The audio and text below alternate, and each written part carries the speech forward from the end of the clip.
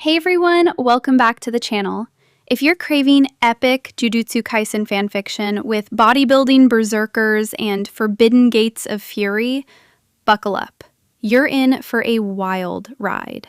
If you want to read ahead, check out my Patreon, patreon.com/mv1717. Jujutsu Kaisen, Fury of the Eight Gates. In a cursed world of sorcerers, two brothers defy fate. Transmigrated into Jujutsu Kaisen as Zen'in Shinsuke, born without cursed energy, scorned by his clan. Alongside brother Toji, they wield monstrous physiques to survive. Then, a golden book appears, the Eight Inner Gates. Forbidden power to shatter limits and burn curses to ash. Open the gates, unleash the fury. Let's dive right into it. Part 1 of Jujutsu Kaisen. Fury of the Eight Gates, Jujutsu Kaisen World. United States. On a scorching beach, the air was filled with the vibrant energy of youth. Countless graceful figures played by the waves, laughter and splashes blending into the summer atmosphere. A man lay back lazily on a beach chair, upper body bare, sunglasses reflecting the sunlight as he savored the unique flavor of summer. Yeah, places like this are always the most convenient. Zen'in Shinsuke was scouting out his next target. Women without looks were out. Women without money were out. When it came to freeloading, he only chose the best.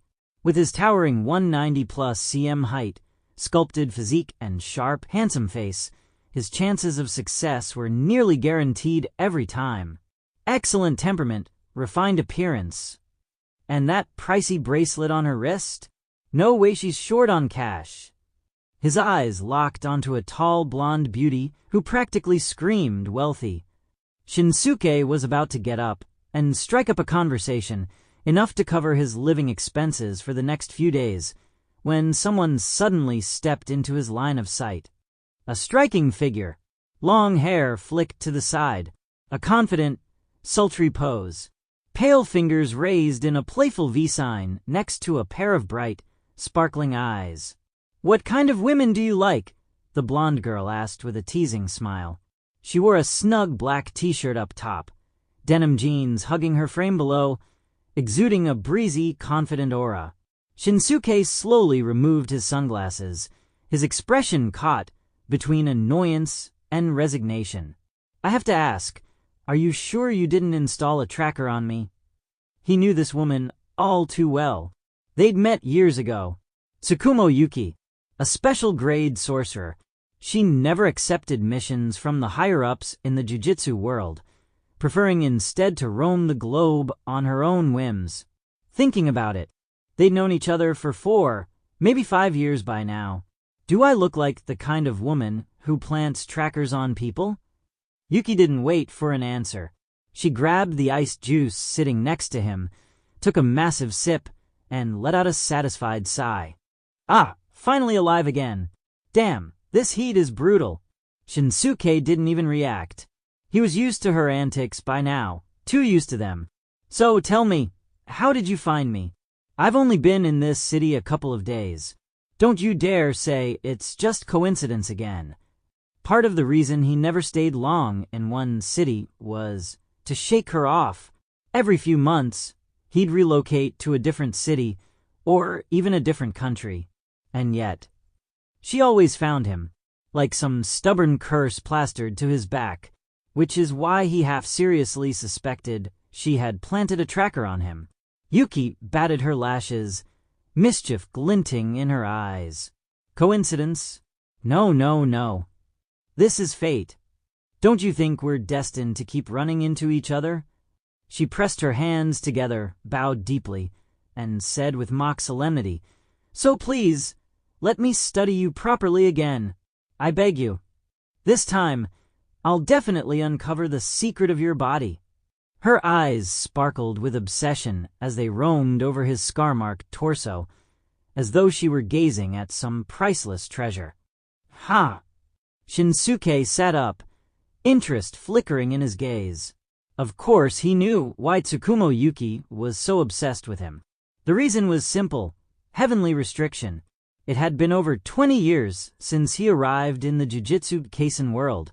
When he first discovered he had been born into the prestigious Zen'in clan, one of the big three families of the Jujutsu world, he had been quite pleased. After all, it meant he was from a noble lineage and the elder brother of the infamous heavenly tyrant, Zen'in Toji. With an identity like that, he figured his future was secure. With the Zen'in clan's resources backing him, it shouldn't have been difficult to reach at least grade 1 sorcerer, maybe even higher. But fate always finds a way to ruin expectations. Perhaps as compensation for his transmigration, the heavens had placed a one-sided curse upon him at birth. His body carried not a single trace of cursed energy. Of course, he knew the power of heavenly restriction. Though robbed of cursed energy, in return he gained extraordinary physical ability, immense resistance to jujitsu, and heightened perception. He couldn't exorcise curses the way sorcerers did, but in terms of sheer combat ability, he far outclassed the majority of them. With the right curse tools in hand, even taking down weaker special-grade curses wasn't beyond him. So no, he wasn't too bothered by the lack of cursed energy itself. The problem was the Zen'in clan. They valued cursed techniques and cursed energy above all else. He knew they wouldn't welcome him. What he hadn't expected was just how viciously they would treat him. After experiencing firsthand the malice Toji had endured as a child, he finally understood why his younger brother had grown into a sorcerer killer. As for why he was now drifting abroad like Yuki Tsukumo, never staying in one country too long, well, that was a more complicated story. Money. Shinsuke stretched out a hand toward Tsukumo Yuki, expression utterly casual. If you want to study my body, fine, but pay up. I'm short on cash, right now. Yuki's smile instantly collapsed. She slumped like a balloon leaking air. I don't have any. Seriously? Is money all you ever think about? She puffed her cheeks, straightening her proud figure as if to emphasize herself. Don't I have at least some appeal to you? She couldn't understand why this man always talked about money. Did he not realize she was practically broke? Among all the special grade sorcerers in the world, she was likely the poorest one. Sure, she could make plenty of money if she wanted. Her rank alone guaranteed that. But she couldn't stand the old geezers at the top of the jujitsu world, nor their warped ideals. So she refused to accept their missions, no matter how much they paid. That was why even her clothes were just the standard uniforms issued by Jujutsu High, modified into her own style to look personal. Aside from her finances, though, what did she lack? She had the looks, the strength, the energy of youth, and that perfect mix of bold and alluring. Where else could he find a woman like her? No money? Then get lost. Don't interfere with me freeloading off rich girls. Shinsuke instantly lost interest. Without money, how was he supposed to live his life of eating soft rice? What? She expected to get his body for free. As if the world worked like that. Come on, we've known each other for years. Just this once, can't you waive the fee? Seeing her charm fail, Yuki quickly switched tactics. She clasped his hand with teary puppy dog eyes, shaking it pleadingly. No, his rejection was merciless. Shinsuke, the embodiment of Sigma male energy, was completely immune to her pouts and tricks. His eyes only held cold, unshakable conviction. Fine, put it on my tab then. You'll get paid eventually. Yuki was desperate. If it weren't for the dream she was chasing, she'd never humiliate herself like this. This insufferable man, one day, she'd make him cough up every cent he'd ever bled from her. That, I can accept, but the price doubles. You? What? Even loans come with interest. You think I'd let a tab slide for free? His reasoning was delivered with absolute confidence, as if it were the most natural law of the universe. Yuki's face turned crimson with outrage. Never in her life had she met someone so shameless. Fine.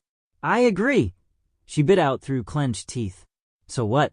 She'd just take on a few missions. She was a special grade sorcerer. There was no way money, of all things, could stop her. Good. Then follow me. Satisfied at last, Shinsuke broke into a smile. To Yuki, however, that smile was anything but charming. It was sly, devious, dripping with the smugness of a man who thought he'd won. After extorting Yuki Tsukumo, Zen'in Shinsuke brought her to a well-furnished loft. The decor was elegant, the kind of place that screamed expensive. Come in. Shinsuke pulled out a key and unlocked the door with practiced ease. Wait, don't tell me this is your place. Yuki stepped inside, her expression full of disbelief as her eyes swept across the spacious room. Where had this guy gotten the money for such a luxury apartment? Could it be swindled from someone? Suspicion flickered in her heart. Of course it's not mine. Do I look like the type who'd spend money on a house? Shinsuke shot her a sidelong glance. Why waste money buying property?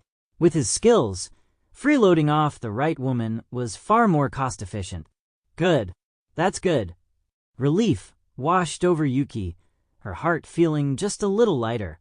All right, let's get this over with. Back in the bedroom, Shinsuke stripped off his shirt without hesitation and flopped onto the bed, lying face down as if he'd gone through this routine countless times. Yuki's eyes couldn't help but linger on the explosive muscles sculpting his back. Her throat bobbed slightly as she swallowed, her face tinged with red. Even though she'd seen his body more than once before, every time brought a subtle wave of discomfort, an unfamiliar, distracting heat. Handsome and built like that too. He really was born to live off women. Shaking her head to banish the thought, Yuki placed her palm gently against his back. A stream of pure, cursed energy flowed into his body. Shinsuke's heightened perception allowed him to feel it distinctly, the cursed energy coursing through his muscles, probing and searching for the mystery behind his heavenly restriction. The truth was, Yuki's strained relationship with the Jujutsu higher-ups came from more than just her defiance. She fundamentally disagreed with their ideology. To her, exorcising curses was only a temporary measure. It solved symptoms, not the disease. In this world, every human carried cursed energy within them, though most never sensed it. Those who could perceive and control cursed energy became sorcerers.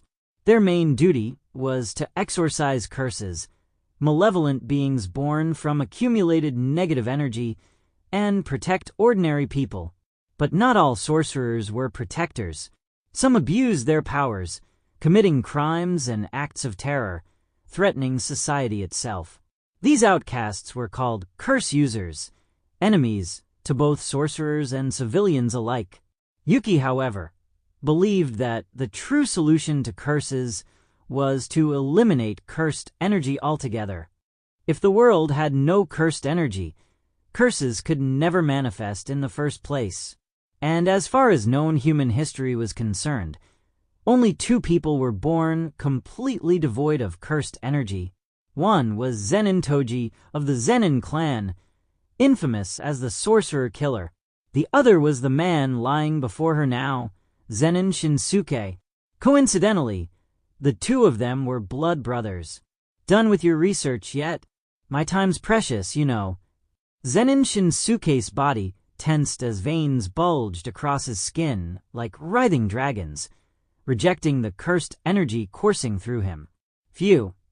Exhaling softly, Yuki Tsukumo withdrew her pale hand, looking helpless.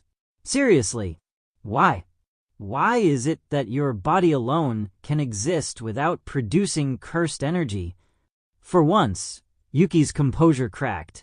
She had spent years and a small fortune only to end up empty-handed. She felt completely ripped off. I told you, give it up already. Stop wasting your time. You'd be better off killing a few curses and making some cash. Eating well and living comfortably matters more than this nonsense. After so many years of dealing with Yuki, Shinsuke knew exactly what she was after. No way. Let me keep researching. I can feel it. If I just have more time, I'll figure something out. Yuki's expression was dead serious. She had noticed a pattern. The longer her cursed energy stayed inside Shinsuke's body, the stronger the repulsion became. If she could maintain it longer, or pour in even more, maybe she'd uncover the true mechanism of heavenly restriction. That won't do.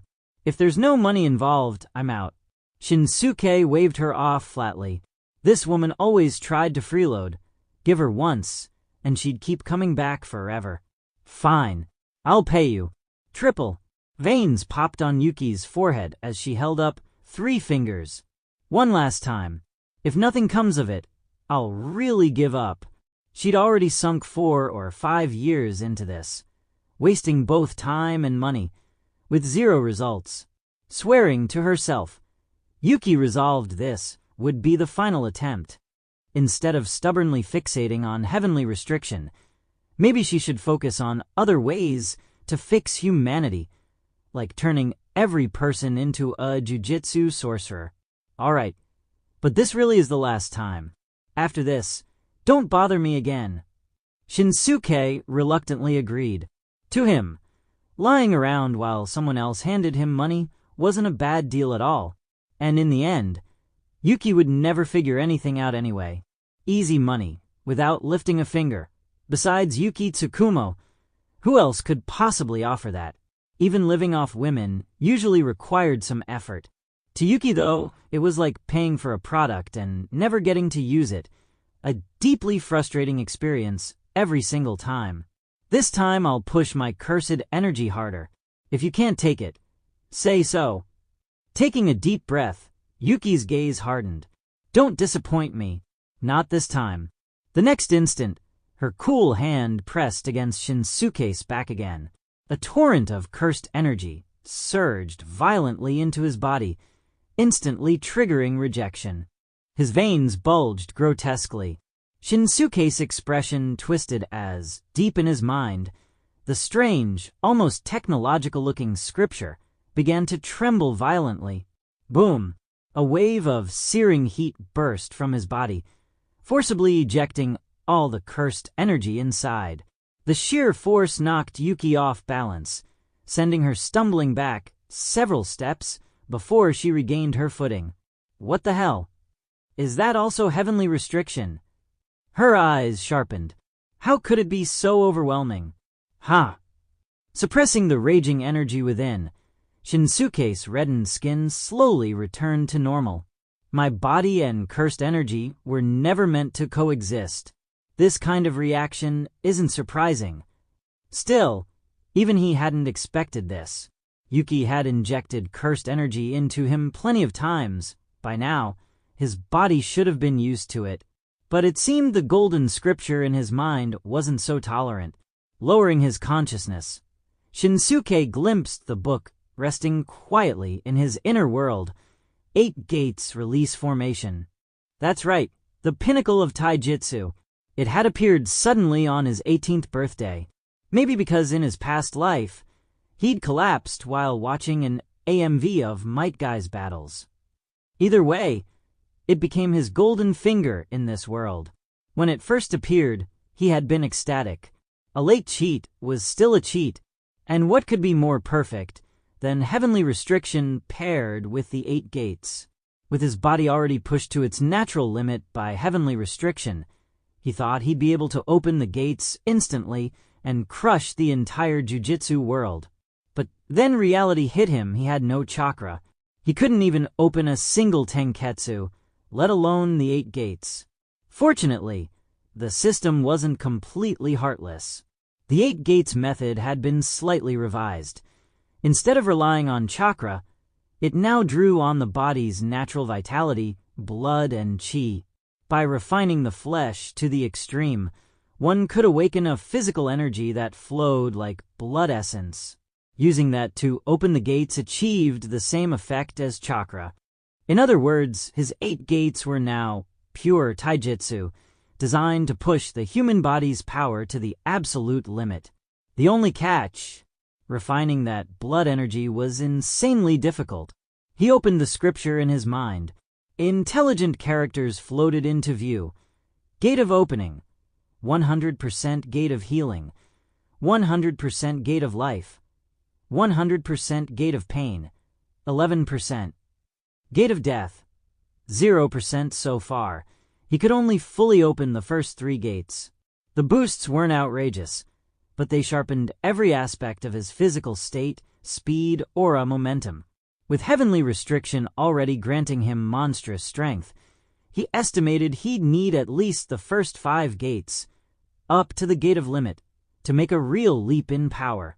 Soon, as long as he slowed down a bit on freeloading and pushed his training harder, it wouldn't be long before the world learned what true taijutsu was. After all, the 8 gates power scaled directly with the user's body. Guy's 5th gate and Lee's 5th gate were not the same thing. And with heavenly restriction fused with the 8 gates, the result would be nothing short of terrifying. Something's off. Very off. Yuki Tsukumo circled Zen'in Shinsuke like a hawk, occasionally poking or squeezing his arm as if a closer look might reveal the truth. Sure, his heavenly restriction clearly rejected cursed energy, but this reaction? This was on another level. She was a special grade sorcerer, someone who could change the fate of entire nations. And yet she'd been blown back like a rookie, careless or not. That only proved how terrifying this power was. All right, enough. You should just give up already. Pulling his shirt back on, Shinsuke didn't bother explaining further. Remember to wire the money to my account. You've got the number. Yuki puffed her cheeks in frustration. I know, but do you have to be so greedy all the time? Hey, don't get it twisted. I'm not obsessed with money. I just enjoy the process of earning it. And besides, I only make honest money, hard-earned money. How's that greedy? Shinsuke shot back with a quick denial. Truth was, he only worried about money when he was flat broke, like right now. Thanks to some small recreational gambling a while back, he didn't even have enough left for a plane ticket home.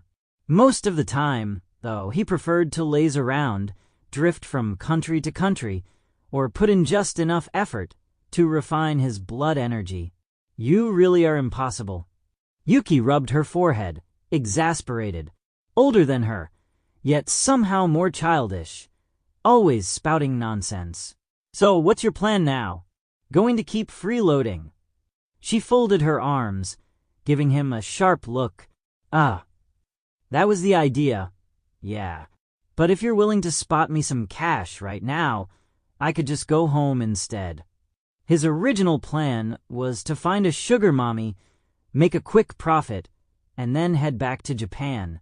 But since Yuki had caught him first, well, why not take the direct route? Really? And what brought on this sudden urge to go home? Yuki's eyes narrowed with suspicion. She knew full well he'd been away for 7, 8 years now. She figured he'd never set foot back there again. Shinsuke's lips curved into a faint smile, his gaze softening ever so slightly. No matter what, I still have an Ototo waiting for me there. Of course, that wasn't all. By now, his little brother probably had 2 kids of his own. If Shinsuke didn't return soon, he might get roped into babysitting duties. And that was absolutely out of the question. He had 0 interest in being anyone's nanny. So your eyes aren't completely blinded by money after all. Fine, I'll cover your ticket back home. But she glanced around the apartment. If you're heading back, then this place. Yuki Tsukumo blinked, tilting her head and shooting Shinsuke a meaningful look. She still hadn't found a place to stay, after all. Shinsuke's mouth twitched. Knew it. This woman never misses a chance to freeload off me. He grabbed the keys off the table and tossed them at her. Here, take it. But let's be clear, this place isn't mine. If the real owner comes back, that's on you. The apartment actually belonged to some foreign woman who'd gone on a long business trip. Shinsuke had just been squatting in the meantime. Yuki flashed him an okay sign. She didn't care. She'd only crash here for a few days before heading off to her next destination anyway. No way the owner would come back during that exact window, right? Once he'd decided to return home, Shinsuke kept his dinner simple. Naturally, Yuki freeloaded another meal off him before the day was done. The next morning, Shinsuke rarely woke up early to catch his flight. You're really heading back? Travel safe. Yuki, still half asleep in silk pajamas, leaned lazily against the doorway as she saw him off. Despite all the times he'd swindled her, the two were undeniably close friends. Shinsuke glanced her up and down, muttering offhandedly, "Good figure." And with that casual remark, he pushed the door open and left. Yuki's drowsiness vanished instantly. Straightening her back, without thinking, she muttered under her breath, "At least his eyes aren't blind. Shame his brain is." A hopelessly dense man. Her signals couldn't be more obvious, yet he still didn't get it. Wouldn't freeloading off me be just as sweet? If Shinsuke had heard her thoughts, his answer would have been immediate. "Sorry, but I only freeload off rich, beautiful, elegant women. All three conditions required. No exceptions." And, while Yuki checked 2 of those boxes, she was just too poor. The Zen'in estate. An elderly man sat cross-legged in a wide, empty chamber, a massive Zen character painted on the wall behind him. Outside, younger members of the clan were being tested, evaluated for their cursed energy and innate techniques. "Exorcise it," one examiner ordered, holding up a low-grade curse in front of a little girl. "And no, I can't. I'm scared." The girl recoiled, hiding behind her mother's legs, clinging tightly, eyes wide with fear. She wanted to be brave, but her body refused to obey. In the end, she buried her face in her mother's thigh, trembling. The adult, watching, frowned coldly. Still, at least she could see curses. That alone set her above true failures. Born into the Zen'in bloodline, as long as one possessed cursed energy, the odds of awakening a technique were high. The question was only how strong or weak it would be. "Don't be afraid, Mommy's right here." The woman knelt and soothed her younger daughter, Zen'in Mai. "That's enough for today," the tester said, dismissing the curse. "Wait, Maki hasn't been tested yet." The woman hurriedly called out, desperate to secure a chance for her elder daughter. "Maki? Ha ha ha." The surrounding men burst out laughing. "A brat so worthless, she can't even see curses, thinks she'll awaken a technique? Don't waste our time. Honestly, sister-in-law, just kick her out of the clan already. Without cursed energy, she's dead weight anyway." The mother's face twisted with helplessness. In a family that worshipped cursed techniques above all else, failing to show talent meant a lifetime of scorn. And without cursed energy, it was practically a crime against heaven. But her daughter was just a child. Maki stood at her mother's side, head bowed, small fists clenched tight inside her sleeves, hair shadowing her eyes. No one knew what she was thinking. "Oh, so no cursed energy makes someone trash, huh?" A tall figure suddenly appeared beside the man who'd mocked Maki, one hand dropping heavily on his shoulder. Cold, lifeless eyes bore down on him. "Why you're back." The man stammered, paralyzed by the familiar face he could never forget, by those dead fish eyes that carried crushing pressure. "Zen'in Shinsuke!" Gasps rippled through the room. Instantly, the surrounding clansmen braced themselves, slipping into combat stances. The sight of him brought back memories of the Zen'in clan's tragedy from 8 years ago. "Surprised to see me?" Zen'in Shinsuke glanced at the wary faces surrounding him, a faintly mocking smile tugging at his lips. "Why the long faces?" I'm not a monster." Without sparing them another look, he withdrew the hand from the man's shoulder and casually walked toward the inner rooms, not even bothering to acknowledge the clan members. A bunch of self-important jujitsu sorcerers. He didn't even find them worth a second glance. Huh. As his figure disappeared into the hall, the crowd exchanged uneasy glances. Only the man he'd touched earlier let out a shaky breath, his back soaked through with sweat. It wasn't cowardice. Shinsuke's pressure was simply overwhelming. "Mom, who was that?" Little Zen'in Maki tugged at her mother's hand, looking curiously at the fading silhouette. "He should be your cousin," her mother answered softly, still unsettled herself. She never expected him to return, a boy born without cursed energy, scorned and despised since childhood. Yet he had clawed his way up with nothing but raw strength, until the entire Zen'in clan feared his very presence. "Cousin!" Whispers rippled among the nearby clansmen. "That guy with no cursed energy, why is he back? Wasn't he exiled from the clan? Better pray we don't see a repeat of what happened 8 years ago." "Humph. He's just a curseless failure." As if he could challenge the entire Zen'in clan. "You weren't there back then. If you had been, you wouldn't speak so lightly." "Enough. Stop talking nonsense. Disperse." An elder stepped in quickly, waving off the hushed arguments. Family shame was not meant to be aired in public. Maki frowned, whispering under her breath, "He doesn't have cursed energy either. So why is everyone so afraid of him?" Her small head struggled with the question, unable to make sense of it. Meanwhile, Shinsuke entered the inner chamber, where an old man sat cross-legged before a wall marked with the large calligraphy for Zen. "Well, look at that. The old man's still alive." The current clan head, Zen'in Nabito, a special grade 1 sorcerer, calmly poured a cup of tea and slid it forward. He showed no surprise at Shinsuke's sudden return, nor the fear others had displayed. "It's been 8 years. This time, you're not planning on leaving again, are you?" Nabito asked in a conversational tone, as though speaking to an old acquaintance. To him, no matter how strong Shinsuke was, he was still a junior. Who knows? Shinsuke took a sip of tea, then grimaced and stuck out his tongue. "Bitter as hell. What about Toji?" "He left the clan after you did," Nabito replied evenly. "He married into another family. Goes by Fushiguro Toji now." Though Toji had severed ties with the Zen'in clan, his relationship with Nabito remained tolerable. They still met from time to time.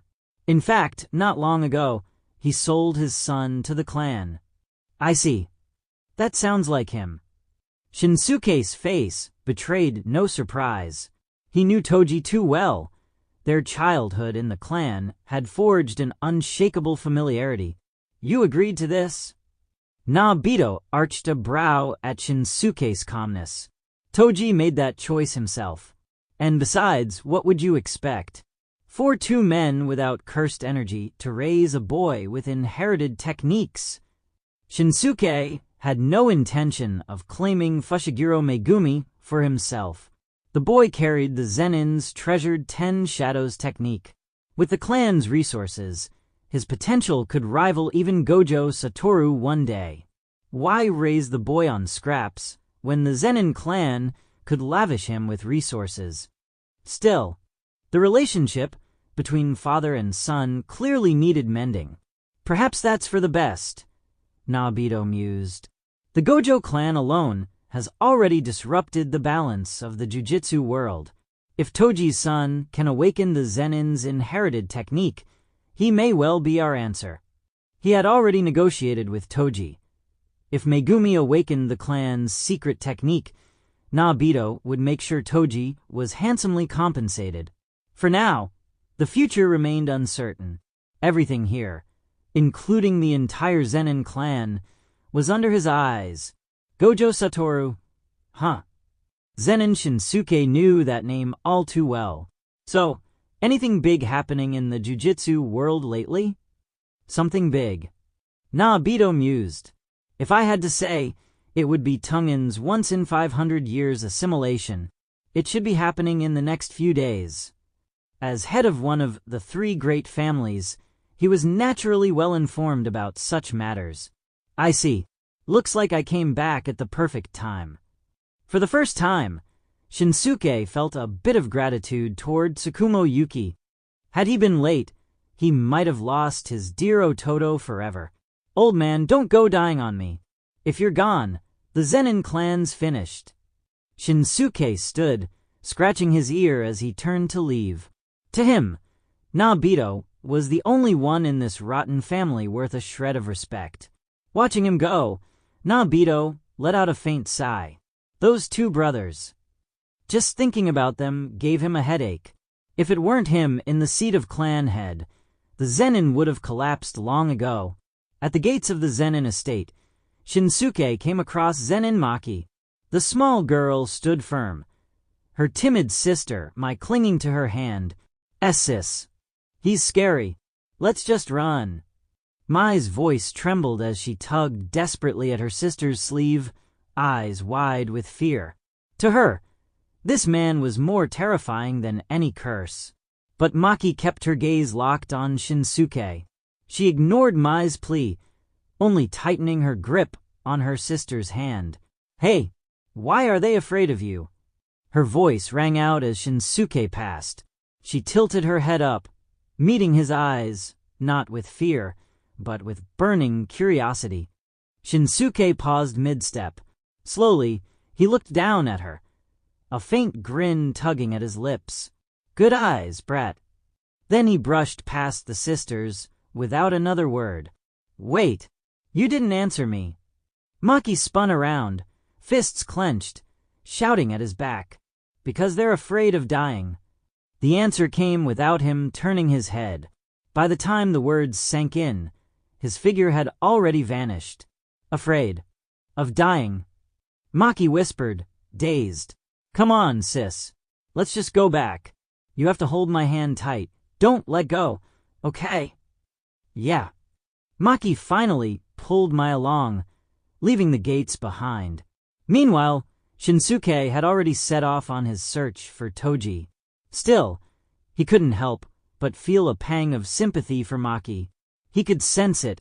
Her body carried only a trace of cursed energy, so faint it was practically worthless.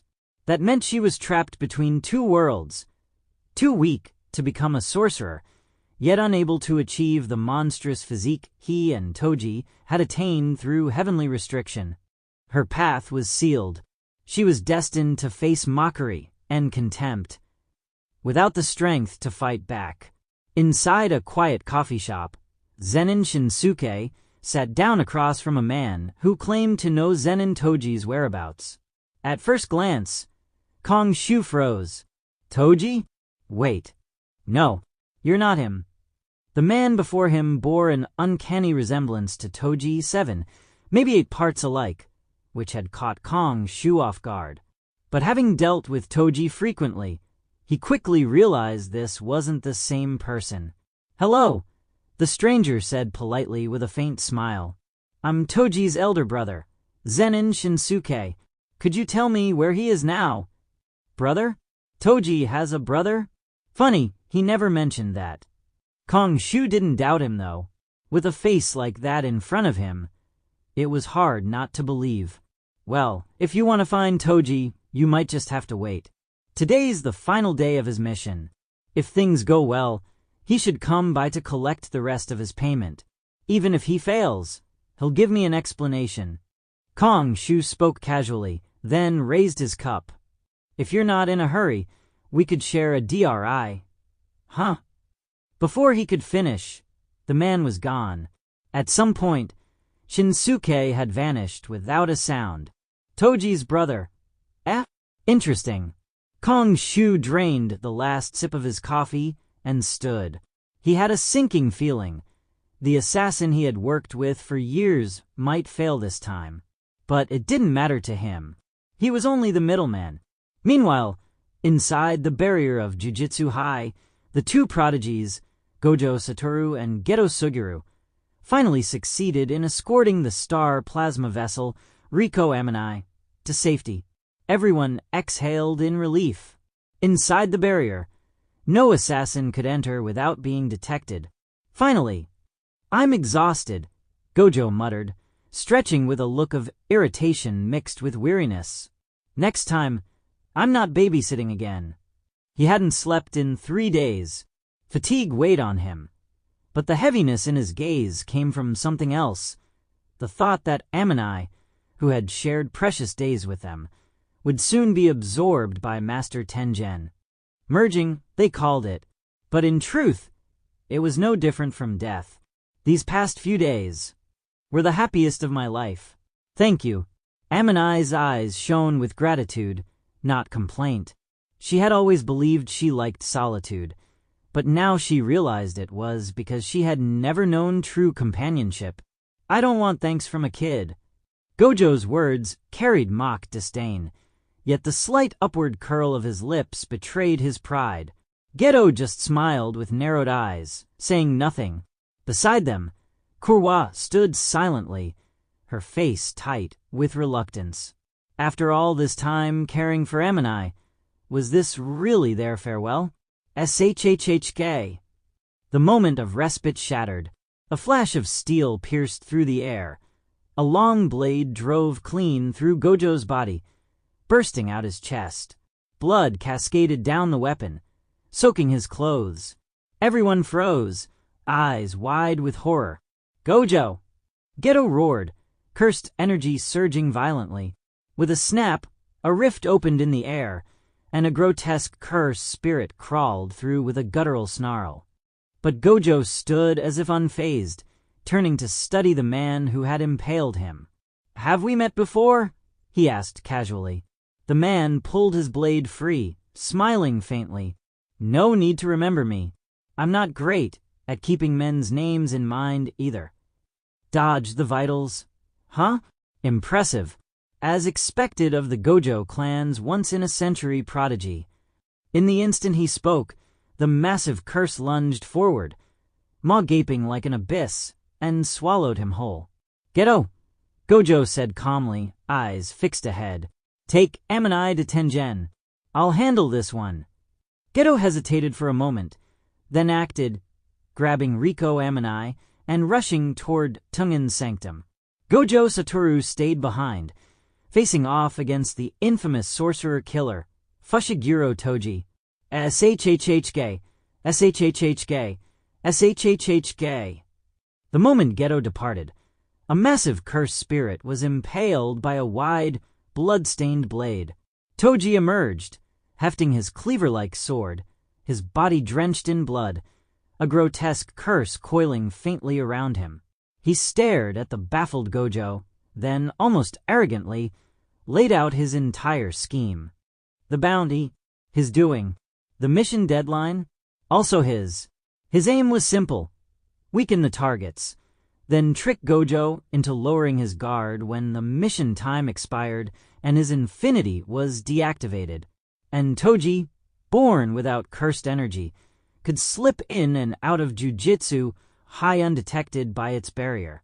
All he had to do was lie in wait, biding his time until Gojo finally relaxed, then strike with a lethal blow. As for Geto Suguru, Toji dismissed him as irrelevant. "So that's how it is." Gojo grinned, spreading his arms. A powerful, unnatural pulling force began to gather in his palms. "My turn now, isn't it?" Out of respect for his opponent, Gojo unleashed a devastating attack. At his command, curse technique lapse. Blue warped space itself. A focal point in front of him collapsed into a void, radiating the signature blue glow of the technique.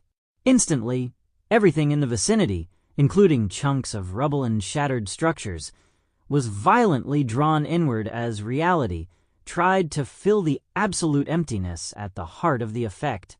Windows shattered and buildings buckled as the world collapsed toward the singularity, crushing and tearing everything in its path. Gojo intended to leave nowhere for his enemy to hide. As the dust settled, He focused, stretching his senses. Even if Toji had no cursed energy, he carried a weak curse. Gojo could use that trace to track him down. BZZT. But before he could lock on, dozens of tiny fly-like curses appeared around him. The swarm clouded his perception completely. TCH, annoying pests. He was about to unleash blue again to clear them out when a sudden realization struck. His expression shifted. No, damn it. His target isn't me. Gojo whirled around. Ha! Finally using your infinity defensively. Toji's figure materialized behind him, short, reversed blade dagger in hand. The muscles on his arm bulged, veins straining as he thrust forward. Ryup. The blade pulsed with strange, cursed energy, tearing through Gojo's infinity. The edge drove into the side of his neck. With ruthless precision, Toji slashed, splitting half of Gojo's torso open. SHHHG. His arm blurred, stabbing Gojo's body over and over in a merciless storm of strikes. The final blow came down hard on Gojo's skull. Crack! Gojo's eyes went lifeless. His body collapsed into a spreading pool of blood, breath fading into silence. Toji, face expressionless, calmly sheathed his blade and strode deeper into Jujutsu High. He knew Gojo's perception was razor-sharp, so sharp that Toji hadn't been sure he could kill him head-on. That was why he had crafted his layered plan to systematically wear him down. And in the end, the victor was him. Minutes later, Zen'in Shinsuke arrived belatedly. His eyes fell on Gojo's bloody, fallen form, and his head immediately throbbed. You've got to be kidding me. Did you really have to go this far, this fast? Let's just hope I'm not too late. His legs coiled with strength, launching him like a shadow deeper into the school grounds. Already, he could sense something stirring inside Gojo's broken body, a shift, an awakening. Simply put, Gojo was stepping onto the path of a hacked existence. This kind of guy, he wouldn't die, not until the very endgame. Shinsuke sighed inwardly. If it came to it, he'd have to intervene elsewhere. And if worst came to worst, he was ready to grab Okatsu and run, because he doubted his current strength could withstand the storm about to be unleashed, the rise of the man destined to become the strongest jujutsu sorcerer alive. On the other side, Geto Suguru had already escorted Amanai Riko to the tombs of the Star Corridor. After a final farewell with Korwa, he led Riko through the tunnels into the main hall, layer upon layer of structures, the very foundation of all barriers. He halted at the stone archway. This was as far as he could take her. Once you go down the stairs, through the main gate, and walk straight to the base of the great tree, you'll find a barrier unlike the one protecting Jujutsu High. Only those invited can pass through. There, Master Tengen will guard you until the assimilation is complete. His tone was heavy, solemn. Riko listened in silence, her expression calm but dimmed. She had long accepted her fate, showing little emotion. But then Geto said something that made her eyes flare with sudden light. Or, you could choose to turn back, go home, with Miss Kurwa. He looked at her evenly, face steady, voice resolute. Long before meeting her, he and Gojo had decided, if Riko did not want to assimilate, they would protect her choice. No matter the cost, even if it meant fighting Tengen, even if it meant defying the entire world. When Yaga had given them this mission, he had made it clear. Assimilation was just another word for erasure, and that meant guilt for both of them. Riko froze, staring in disbelief. What did you just say? It's all right. Whatever happens, Gojo and I will guarantee your future. Geto repeated, earnest. No matter what, there would always be a way forward. After all, he and Gojo were the strongest. Neither of them knew that at that very moment, Gojo Satoru lay bleeding on the ground, yet also standing on the brink of awakening into the true strongest. Riko's body trembled. This boy she had only known for 2 days, willing to oppose the world for her, left her speechless. From birth, she had been called the Star Plasma Vessel. Survival itself had felt like a duty. She couldn't even remember her parents' deaths clearly anymore. Loneliness and grief had numbed her long ago. Sometimes she had even thought assimilation wasn't so terrible. Separation was inevitable. Time dulled pain. Loneliness always faded. But now, tchh. Tears and snot streamed down without restraint as Riko broke into sobs. She was still just a teenage girl. How could she not cling to the world? Through her tears, she cried out, remembering the last 2 days. I still want to stay.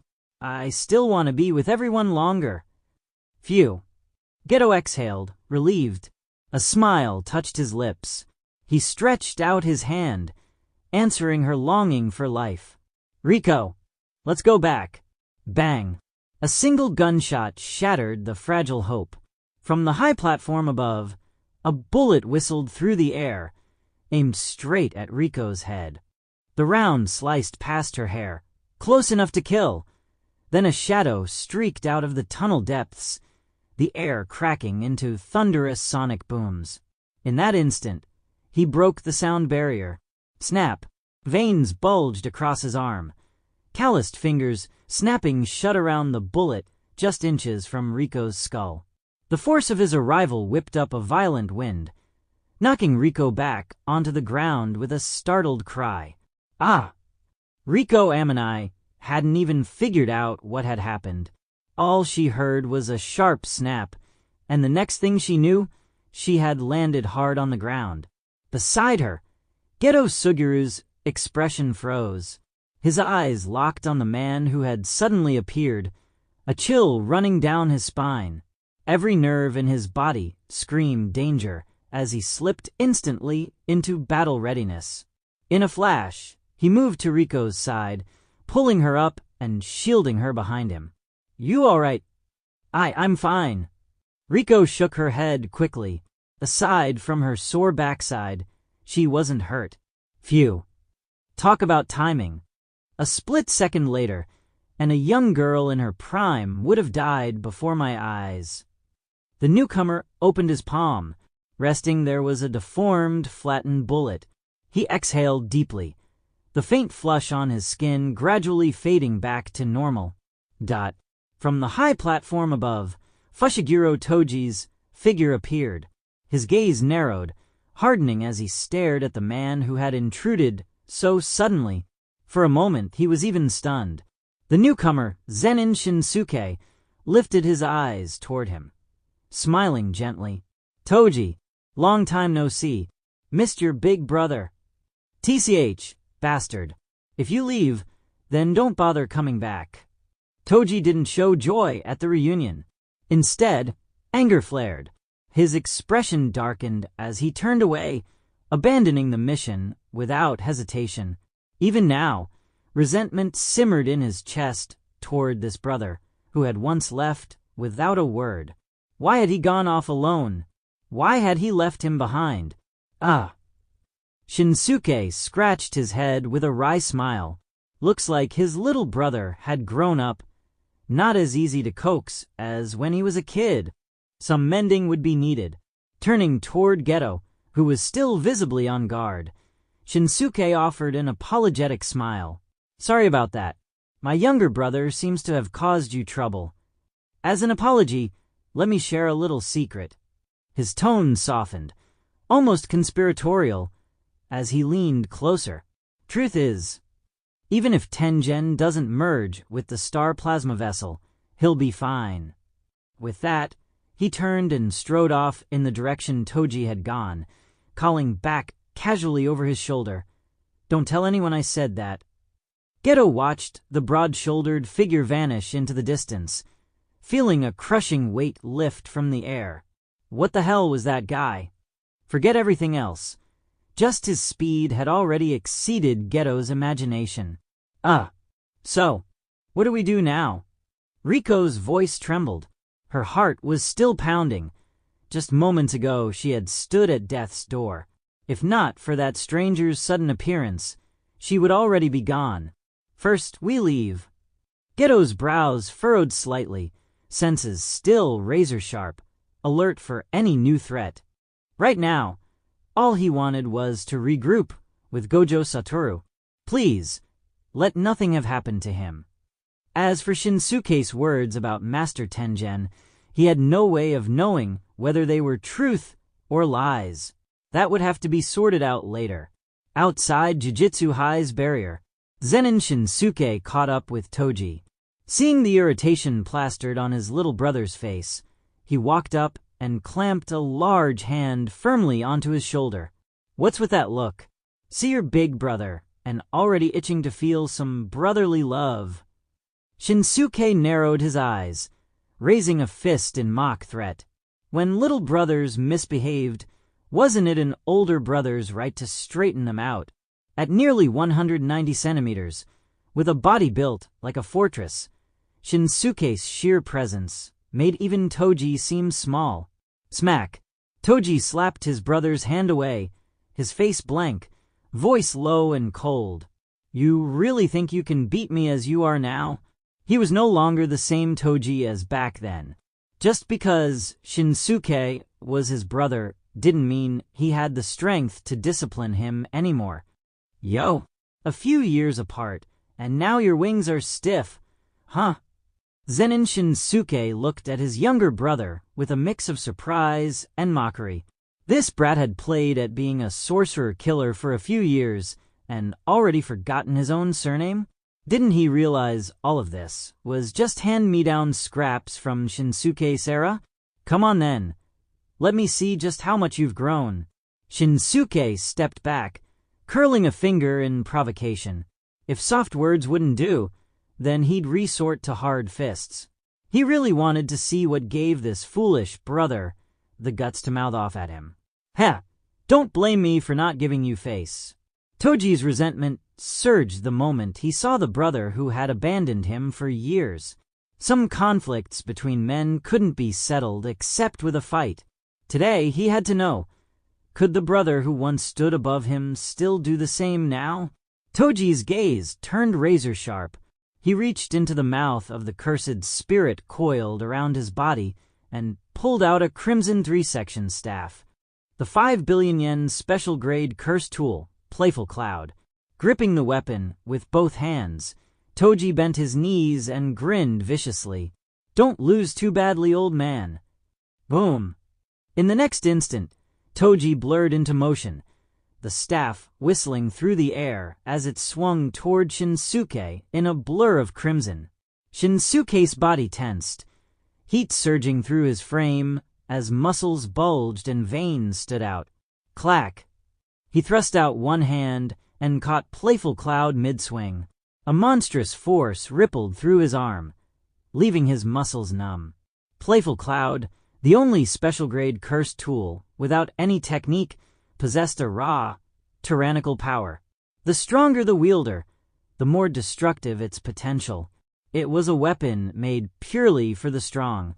In Toji's hands, it was enough to slay most special-grade curses outright. And yet, though his arm tingled from the impact, Shinsuke's expression remained unchanged.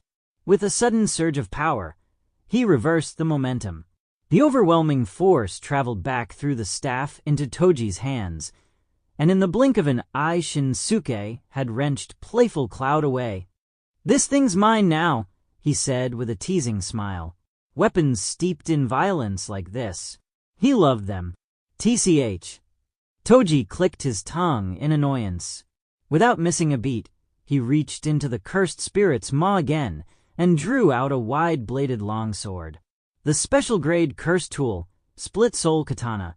It ignored both physical and cursed energy defenses, cutting directly into the soul. Any wound it inflicted was impossible to heal. Shinsuke swallowed as he eyed the blade. All these treasures, and they all ended up in Toji's hands. Toji tightened his grip on the sword and blurred forward again. Shinsuke swung Playful Cloud with one arm, wielding it flawlessly. 3-section staff against long sword? Too easy. Clang, clang. Each exchange was deflected with casual grace, as though Shinsuke were strolling in a garden. Toji, your attack patterns are still this predictable, huh? He suddenly slammed the staff down toward Toji. Toji's eyes narrowed, raising the blade to block. Bang. But in his anger, he forgot Playful Cloud's structure. He blocked the second strike, but the third section followed through, snapping across his skull. The brutal impact left his head ringing. HSSHH. Blood streamed down Toji's forehead. Even Shinsuke winced at the sight. Taking a blow from a special-grade curse tool with his bare head, his brother really was a lunatic.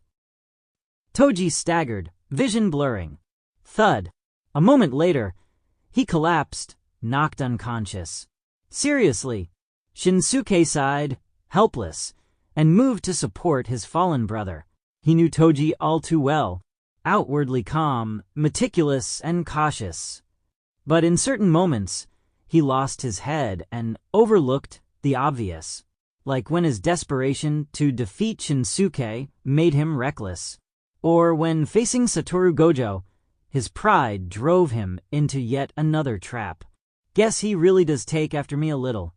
Shinsuke chuckled and shook his head. He'd been just as hot-blooded once. Who was he to lecture? He lifted Toji up, but before they could take more than a few steps, an unwelcome figure blocked their path. Yo, Sasuga Eni, what's this? Two of you now. Satoru Gojo, bloodied but unbroken, stood before them. Shinsuke's lips twitched. Couldn't this guy have waited until they were gone? Not that it would have mattered. Gojo could have found them anyway. You've got the wrong guy, Shinsuke said smoothly, pretending not to know him. But beside him, Toji was already stirring, consciousness clawing its way back thanks to the monstrous vitality granted by heavenly restriction. The heavenly restriction granted Toji a body of monstrous strength and rapid recovery. Even after taking a direct hit from Playful Cloud to the head, he was already shaking it off within moments. You? Impossible. Toji shoved Zen'in Shinsuke aside, eyes wide in disbelief. How could someone who had died be standing before him again? Genuine article. And feeling better than ever.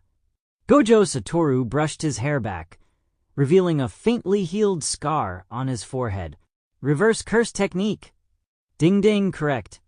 A crazed smile spread across Gojo's face as he raised his arms and tilted his head skyward.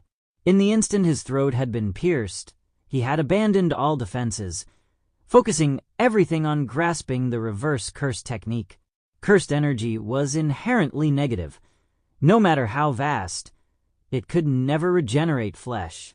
But through the principle of negative times negative equals positive, one could invert that energy into something constructive, life from death itself.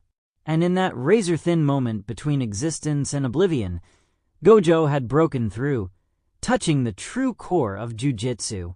Suspended in midair, bathed in the glow of the setting sun, Gojo narrated his revelation with almost religious fervor. Toji, however, had no patience for his rambling. Shaking off the last of his dizziness, he pulled the inverted spear of heaven from his Shikigami's mouth and blurred into motion, thrusting straight for Gojo's heart. But Gojo sidestepped effortlessly, still basking in his euphoric state. A follow-up strike, a vicious arcing slash, was dodged just as easily. Gojo reclined lazily in the air, eyes glazed, radiating the stillness of a saint. Nothing in this world could stir his emotions anymore.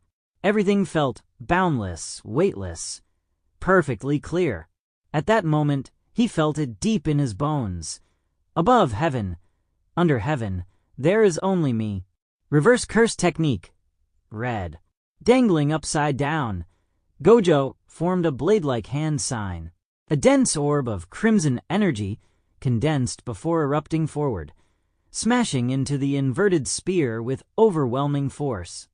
The blast carried at least twice the might of blue, and the impact hurled Toji deep into a heap of shattered stone. Unfazed, Toji clawed his way back out of the rubble. From his Shikigami's mouth, a chain snaked out and fastened to the spear's hilt. With a guttural laugh, he swung it high, the weapon spinning above him like a storm. Excitement burned in his eyes. For the first time, his resentment toward his elder brother faded, consumed instead by raw battle lust. Because he knew this man standing before him might very well be the strongest sorcerer alive.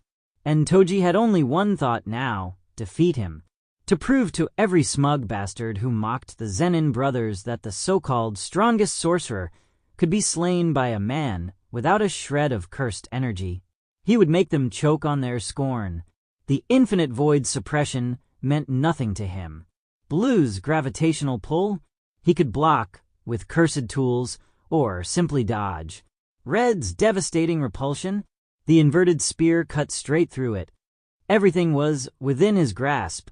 But before the clash could ignite again, Zen'in Shinsuke stepped between them. That's far enough. He, of all people, knew exactly what Gojo was capable of. There was no reason to let Toji throw himself into this kind of suicide match, and this fight had no reason to continue. Step aside. You should know what this fight means. Toji's brows furrowed as he glared at Shinsuke, voice ringing with sharp intent. So, what if I do? Shinsuke turned, his eyes calm and steady. For dignity? For vengeance? For making the clan regret? Of course. He understood what Toji was thinking. But what difference would it make, even if he defeated Gojo Satoru? If the point was to make the Zen'in clan regret their cruelty, then Shinsuke's actions back then had already ensured they'd regret it for a lifetime. Staring into his brother's tranquil expression, Toji froze. The inverted spear of heaven, spinning in his grip, slowed and came to a halt. In that instant, his battle spirit, the fire that had just been rekindled, snuffed out completely. Because the moment he sought validation by defeating Gojo, he had already lost. Without realizing it, he was trying to reclaim the dignity he had cast aside long ago. TCH, nosy bastard. With a flick of his hand, Toji put away the weapon and stalked off. He understood why Shinsuke stopped him, but it still left a bitter taste. Just 1 year older, yet he always carried himself like some untouchable elder. Watching him leave, Shinsuke exhaled quietly in relief. Overturning the jujitsu world wasn't something you proved by knocking down a single Gojo Satoru. Oi, oi, oi, just walking away like that? Don't you think that's a bit rude? A voice rang out from above. Floating in the air, Gojo Satoru blocked their path, his face smeared with blood, his grin touched with mania.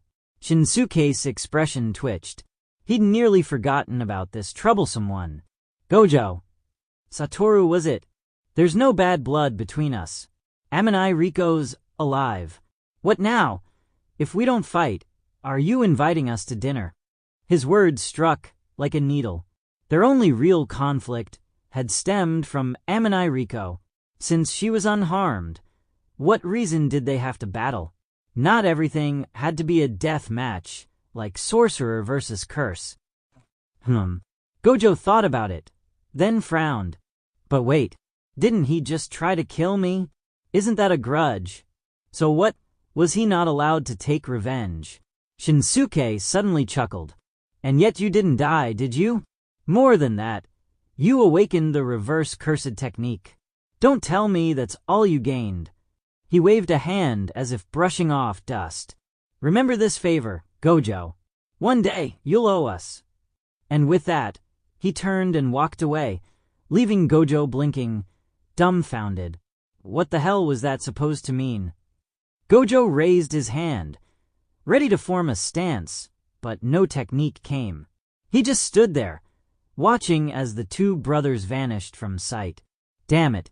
So in the end, am I the one who's supposed to thank them? His mind finally cleared, the godlike haze lifting. Slowly, he descended back to the ground, rubbing his chin with suspicion. Seriously though, who the hell are those two? No matter how hard he tried, he couldn't place them. And yet, deep down, the feeling of familiarity wouldn't leave him.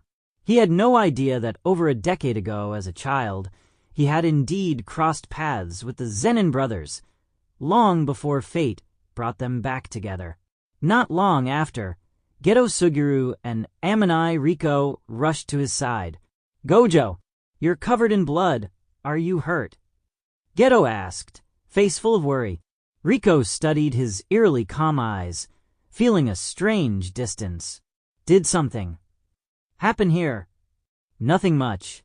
Just ran into a rather interesting guy." Gojo flashed his usual carefree smile at Riko. "So, you showed up after all. Guess that means you chose to walk away, huh?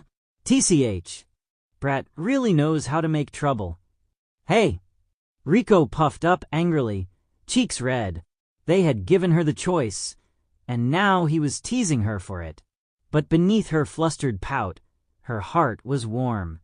From today on, she had time to live her youth freely. "Gojo," Geto said gravely, "this isn't over. With Riko still alive, Master Tengen, and the entire Jujutsu world will come down on us." "Scared, Geto?" "Don't joke. We're the strongest." The three of them walked together, the evening sun stretching their shadows across the ground. Two long, one short. A simple silhouette, warm and unshakable. "So, these past few years you've just been mooching off a woman."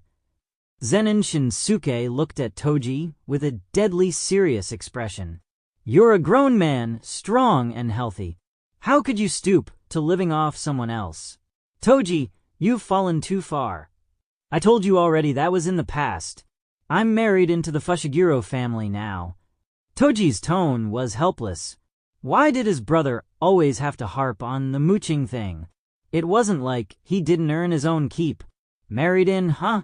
Well, I suppose that's something. I heard from the old man you've got a son too. Someday, you'll have to introduce me." Thinking about the fact that Toji was now a family man, Shinsuke decided to temporarily forgive his brother's years of soft living. "Megumi, I haven't seen him in years." Clearly, Toji wasn't exactly model father material.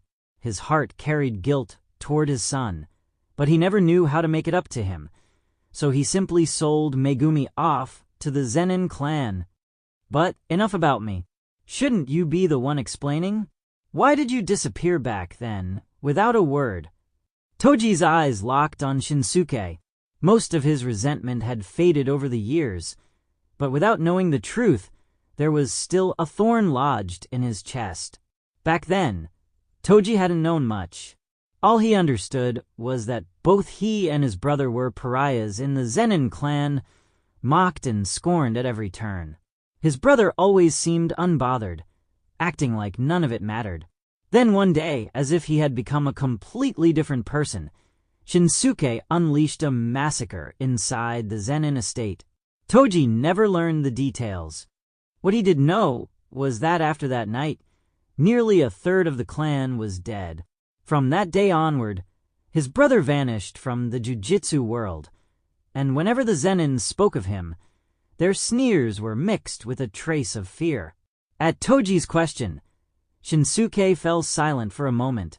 "The old man never told you." He finally began recounting that bloody day in a low voice.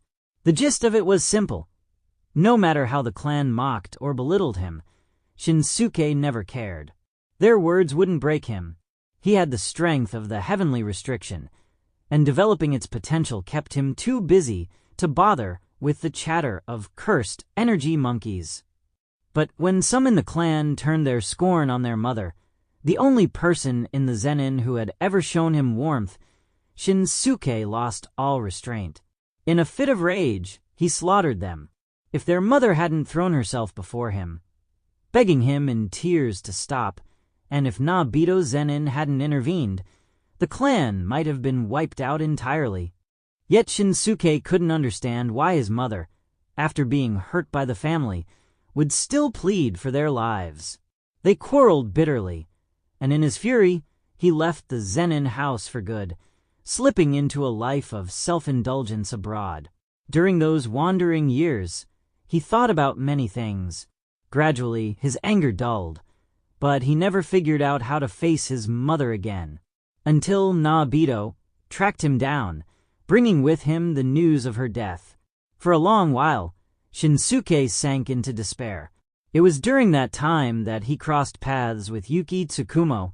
Time softened the edges of his rage, and he learned to live more freely, until Toji's affairs pulled him back into the Zen'in orbit once again. The one regret he carried was never getting to see his mother one last time.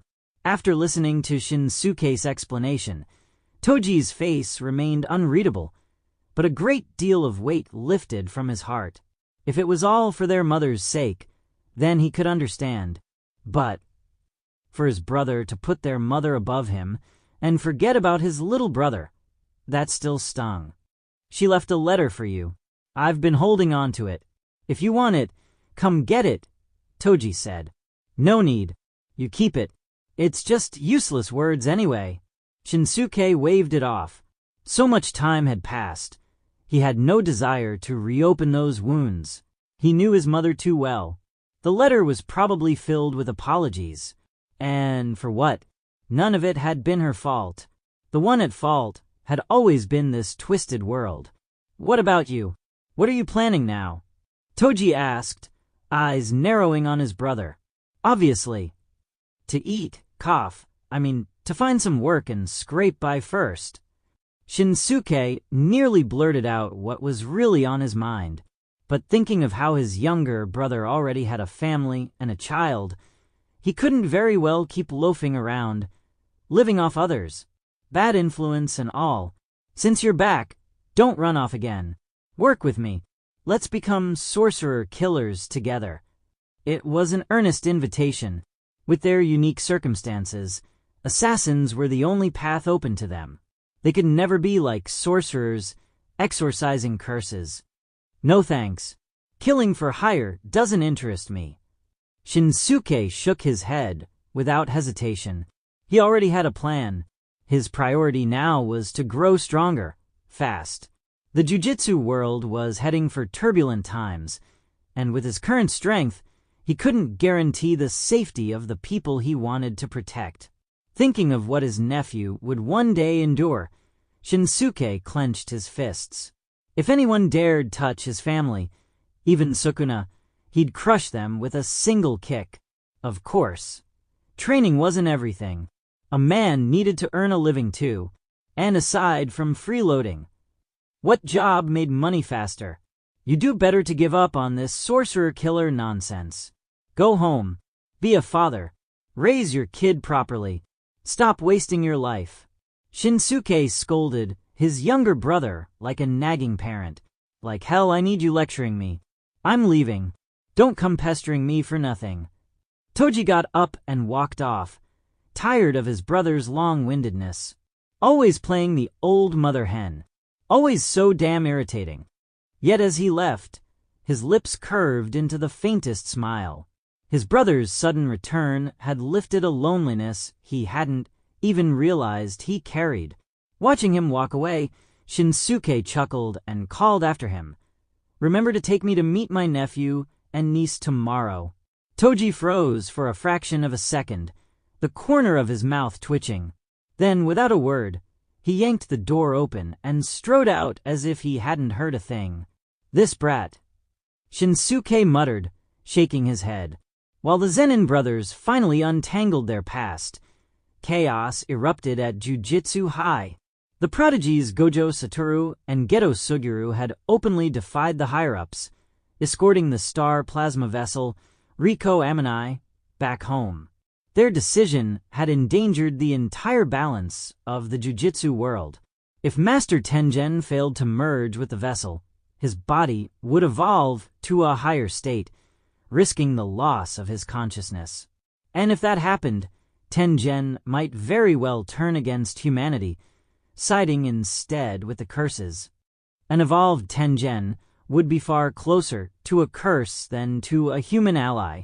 As the higher-ups debated punishments for Gojo and Geto, Master Tengen himself spoke up. To everyone's shock, he bore no ill will toward the two. Instead, he reassured them. If Riko Amanai refused to assimilate, that was her choice. For now, he could still maintain control of himself. There was no need to rush.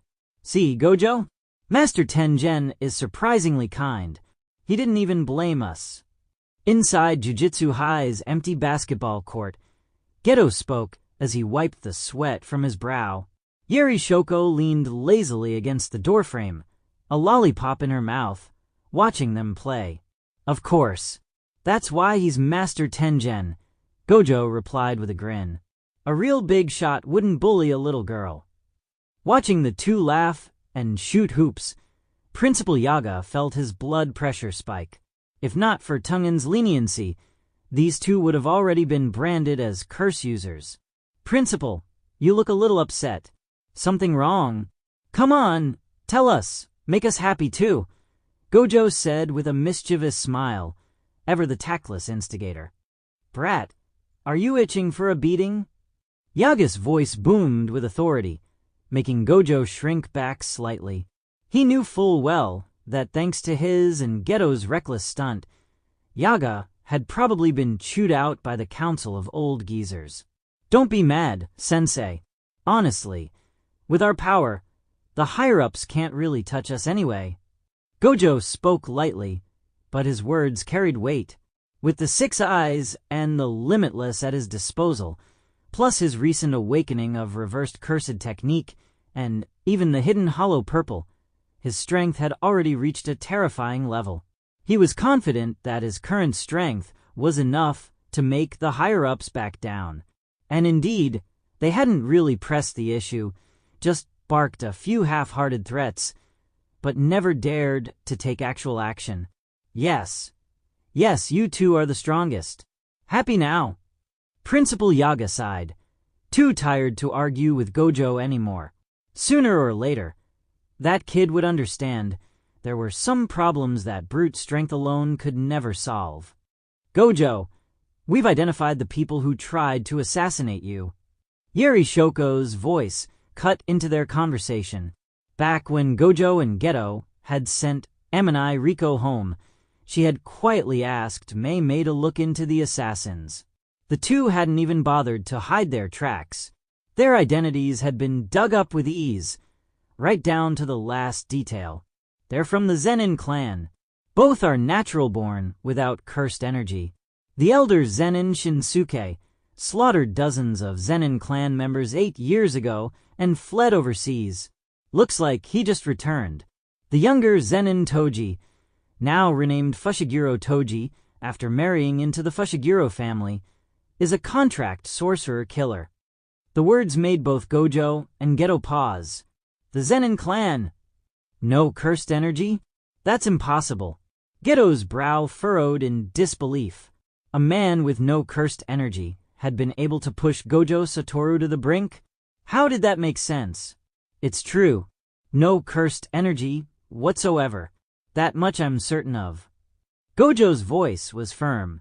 He hadn't sensed even the faintest trace of cursed power from those two. By the way, Shoko, Gojo tilted his head. What's this about Shinsuke slaughtering half the Zen'in clan 8 years ago? Shoko shrugged, her tone lazy. Zen'in clan. No cursed energy. Do I really need to explain more? I see. Gojo rubbed his chin, thoughtful. As I thought, he really is an interesting man.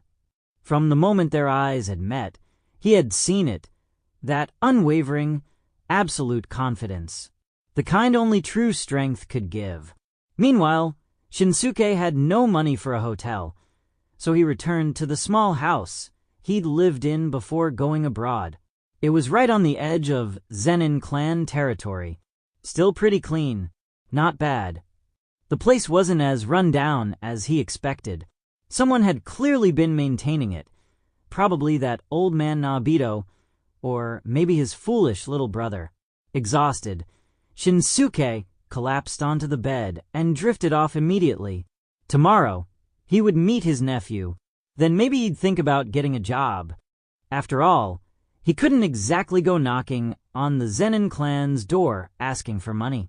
Early the next morning, Zen'in Shinsuke stood bare-chested in the courtyard, training under the rising sun. Even though heavenly restriction had already gifted him an absurdly powerful body, he never slacked off on his training. The cultivation method recorded in his manual was simple.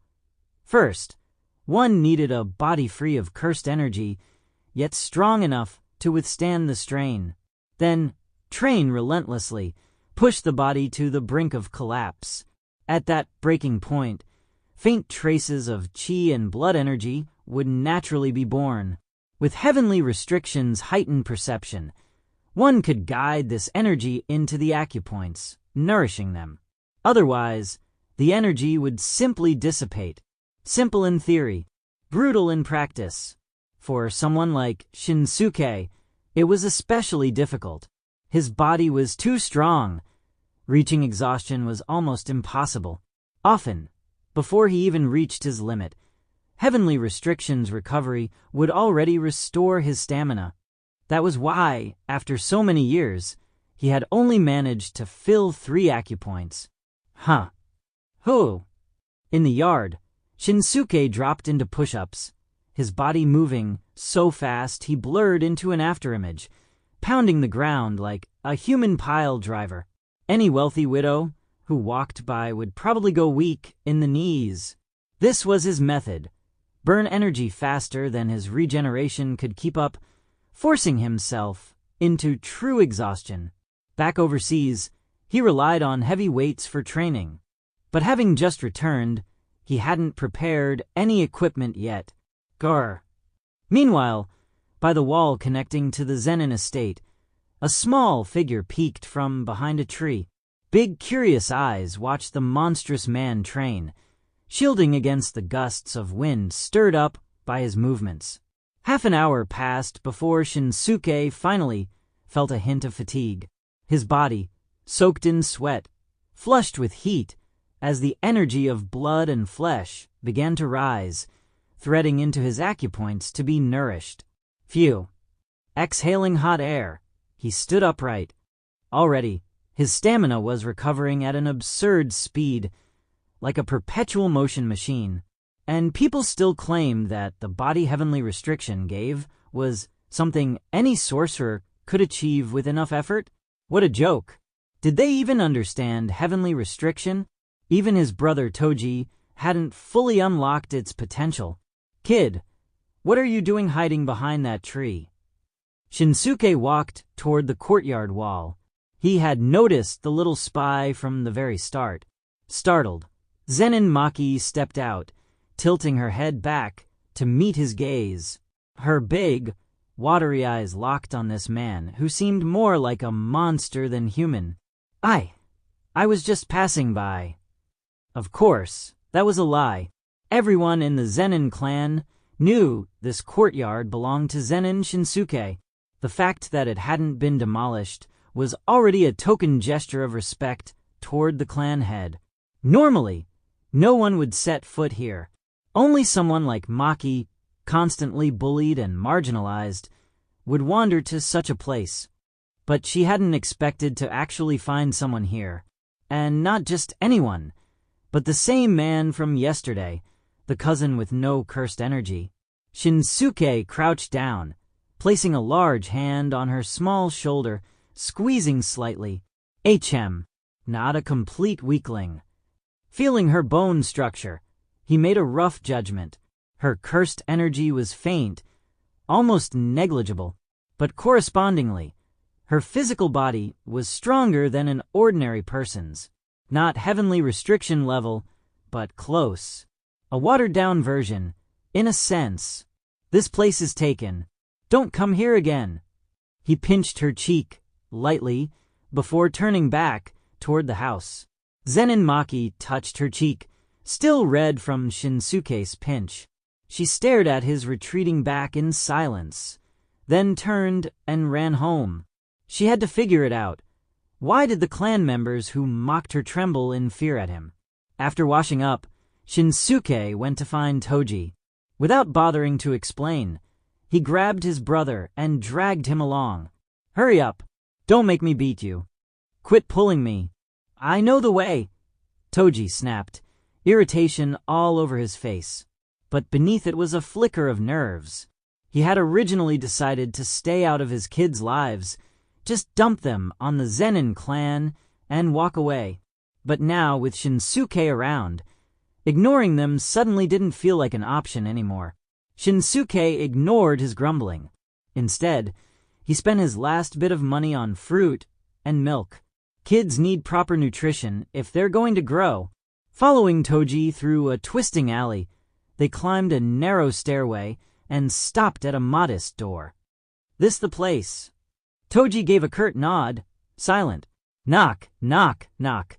The door creaked open. A boy with spiky hair glared up at them, eyes full of suspicion. "Who are you?" Shinsuke's mouth twitched. He shot Toji a sidelong glance. "Seriously? How long has it been since you've seen your own kid? He doesn't even recognize you. Pathetic. Though, I'll admit, kind of funny." "It's me," Toji said flatly, looking down at Fushiguro Megumi. Megumi frowned, studying him like he was trying to piece something together. "Megumi, who is at the door?" A clear voice came from inside. A girl older than Megumi hurried over, still wearing a cooking apron. She peeked out and froze. "Dad, you came back." Fushiguro, Tsumaki blinked in confusion. Wasn't this stepfather supposed to have run off with her mom? Why was he here now? Did he blow through his money and come back to take whatever was left? Before the awkward silence grew heavier, Shinsuke stepped in with a smile, holding out the fruit. "Hello, I'm your dad's older brother. You can call me Uncle." "Uncle," Tsumaki repeated, baffled, but she politely accepted the fruit and opened the door wider. "Please come in. Did you come here for something?" "Megumi, get some water for Dad and Uncle," she added. "Fine." Megumi obeyed, but the way he glared at Toji made it obvious he didn't trust him. He was worried this unfamiliar dad would cause trouble, maybe even try to split him and Tsumaki apart. Shinsuke waved a hand. "Relax. Starting today, your dad will live here with you too. Whatever you need, just ask him. If you're short on money, hit him up. If you're hungry, make him cook. And if he refuses, come find me. I'll straighten him out for you." Megumi and Tsumaki both froze, stunned. Oi, oi, oi, who said you get to decide that?" Toji growled, annoyed. "Because I'm your older brother. Got a problem with that?" Shinsuke shot back, without hesitation. "This isn't up for discussion. If I hear you let these two suffer even a little, you'd better be ready to get your ass kicked." Then, with a casual kick to Toji's leg, he barked, "What are you standing there for? Go cook." TCH. Grumbling, Toji shuffled into the kitchen. His face was sour, but deep down, he didn't dare defy Shinsuke. The scene stirred up old memories of being bossed around and beaten as a kid. "Never refuse when your big brother tells you to do something," Shinsuke reminded him coolly. "Why not?" Toji muttered. "Because I'm your big brother. And if you say no, you get beaten." No need really. I can handle this. I'm good at cooking." Tsumaki hurriedly spoke up, flustered. The sudden changes had left her reeling. Out of nowhere, her stepfather had returned. And now, somehow, she and Megumi had also gained an uncle. From the way things looked, her stepfather seemed almost afraid of this uncle. "You don't need to worry, little niece. Just sit down and wait to eat. From now on, cooking is his job." Zen'in Shinsuke's tone grew heavier when he heard Tsumaki say she was used to cooking. Look at this. Such a young girl, and not only does she go to school, she takes care of her little brother, does laundry, cooks. She can do everything. Meanwhile, this so-called father spent his days gambling and drifting about. Don't be fooled by how your dad looks. He's actually really skilled in the kitchen. Not that Toji had a choice. Shinsuke had beaten those skills into him when they were kids, precisely to prepare for situations like this. All right then. Tsumaki gradually accepted the arrangement. If Megumi's father stayed, maybe her brother wouldn't feel so lonely anymore. She herself didn't particularly mind Toji's presence. It might even be good for Megumi to experience a little fatherly affection. As for Megumi, he seemed completely indifferent. He wasn't close to Toji anyway. As long as Tsumaki was fine with it, he had no objections. Uncle, can I ask something? Tsumaki hesitated, then spoke softly. My mother didn't come back with you. She needed to know. Where was her mother? Was she even alive? That... Shinsuke froze, unsure how to answer. He'd already asked Toji about this on the way over, and Toji's answer had been blunt. He didn't know either. The truth was, Toji had only married into the Fushiguro family because they had money. Tsumaki's mother had been divorced, raising a child alone, and wanted her kid to have a companion. Toji looked decent enough on paper, so she married him. Afterward, once the kids had each other, the adults went their separate ways. The marriage had always been more of a practical arrangement than a real bond. Shinsuke cleared his throat. We don't know where she is. Maybe. She has something important to take care of. Give it some time. She'll probably come back. Zen'in Shinsuke could only offer such reassurance. Tsumaki's mother and Toji had surprisingly aligned on how to care for the kids, so it wasn't hard to see why they had ended up together. Later, Shinsuke would let Toji try and find out more. A child without a mother was no small matter. I see. Tsumaki gave a faint smile, not showing much concern. After that, Shinsuke chatted casually with Tsumaki and Megumi. Kids were easier to sway, and before long, both had accepted their new uncle. From today onward, they now had someone attending parent-teacher meetings. Not long after, Toji cooked a meal. His passable skills reduced the initial awkwardness between him and Megumi, achieving Shinsuke's purpose, albeit roughly. Life was long. Over time, their bonds would grow stronger, slowly forming the semblance of a family. After eating and lingering for a bit, Shinsuke left. Toji returned to his original place to pack up, preparing to move in with Tsumaki and Megumi. Pressured by his older brother, he dared not resist.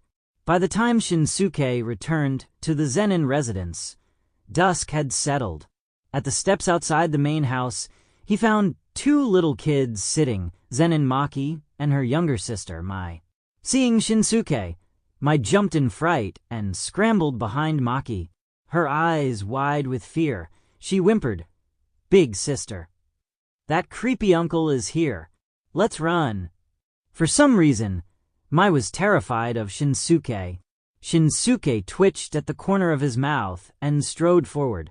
Ignoring Maki, he reached down, grabbed Mai under the arms, and lifted her effortlessly. His voice was sharp. "Who's the creepy uncle now? From now on, when you see me, you call me cousin. Got it? Wah. Big sister. Help me. The creepy uncle is going to eat me." Mai cried, kicking and squirming.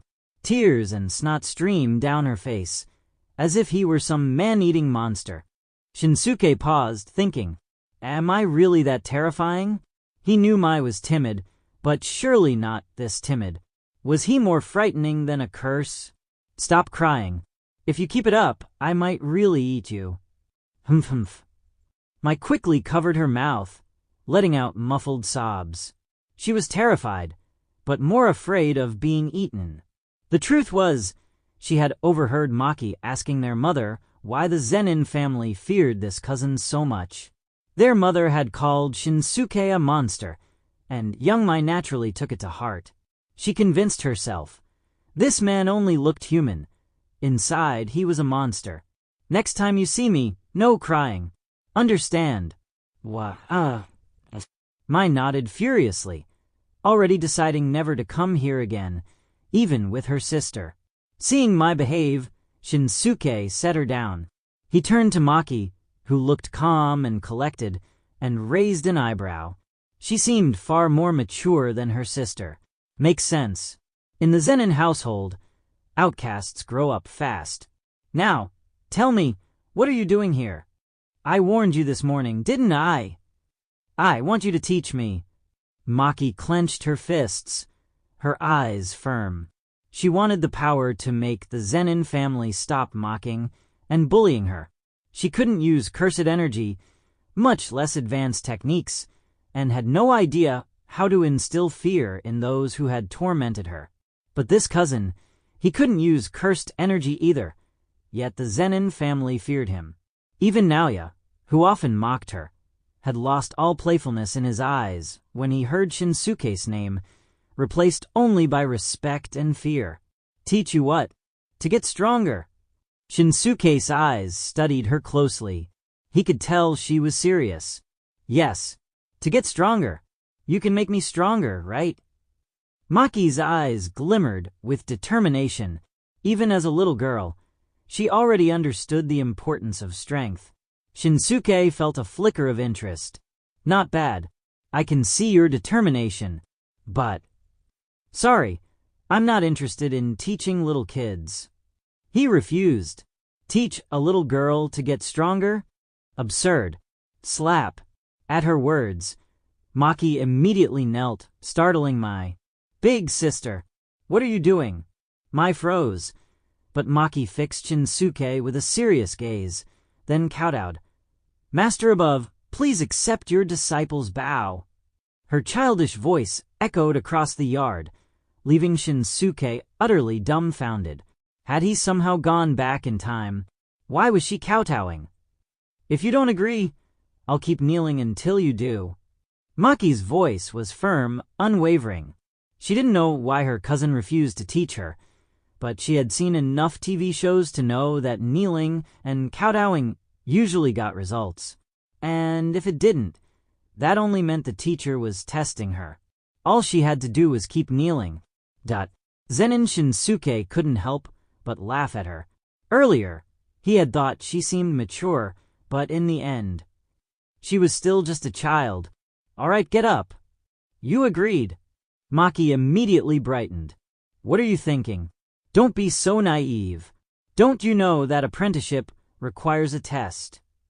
Shinsuke said, keeping a serious face. Oh, right. Maki nodded thoughtfully. He made a good point. Then come at me with your test. Compared to acquiring strength, a mere test was nothing. Heh, fine. Here's my condition. The moment you can independently exorcise a grade 1. A grade 2 cursed spirit, I'll teach you how to get stronger. Shinsuke had initially considered setting the bar at grade 1, but seeing her determination, he decided to give her a little hope. Defeating a grade 2 cursed spirit should roughly meet the threshold for getting stronger. Deal. It's settled. Maki didn't even know what a grade 2 cursed spirit looked like, but she firmly believed she could do it someday. Satisfied, she grabbed her still whining younger sister and left. Shinsuke shook his head with a smile. The Zen'in family. Sooner or later, their arrogance would be their downfall. He didn't care what happened to them in the end.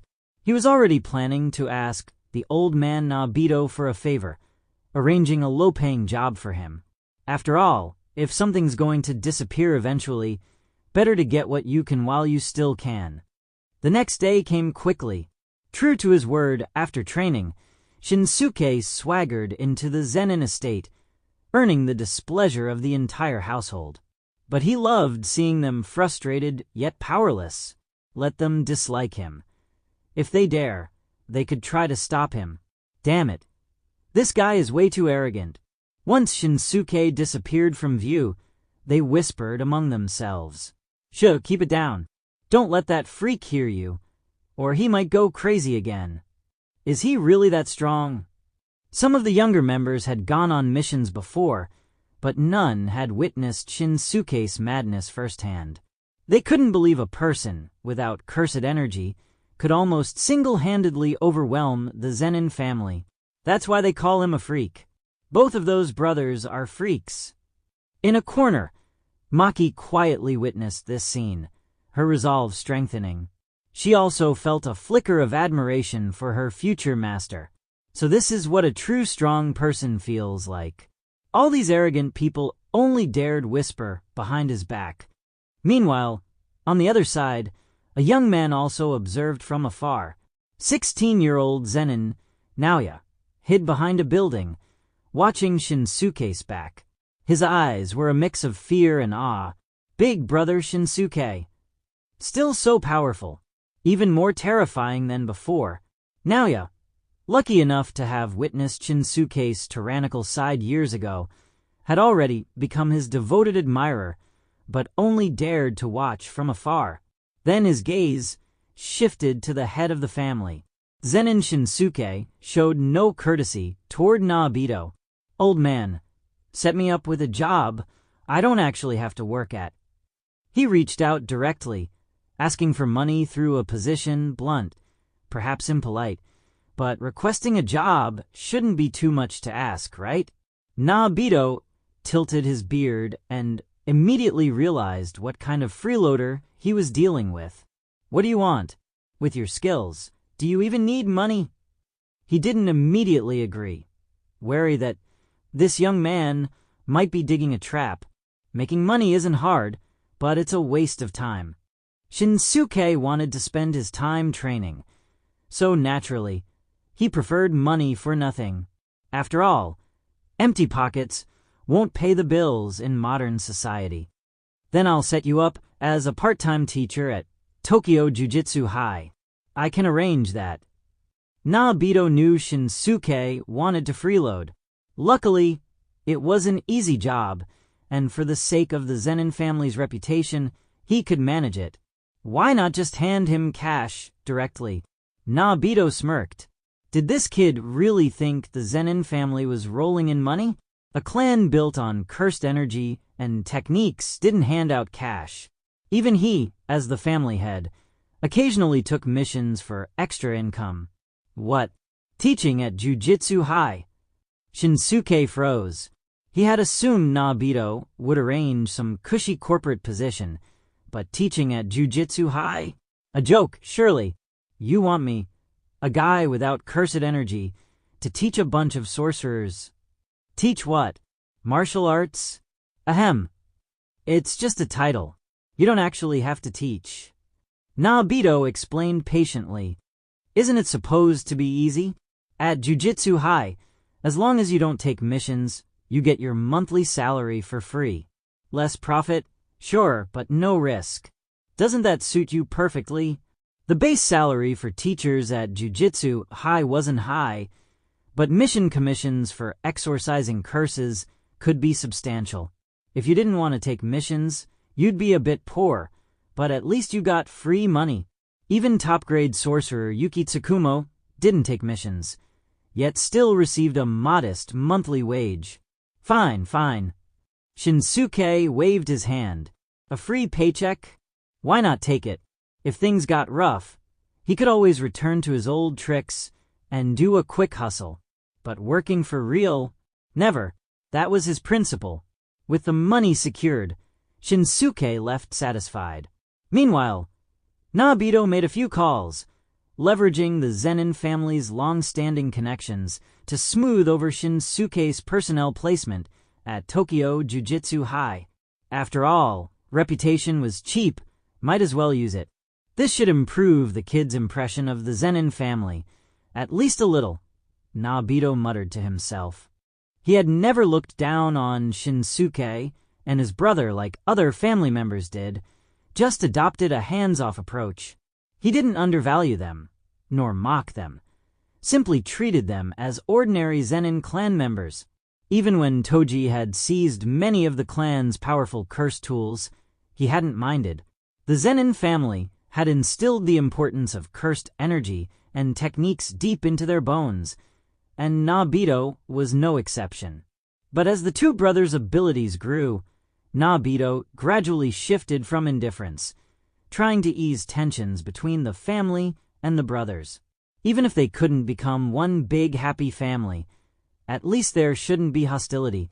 Nobito believed that Shinsuke coming to him for help meant he still recognized the Zen'in name. If he satisfied his needs, Shinsuke would remember it. The vision sounded noble. In reality, Shinsuke only wanted to freeload. If you gave it, he'd take it.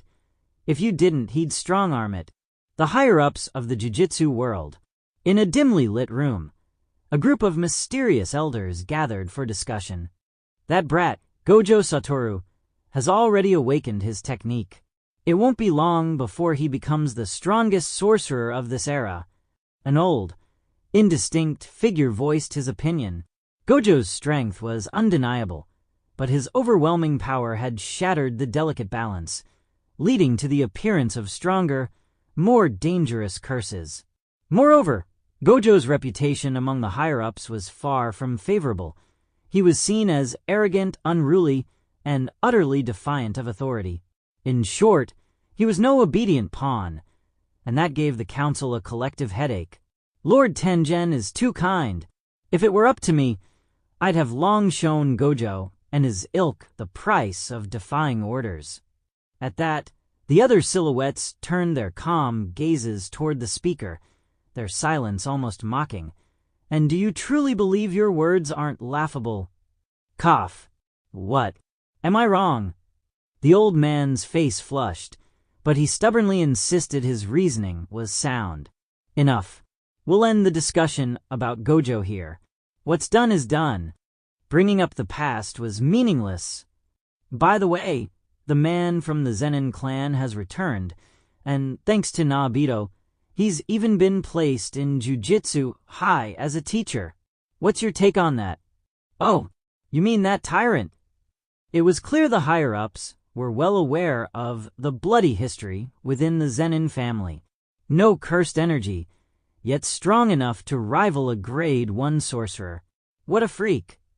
And now he's to be a teacher at Jujutsu High? You must be joking. Well, the Zen'in clan's face must be saved. Just treat him as another useless mouth to feed. After all, Jujutsu High is already full of so-called wastes. Even special-grade sorcerers like Yuki Tsukumo were branded as burdens, so what harm was one more?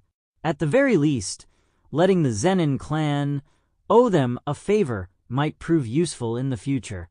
Time passed, and a year slipped by in the blink of an eye. That summer flew quickly. Zen'in Shinsuke spent most of it immersed in training, occasionally checking in on his nephew and niece. As for Jujutsu High, he never set foot there. His salary arrived punctually every month regardless, so why bother showing up? But in that year, Shinsuke also revealed to Toji the correct way to unlock the power of heavenly restriction. So this is why, despite both of us bearing heavenly restriction, you're stronger than me? Drenched in sweat, Toji felt a faint warmth rise within his body, his expression filled with surprise. His raw physical strength, his resistance to cursed energy, his hyper-sharpened senses, all of these were innate. He had never once thought training was necessary. Instead, he had spent most of his life honing skills, killing techniques, weapon mastery, and combat instinct. It's not over yet. Use your mind to sense it, then guide it into this point in your left brain. Shinsuke reminded him, ensuring Toji wouldn't waste the precious chi and blood power he had painstakingly tempered.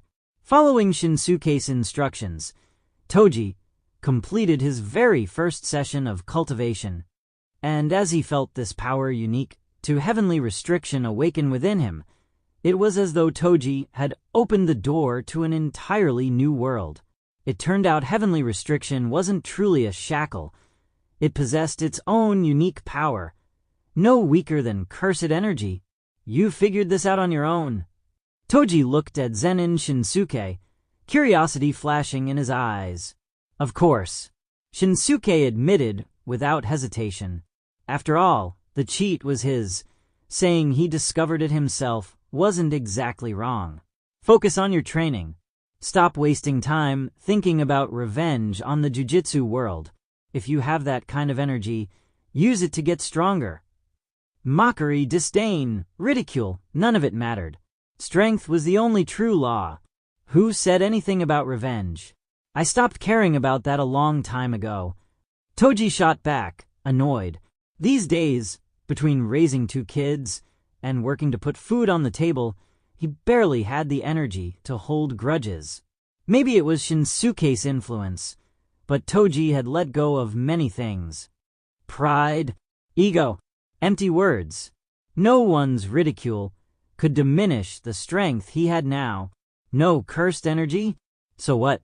His brother didn't have it either. It wasn't like he was alone in that. Ring, ring. Shinsuke's phone buzzed. Hello. Moshi Moshi, did you recognize my voice? On the other end was Yuki Tsukumo. Oh, it's you. Got the money ready. Hey, that hurts. Is that all we ever talk about? So, you've prepared the 1-year interest, right? Silence. Yuki was clearly speechless. Huh.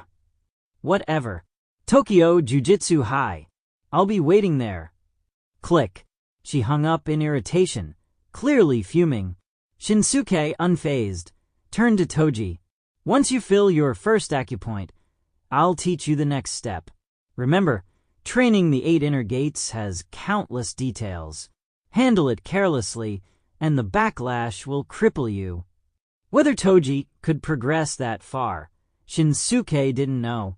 But he did know this. The further one advanced with the gates, the harder the training became. Even after a year of grueling effort, he himself had yet to fully open the 4th gate. Compared to chakra cultivation, this path was many times more difficult. You're going to Jujutsu High. Toji, having memorized the instructions, couldn't help but ask. He hadn't meant to eavesdrop, but his sharpened senses made it impossible not to hear. It wasn't like he could just plug his ears. Of course. I'm a specially appointed taijutsu instructor there. Going to Jujutsu High is perfectly natural, isn't it? Huh? Toji stared at him, dumbfounded. Was this guy serious? You? A Jujutsu High teacher? What's wrong with that? Shinsuke casually changed into the black short-sleeve shirt issued by Jujutsu High. His explosive muscles stretched the fabric taut. One look was enough to scream professional combat instructor. I'm off. Still need to collect my payment. If I'm late, that woman Yuki will vanish without a trace. That summer, both Gojo Satoru and Geto Suguru officially advanced to special grade sorcerers. Gojo, in particular, was hailed as the strongest of his generation. From then on, the once inseparable duo split, taking on missions separately. They never again fought side by side. Inside the school, Geto slumped onto a bench, exhaustion etched into his face. Dark circles clung beneath his eyes. Nearly the entire summer had been spent in endless exorcisms, swallowing curse after curse, day after day. Like a machine, he safeguarded ordinary people's lives. But were these people really worth it? He thought back on the ignorant mobs, the ugliness of human hearts he'd witnessed all year. Doubt gnawed at him. Why was he even a sorcerer? Why protect people like them? The stench of curses made him sick to his core. Hybra, do you really think you can keep being a sorcerer? Geto suddenly asked the junior beside him, who radiated an almost blinding optimism. Hybra propped his chin on his hand, thinking for a moment before smiling brightly. I've honestly never thought about it. But as long as I do what I can, it makes me feel fulfilled and happy. I see. That simple answer quieted Geto's restless thoughts. if only for a moment. Tap, tap, tap. A woman strode boldly into the room, one hand on her hip as her sharp gaze fell upon the weary-looking Suguru Geto. "You must be Geto-kun, right?" she asked with an almost playful tone. "So, what type of woman do you like?" The stranger's strikingly beautiful face, unfamiliar yet radiant, instantly put Geto on guard. Gray-haired Yuhaibara, however, perked up with interest. "I like gentle, kind women." By sheer instinct, he felt that the newcomer wasn't a bad person. "Oh, is that so?" Yuki Tsukumo glanced at him, smirking. "A textbook answer. Huh? Hey, well, I'll leave you two to talk. I've got something to do." Scratching his head sheepishly, Haibara left the room with a smile. Once he was gone, Geto narrowed his eyes. "Who are you?" The woman leaned casually against the desk and introduced herself. "Yuki Tsukumo." Geto froze. The name was familiar, linked to a swirl of bad rumors. Seeing his puzzled look, Yuki shrugged with a lazy grin and pointed at herself. "Yup, that's me. The so-called special-grade sorcerer who never takes missions and spends her time loafing around abroad." Sitting down nonchalantly, her expression was calm, almost detached. Since Gojo Satoru and Geto had both recently risen to special grade, it was only natural for her, their senior, to stop by for a greeting. "I've never really cared for Jujutsu High," she began, speaking as though musing aloud. Then she launched into her criticism, comparing Jujutsu High's constant exorcising of curses to little more than symptom treatment. "What I want," she declared, "is to create a world where curses cannot exist in the first place." Geto's empty gaze flickered, a faint ripple disturbing the still water of his heart. He stared at her, not quite understanding. "Seems like you don't quite get it yet." Yuki leaned back, explaining calmly. "Curses are born from the buildup of cursed energy leaking out of humans. To eliminate curses entirely, there are only two possible methods. First, remove cursed energy from all of humanity. Second, give everyone the ability to control their cursed energy." She went on, "Originally, I leaned toward the first option. After all, cases of people with almost no cursed energy exist thanks to heavenly restriction. But even after years of research, I couldn't find a way. Not once.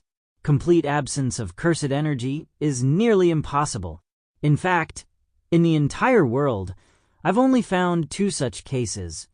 She had studied Zen'in Shinsuke for years and achieved nothing but mountains of debt. "I've shelved that line of research for now. Too expensive," she admitted with a wry smile. "Instead, I'm pursuing the second approach. What if every human could control cursed energy? If everyone became a sorcerer, then curses would never be born. For sorcerers, cursed energy leakage was negligible. They circulated it within their bodies, preventing the formation of curses. Only when negative energy festered uncontrollably did curses manifest." Geto fell silent. In just 1 year, he had exorcised countless curses, swallowed those grotesque and foul beings as part of his cursed technique, and witnessed again and again the ugliness of human hearts. His thoughts had grown increasingly chaotic, increasingly extreme. Yuki's words sparked something in his fractured heart, an idea both terrifying and intoxicating. So, if all non-sorcerers were killed, wouldn't that accomplish the second option? Geto muttered the words, dazed, almost as if speaking to himself. Yuki didn't flinch. Resting her chin on one hand, she stared ahead, her tone utterly calm. That would indeed work. She had thought of that method before too, but never seriously considered it for her own plan. This idea is the simplest version of the second option. A better method would be to place immense pressure on ordinary people, force them to become sorcerers in order to survive. In short, manufacture fear and crisis, push humanity into collective evolution. But I'm not that extreme, at least not right now. Yuki Tsukumo shrugged. Conscience, perhaps, kept her from taking things that far. Geto-kun, do you really hate non-sorcerers? I don't know.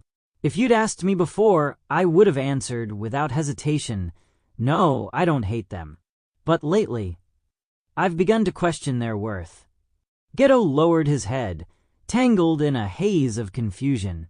The fragile beauty of the weak, and their ugliness. He could no longer distinguish the two. I don't know anymore. Am I the one who despises non-sorcerers, or the one who protects them? Which side is truly me? Yuki folded her arms, her gaze turning toward the corridor ahead. It doesn't matter which is the real you. What matters is, right now, you're beginning to make a real choice. Her eyes lit up. You're here. From the shadows, Zen'in Shinsuke appeared, his eyes flicking briefly over the haggard Geto. Even though Riko Amanai had survived, it seemed this boy had still been tormented by the ugliness of humanity and the curses he was forced to consume. Geto's eyes widened at the familiar face. His dazed expression sharpened into alertness. You! What are you doing at Jujutsu High? Shinsuke spread his hands with a grin. I'm a teacher here.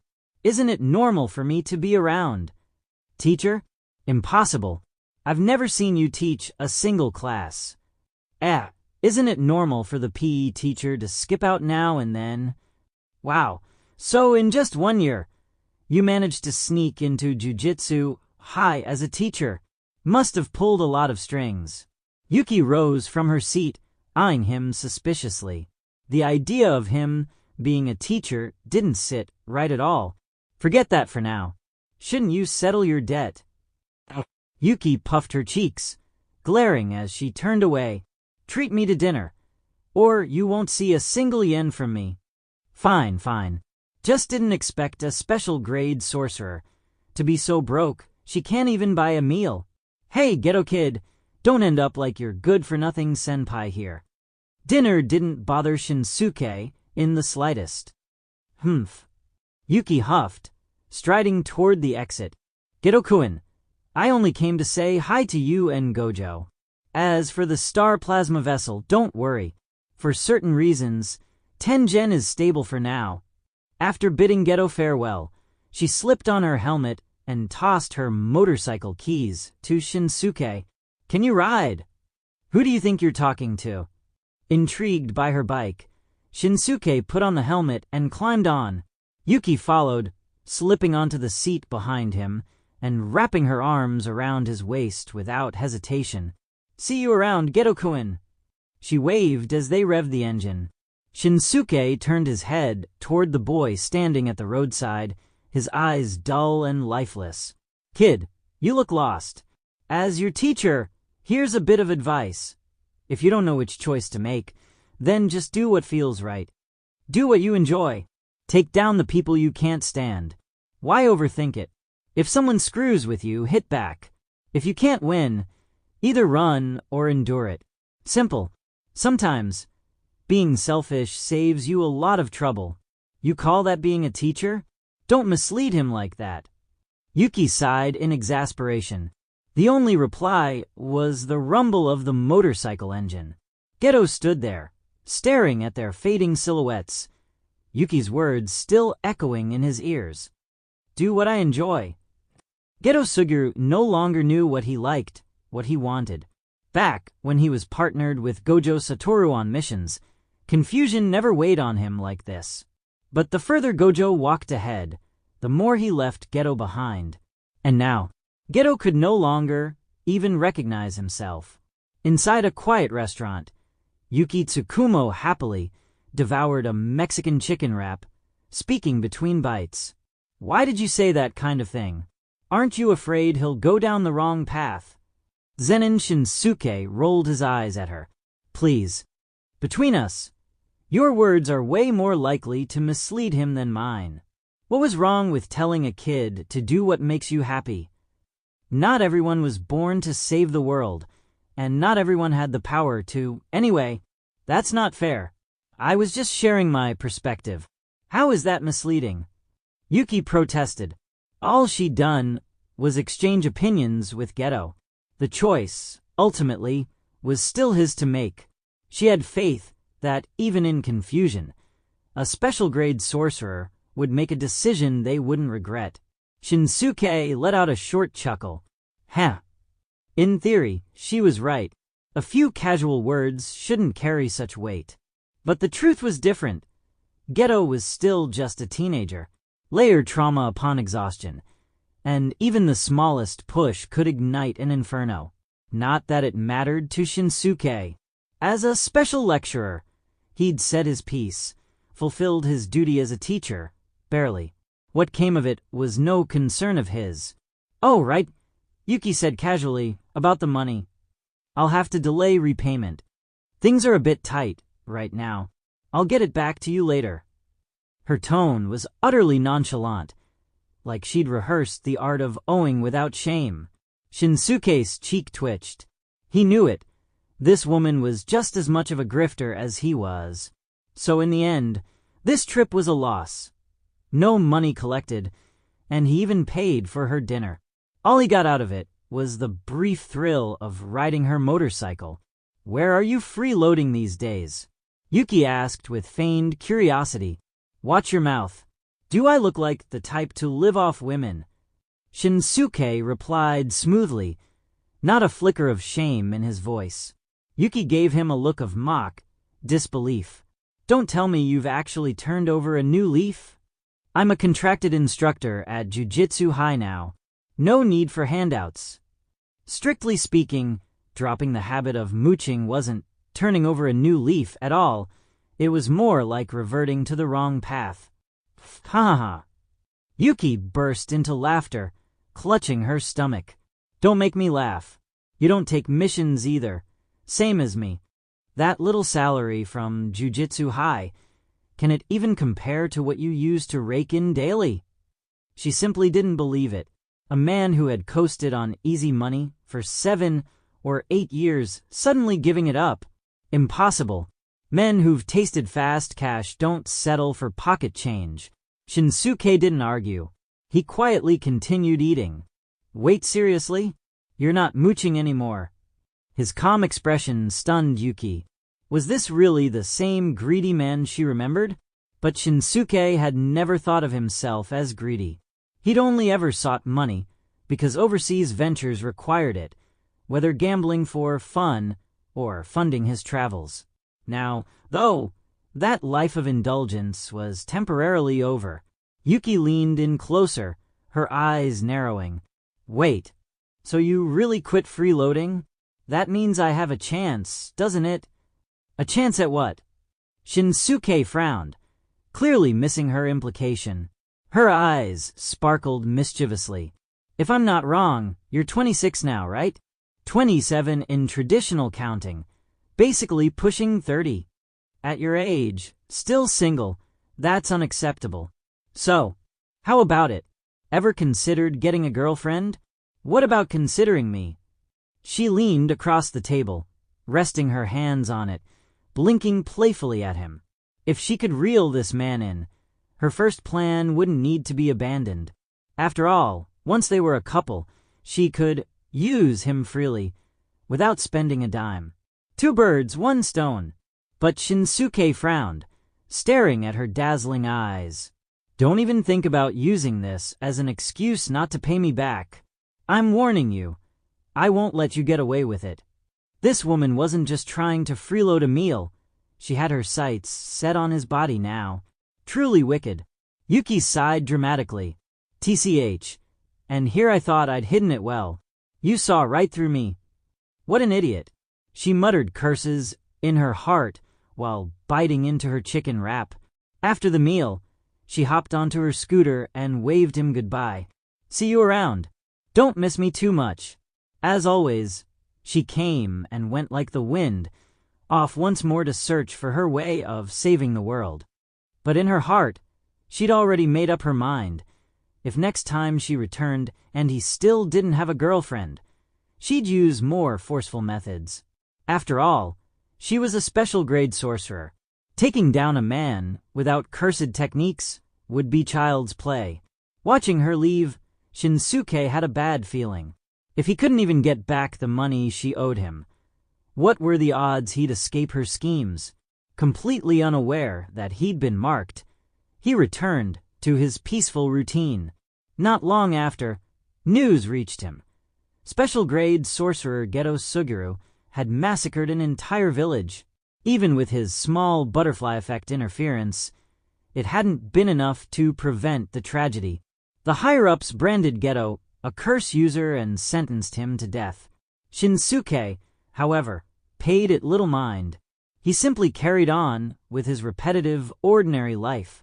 In the courtyard, he hefted a boulder weighing several tons, squatting rapidly with it on his shoulders. Steam poured off his body like a boiling kettle, as if he had just stepped out of a sauna. Whoa! Cousin turned into a steam hero. Amazing! From a distance, Zen'in clapped excitedly, eyes sparkling with awe, mouth agape in pure admiration. Beside her, Maki imitated her future teacher's movements with a plank of wood, stubbornly training. Though she hadn't officially become his disciple, she came almost every day, determined to learn by observing how her cousin had grown so strong. Mai, who had once sworn never to set foot in this courtyard again, ended up tagging along out of loneliness. Without her sister, she felt too afraid. But when Maki ignored her protests and came anyway, Mai had no choice but to follow. At first, she kept her distance, trembling as she watched. But slowly, she realized her scary cousin wasn't a monster at all. He was just their older brother. And unlike others, he didn't bully them. From the girl who once cried at the sight of him, Mai had transformed into his #1 fangirl. After all, whenever she and her sister trained here, no one dared to pick on them anymore. That alone was enough for her to see him as a hero. Steam hero? Keep spouting nonsense, and I really will eat you. Bleh. Mai's not scared anymore, she giggled, sticking out her tongue. Little brat, looks like you're asking for a beating. Zen'in Shinsuke dropped the massive boulder from his shoulder and stalked toward Mai with a menacing expression. If I don't smack your butt red today, you'll never understand why flowers are so bright. The girl dared to make faces at him. Her courage was getting out of hand. Ah, sis, help me. Just as my turn to run, she collided headfirst into someone and tumbled to the ground. Rubbing her head, she looked up and froze. It was none other than Zen'in Naoya, the very cousin who bullied her and Maki constantly. Her face went pale. She scrambled up in a panic and immediately clung to Shinsuke's leg like a lifeline. Compared to Shinsuke, who merely liked to scare her, Naoya actually hurt them. Naoya's gaze swept lazily over the sisters, a flicker of jealousy flashing in his eyes. Why? Why could these two useless girls stay so close to Shinsuke and Ai? The next moment, he turned his attention fully on Shinsuke. Shinsuke looked him up and down, trying to recall who this kid even was. Be big brother Shinsuke. Sir, I'm Zen'in Naoya, he stammered nervously. I came on the clan head's orders. Jujutsu High has assigned you a mission, the clan head said. It's up to you whether you accept. His trembling hands offered a folded note. In his eyes burned a feverish admiration, half fear, half worship. Yes, this was it. This was exactly the feeling. Shinsuke and Ai, terrifying as ever. A mission. Shinsuke blinked. Already? He'd only been drawing a salary for a year, and they were getting impatient? Ignoring Naoya's strange look, he accepted the note and gave it a quick glance. Huh. Interesting. Got it. You can leave now. He waved casually, remembering belatedly that this brat was the son of old man Naobito. If he wasn't mistaken, wasn't Naoya also a complete fanboy of Toji? Why yes. Right away. Naoya spun on his heel and nearly stumbled out, his back stiff with excitement. His heart was pounding. He had actually exchanged words with Shinsuke and II. His obsession with the strong bordered on mania. Mai finally sighed in relief at Naoya's departure, only to be scooped up by a large hand. "Ah, cousin, I was wrong." Dangling in the air, she kicked her legs frantically, head bowed, fiddling her fingers with a pitiful air. Bonk. A sharp flick landed squarely on her forehead. "Next time you dare make faces at me, it won't end this lightly." Shinsuke set her back down. Mai clutched her forehead, tears welling, not from grievance, but from the sting. It hurt like hell. Only after disciplining Mai did Shinsuke turn his attention to the mission details. It was an assignment from Jujutsu High. He was to take 2 students and lead them on a curse exorcising mission. He nearly laughed aloud. Was this some kind of joke? Still, he didn't refuse. For one, he'd freeloaded off Jujutsu High's salary for a year already, and maybe, just maybe, he felt the tiniest bit guilty. And 2, this mission was simple, yet the reward was generous. It was just a simple escort assignment. Lead 2 students on a curse exorcising mission, let them handle the actual work, and only intervene if something went horribly wrong. His job was basically to keep them alive. Conveniently, someone's birthday was coming up soon. He could earn some extra cash, then swing by to visit his nephew and niece. The next day, dressed simply in a black top and white pants with 3 wooden sticks tucked at his waist, Zen'in Shinsuke made his way toward Jujutsu High. At the school gates, 2 figures had already been waiting for some time. "What's taking so long? You don't think they ditched us, do you?" Amini Riko crouched by the roadside, plucking at foxtail grass, with boredom written all over her face. "I doubt it." Beside her, Nanami Kento stood ramrod straight, his half-draped bangs hiding his eyes. Even as a student, his aura radiated the oppressive air of a corporate drone. "So it's you two." Neither of them noticed when Shinsuke's towering form appeared beside them. Nanami's previously lazy eyes snapped into sharp focus. When did he arrive? He hadn't sensed a thing, and he was already a Grade 1 sorcerer. After this mission, he was practically guaranteed promotion, yet he hadn't caught even a hint of Shinsuke's presence. "Ah, it's you." Riko jumped to her feet, pointing at him excitedly. "Why, you're the one leading us this time." Shinsuke tilted his head at her. "So it's you, little flower. You became a sorcerer." He frowned slightly. Wasn't the star plasma vessel supposed to be incapable of awakening curse techniques? Though exceptions did exist, like that troublesome Yuki Tsukumo. Of course. And not just any technique. I awakened it thanks to a special grade sorcerer. Amazing, right? Riko puffed out her chest proudly. Originally, she had planned to return to a normal life with Korwa, but Gojo and Geto had been wary of the Time Vessel Association's persistence and brought her to Jujutsu High for protection. Later, through a strange twist of fate, Yuki Tsukumo had helped her awaken a cursed technique, setting her on the path of a sorcerer. Oh, that was all Shinsuke gave her before turning to Nanami. "I'm Nanami Kento, and you are Sensei." Nanami hadn't seen this man before. He'd met nearly every instructor at Jujutsu High, but this one didn't ring a bell. "Zen'in Shinsuke." I know. Riko quickly cut in, her voice rising with excitement. "You're the brother of that assassin who came after me last time, right? Gojo and the others told me everything." Shinsuke arched a brow. "Your investigation's thorough enough. Fine, save the chatter. Let's go. But one thing, don't factor me into your plans. I'm only here to observe. The only time I'll step in is 1 second before you die." Yeah, we get it. You talk like we can't handle it ourselves." If it weren't for... Riko's words faltered, her tone dimming. If it weren't for Hybera's death and Geto's spiral, they wouldn't have been assigned a chaperone at all. Shinsuke caught the look in her eyes but said nothing, turning to lead the way. He could guess well enough. The higher-ups were afraid of another accident. A supposed Grade 2 mission could easily escalate into a Grade 1 disaster. This time, their destination was a remote village. Reports said that at night, strange sounds echoed through the streets, like wild beasts tearing something apart.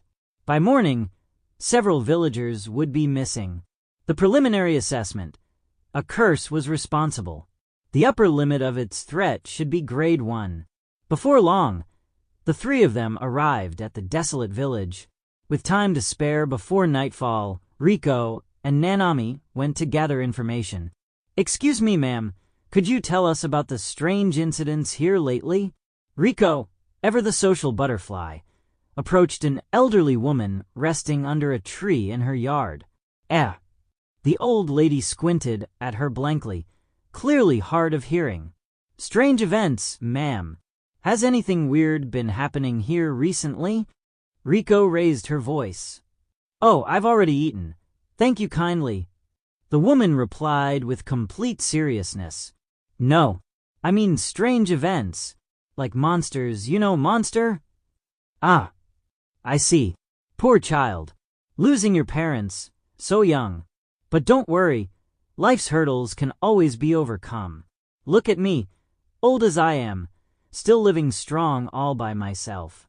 The woman gazed at Riko with tender pity. Such a sweet girl, orphaned so young. Uffed. Leaning casually against the doorway, Shinsuke couldn't hold back a laugh.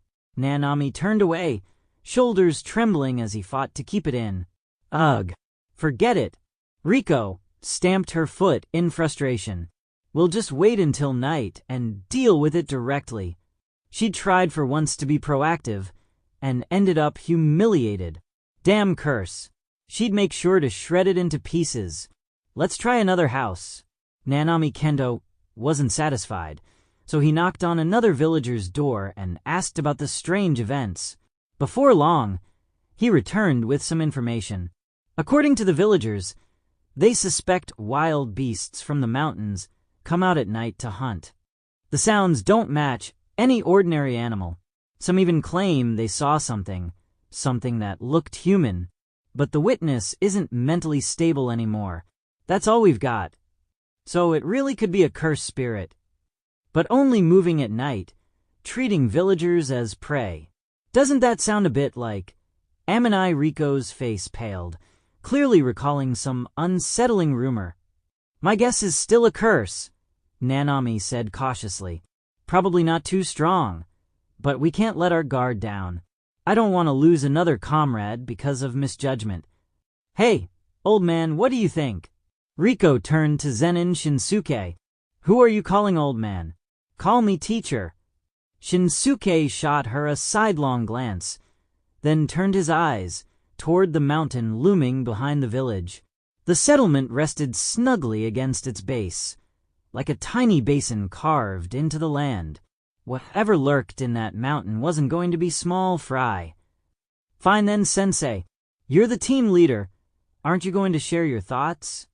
Riko pouted, hands on her hips. This teacher really didn't inspire much confidence. "What's there to say? I don't have any cursed energy.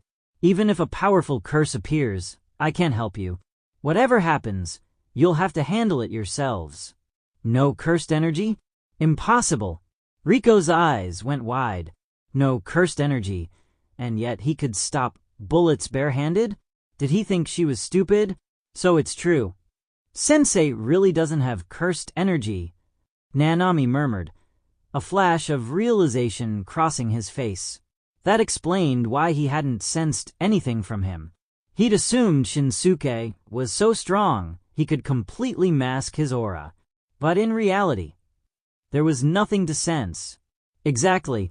So, flowery schoolgirl and you, the gloomy salaryman in training, you're on your own.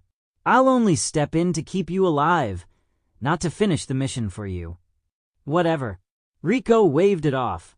As long as you keep us from dying, that's good enough. At worst, she could fight the curse head-on. Even if she lost an arm or a leg, Shoko-senpai could patch her up. And so, the three of them waited until nightfall. The village grew eerily silent. Doors shut tight. Lamps extinguished early. The moonlight bathed the dirt paths in silver, clear enough to see the roads at night. But the mountain beyond loomed like a wall of darkness. The trees swallowed the light, leaving only a suffocating blackness. The trio stood at the entrance to the forest. It's already past midnight. Why is there still no sign of it? Riko muttered. Hours of wandering, and not a single monster. Was this some clerical mistake at Jujutsu High? Maybe the villagers' stories were just another folk tale to scare kids. Rustle, rustle. The stillness shattered. Something moved among the leaves, twigs snapping underfoot. Riko and Nanami instantly tensed, cursed energy flaring as they prepared for battle. From the darkness of the forest emerged a stooped figure, an old man, leaning on a cane. Riko blinked. "Grandpa, what are you doing out here this late?" She exhaled, relaxing slightly. Not a curse, just an elderly villager. But the man didn't answer. Instead, he smiled. Under the pale moonlight, they noticed the meat caught between his yellowed, jagged teeth. "Riko, careful, he's a curse." Nanami's warning came sharp and fast. He sensed the malevolent energy boiling inside the old man. His bandaged, short blade flashed into his hand as he dashed forward. Grah! The old man lunged first, face splitting grotesquely as fur sprouted across his skin. His jaw widened, revealing beast-like fangs dripping with hunger. He pounced straight at Riko. Her pupils shrank, heart hammering. She hastily cloaked herself in cursed energy. Shhhhk. The creature's jaws snapped shut on empty air. A claw lashed out instead, raking across Amani Riko's bare arm and leaving bloody red welts. Before the curse, still wearing its human mask, could pounce again, Nanami was already at its side. His bandaged short blade gleamed as cursed energy surged along the edge. 70-30 ratio, strike. With a clean slash, he sent the curse flying. Ryup. Grara. Blood sprayed. A deep gash split across the monster's chest. It crashed to the ground, wailing in agony. At last, they saw its true form. Not a man at all, but a grotesque monkey. Or, more precisely, a mandrill. Zen'in Shinsuke narrowed his eyes. Red nose, long pale face. Yes, it was unmistakably a mandrill spirit. He hadn't expected to find something like this here of all places. This is the man-eating curse.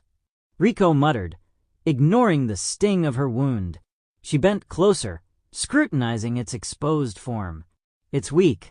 What, a grade 3 at best. If I hadn't let my guard down, I'd have crushed it already. But the dying mandrill let out a long, eerie howl as its body dissolved into cursed energy. Grah! Grara! Grah!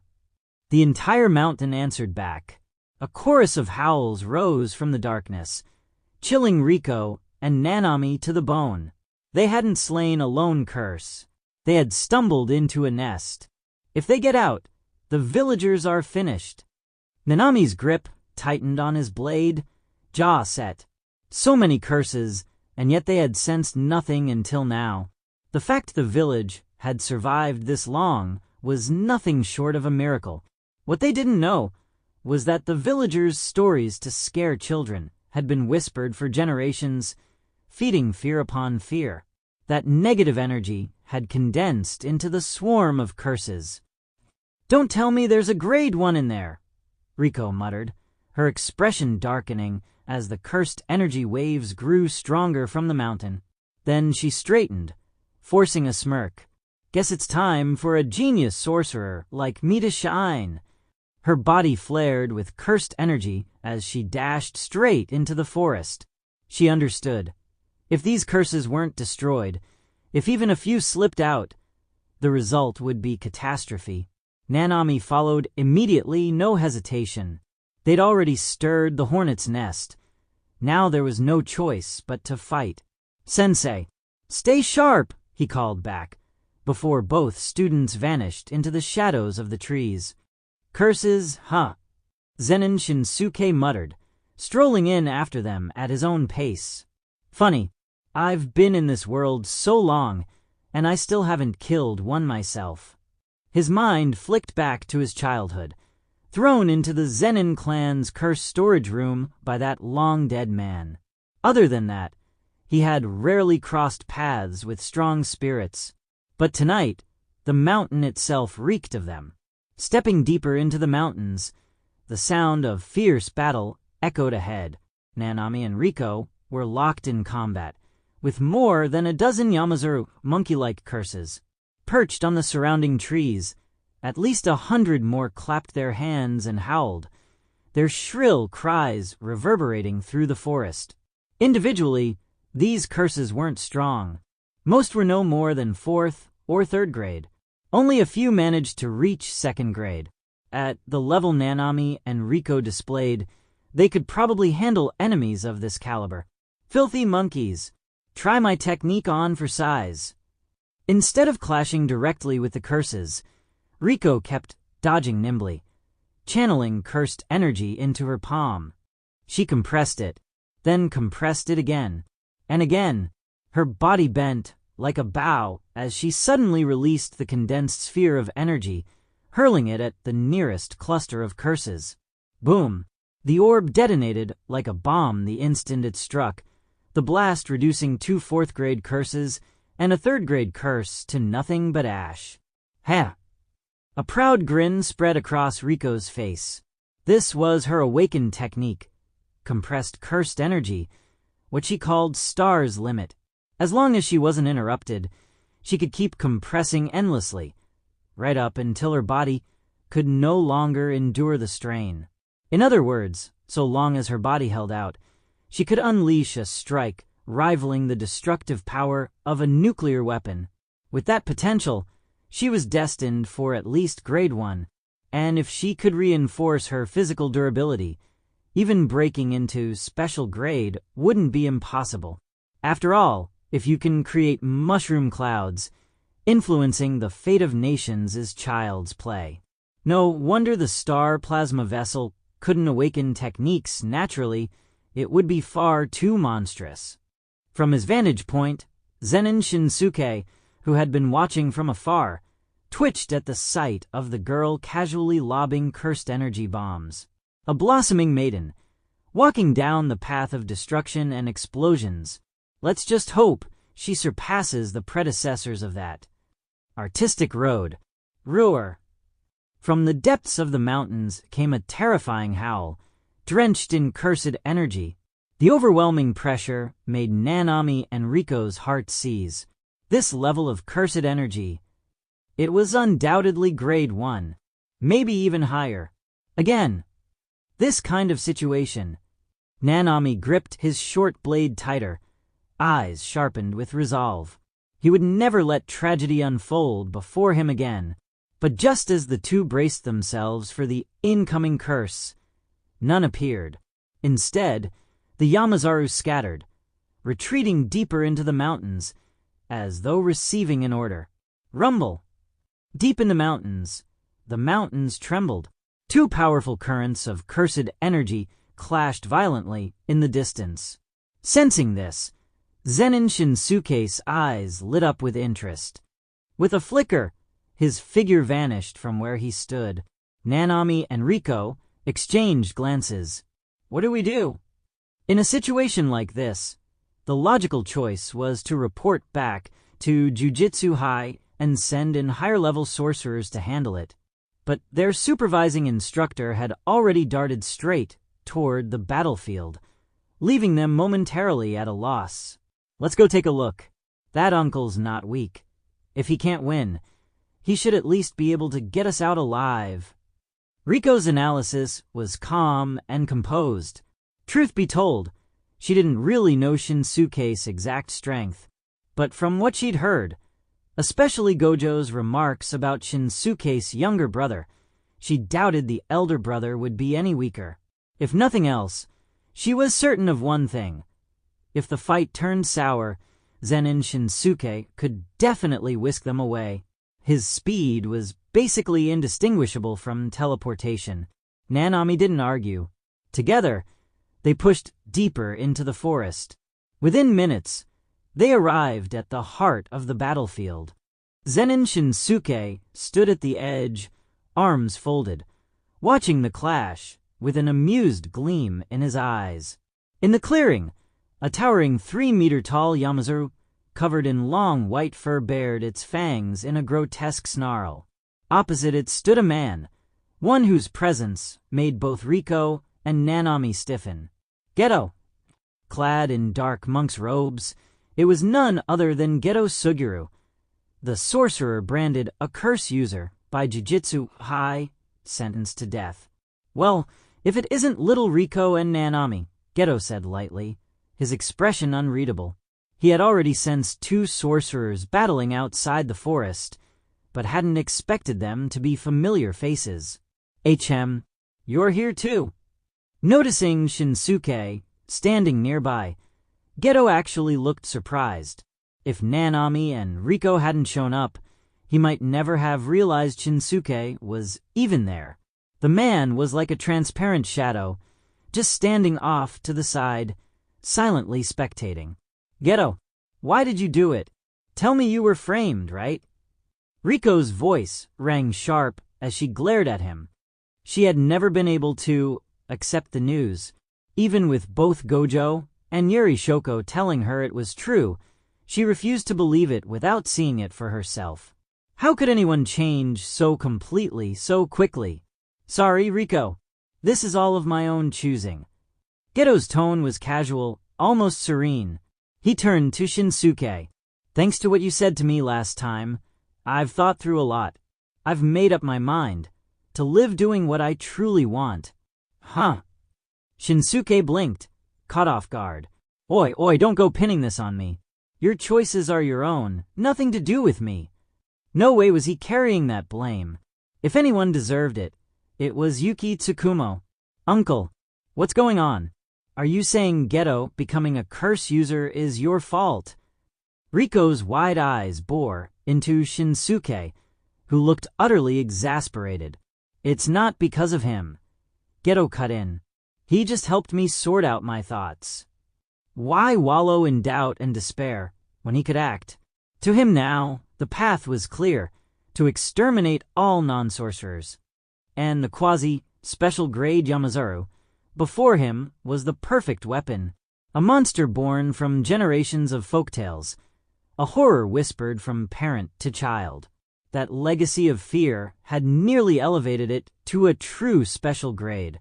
That was why it had ordered its minions to devour villagers, to stoke fear, to accelerate its evolution.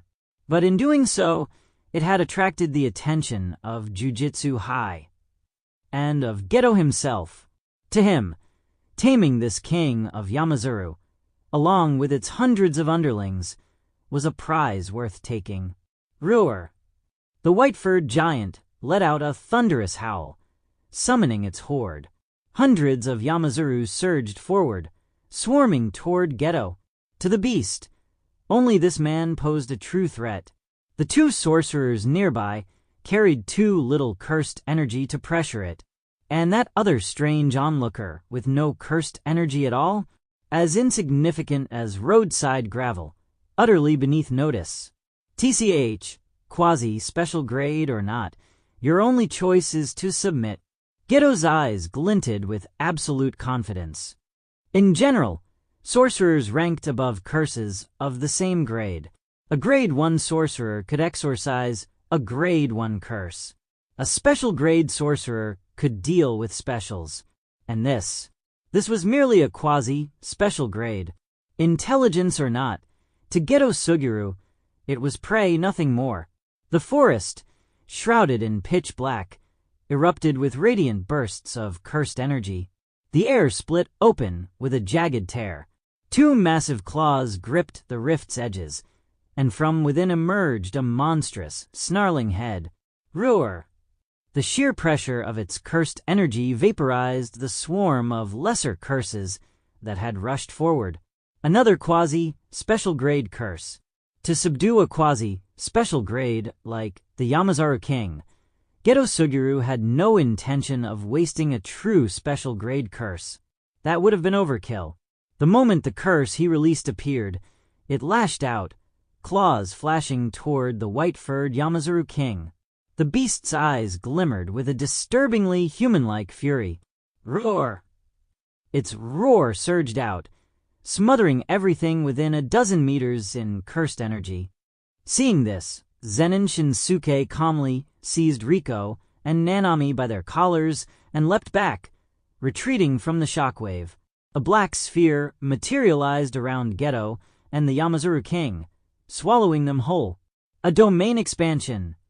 Riko's face went pale. That a curse could expand a domain meant it was far beyond what they could ever hope to handle. Nanami's expression hardened. This was insane. Sending him, a quasi-grade 1 and Riko, a grade 2, against something like this? What were the higher-ups thinking? Unless they already knew the situation, and that's why they assigned them a supervising instructor. It's probably just an incomplete version, Shinsuke remarked. He set the two down, eyes fixed on the sphere. This was a domain. He couldn't sense anything happening inside, completely sealed off. But from the feel of it, it was only a fledgling domain, rough and unstable. The Yamazaru King really was unlucky, caught at the final step of evolution by a sorcerer with cursed spirit manipulation. And that technique, its ceiling was absurdly high. If Geto weren't so reckless, if he had just focused on surviving and stockpiling power, he could have become the strongest sorcerer alive. Think about it, cursed womb, death paintings, the four disasters, even Sukuna. As long as he grew strong enough, Geto could theoretically command them all. Even Tengen's ultimate evolution leaned toward becoming a cursed spirit. With just a bit more patience, he could have absorbed nearly every curse in existence. Everything except, perhaps, Sukuna, whose abnormality defied reason. Shinsuke's thoughts were interrupted as cracks spidered across the surface of the domain. Boom! In the next instant, it shattered apart. The Yamazaru King staggered out, blood spilling from its maw, eyes blazing with rage. For a quasi-special grade, you really were strong, Geto said with a smile, arms spread wide. At his side now stood another spirit, a plump-faced curse with flowing hair, hands hidden inside wide sleeves, its narrowed, beady eyes radiating a strange humor. A special grade, the imaginary vengeful spirit, Tamamonome, a curse with a domain of its own, perfect fuel for his growing arsenal. Roar! The Yamazaru King glared at him with burning resentment. It had only wanted to hide in these mountains, slowly evolving into a true special grade. Why was it being denied that fate? Snarling, it turned and bolted, not toward freedom, but straight for Shinsuke, Nanami, and Riko. It wasn't stupid. It knew escape was unlikely. Its only chance was to use the three of them as leverage. If they were close to Geto, threatening their lives might buy it time. The 3-meter-tall beast dropped to all fours and charged like a juggernaut. Nanami's face froze, his knuckles whitening around his short blade. But then his eyes flicked sideways. Riko had already darted behind their supervising instructor, using Shinsuke as a human shield. Quietly, Nanami sheathed his weapon and took a step back. He knew his limits. Right now, he was nowhere near strong enough to take on that cursed spirit. Better to let Master Zen'in get them out of here. At that thing's speed, there's no way it could catch up anyway. Am I being treated like an easy target? Zen'in Shinsuke smirked as he watched the Yamazaru lunging toward him. His right hand slowly unclipped the crimson 3-section staff hanging at his waist. He had only intended to watch the fight, but this monkey was starting to get full of itself. Just like certain sorcerers, it seemed to think anyone without cursed energy was worthless. The monkey's razor claws gleamed as it thrust for Shinsuke's throat, intent on tearing him apart in one strike. In its eyes, this human wasn't even worth taking hostage. No cursed energy, no value. But in that split second, its gaze flickered. The man before it showed no fear. Instead, his arms spread wide, as if welcoming the claws. He was smiling. That twisted grin sparked a primal dread in the cursed spirit's chest. Wait, don't kill it. From a distance, Geto Sugiru's voice rang out, panicked. He'd just found a decent cursed spirit. If this guy destroyed it, all his effort would be wasted. Crack! A brutal sound split the air. The Yamazaru King's eyes grew vacant. In its mind, scenes flashed. The moment it had first become a cursed spirit, no more than a weak 4th grade. It remembered bounding joyfully through the mountains. But it was lonely. Seeking company, it ventured to a village at the mountain's foot, hoping to find humans who could see it and play. Instead, people screamed in terror. Rumors spread, twisting into monstrous tales. The fear strengthened it. Others like it began to appear. Confused at first, it slowly grew to hate humans. It hadn't done anything, yet they painted it as evil. With its newfound strength, it began retaliating against the villagers, sending its kin to devour a few humans every couple of years. If they feared it so much, then fine.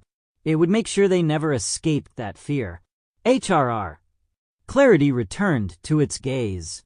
Its body was fading away, so it was already dead. Its final glance fell on the man who killed it. That man's eyes were calm, indifferent, neither joyous nor sorrowful, as if he'd merely swatted a bug. That one. He's the true monster to fear. Gulp. That thing. It's dead. Riko peeked out from behind cover, her eyes wide at the sight of the Yamazaru King's ruined body disintegrating. She swallowed hard. This old man was terrifying. Shinsuke casually shook the blood-off playful cloud, his special-grade cursed tool worth 500 million yen, and shrugged. Well, what else was I supposed to do? It was already in his face. Should he just stand there and let it choke him to death? That'd be way too embarrassing. Hey, you bastard! Geto's expression twisted with frustration. His prize had been stolen right in front of him. Wasn't this going too far? He'd been grateful a moment ago, and now this? Oh, my bad, Geto boy, Shinsuke said with a sheepish grin. Forgot you could absorb this thing. Didn't think it'd pop like a balloon. Then his face froze. The scripture inside his body suddenly trembled.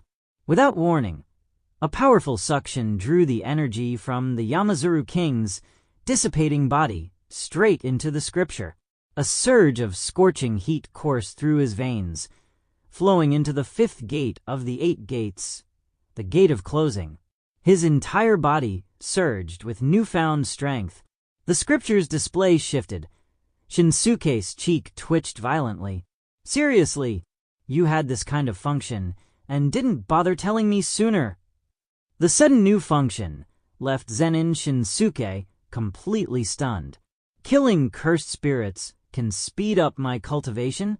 Then what the hell were all those years of bitter training for? So all that hard work was just him being a sucker? One special grade curse equaled weeks of sweat and blood. If he'd known earlier, why waste time training? Just go curse hunting. This world was never short on monsters anyway. Looks like it's time to adjust my plans. The scripture's hidden ability was unexpected, but finding out now wasn't too late. He'd originally thought to wait until Megumi entered Jujutsu High before occasionally dropping by as a part-time instructor. But now, looked like he'd need to keep closer ties with the school, gather information on strong cursed spirits, and farm them to boost his progress. A single apology won't cut it. Geto Sugiru's sudden voice snapped Shinsuke out of his thoughts. Lifting his gaze, Shinsuke's eyes gleamed. Hiss, wait a second. This kid's walking around with a whole collection of cursed spirits, isn't he? Should he? His stare shifted, tinged with a hint of hunger. Geto suddenly felt a chill crawl down his spine. What was that look? Why did it feel like prey being sized up? Must be his imagination. You're a non-sorcerer too, aren't you? Geto narrowed his eyes, studying Shinsuke. For the sake of his ideals, he intended to eradicate every non-sorcerer alive. Even his own parents weren't an exception. And this man in front of him, a non-sorcerer as well. Of course, not just a non-sorcerer. I'm a non-sorcerer without even a drop of cursed energy. Geto boy, I'm one of the very targets you want to wipe out. So, how about it? Want to kill me right here? Shinsuke's grin stretched wide, his expression oddly exhilarated. He looked at Geto as if he were a delicious cake on a silver platter. Surely, this guy had some high-grade curses tucked away. If Shinsuke killed him, would those spirits go berserk? Then he could really test this new cheat's mechanics. Geto, you're not seriously thinking of attacking us, are you? Riko shouted, stepping forward. She truly didn't want her friend to stray further down this twisted path. At her words, the dangerous glint in Geto's eyes dimmed. His playful, carefree mask slipped back on. Relax, it's a joke. How could I attack you guys? I just hate those monkey-like non-sorcerers, that's all. With a dismissive wave, Geto turned and walked away. He didn't pick a fight with Shinsuke. Yes, the man was a non-sorcerer, but clearly not an ordinary one. More importantly, Shinsuke didn't threaten his plan, and Geto wasn't entirely confident he could win against him either. Geto! Riko called after him as his figure disappeared into the darkness. But it was useless.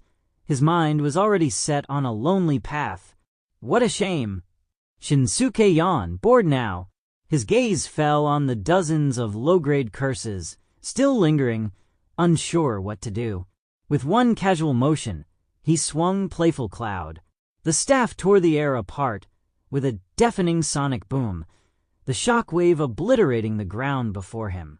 Every cursed spirit, 2nd through 4th grade, was pulverized into dust in an instant. Not even time to feel pain. Yet, this time, the scripture inside him remained silent, as if such weaklings weren't even worth noticing. So it only works on higher grades, huh?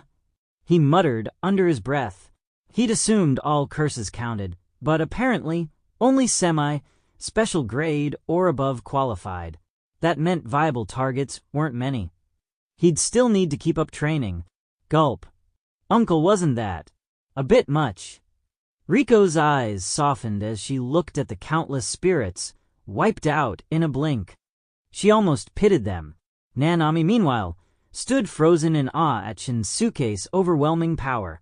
No wonder this man was their instructor. His strength more than justified it. Shinsuke shot Riko a sidelong glance. What, would you rather I let you take them home as pets? That wasn't what she meant.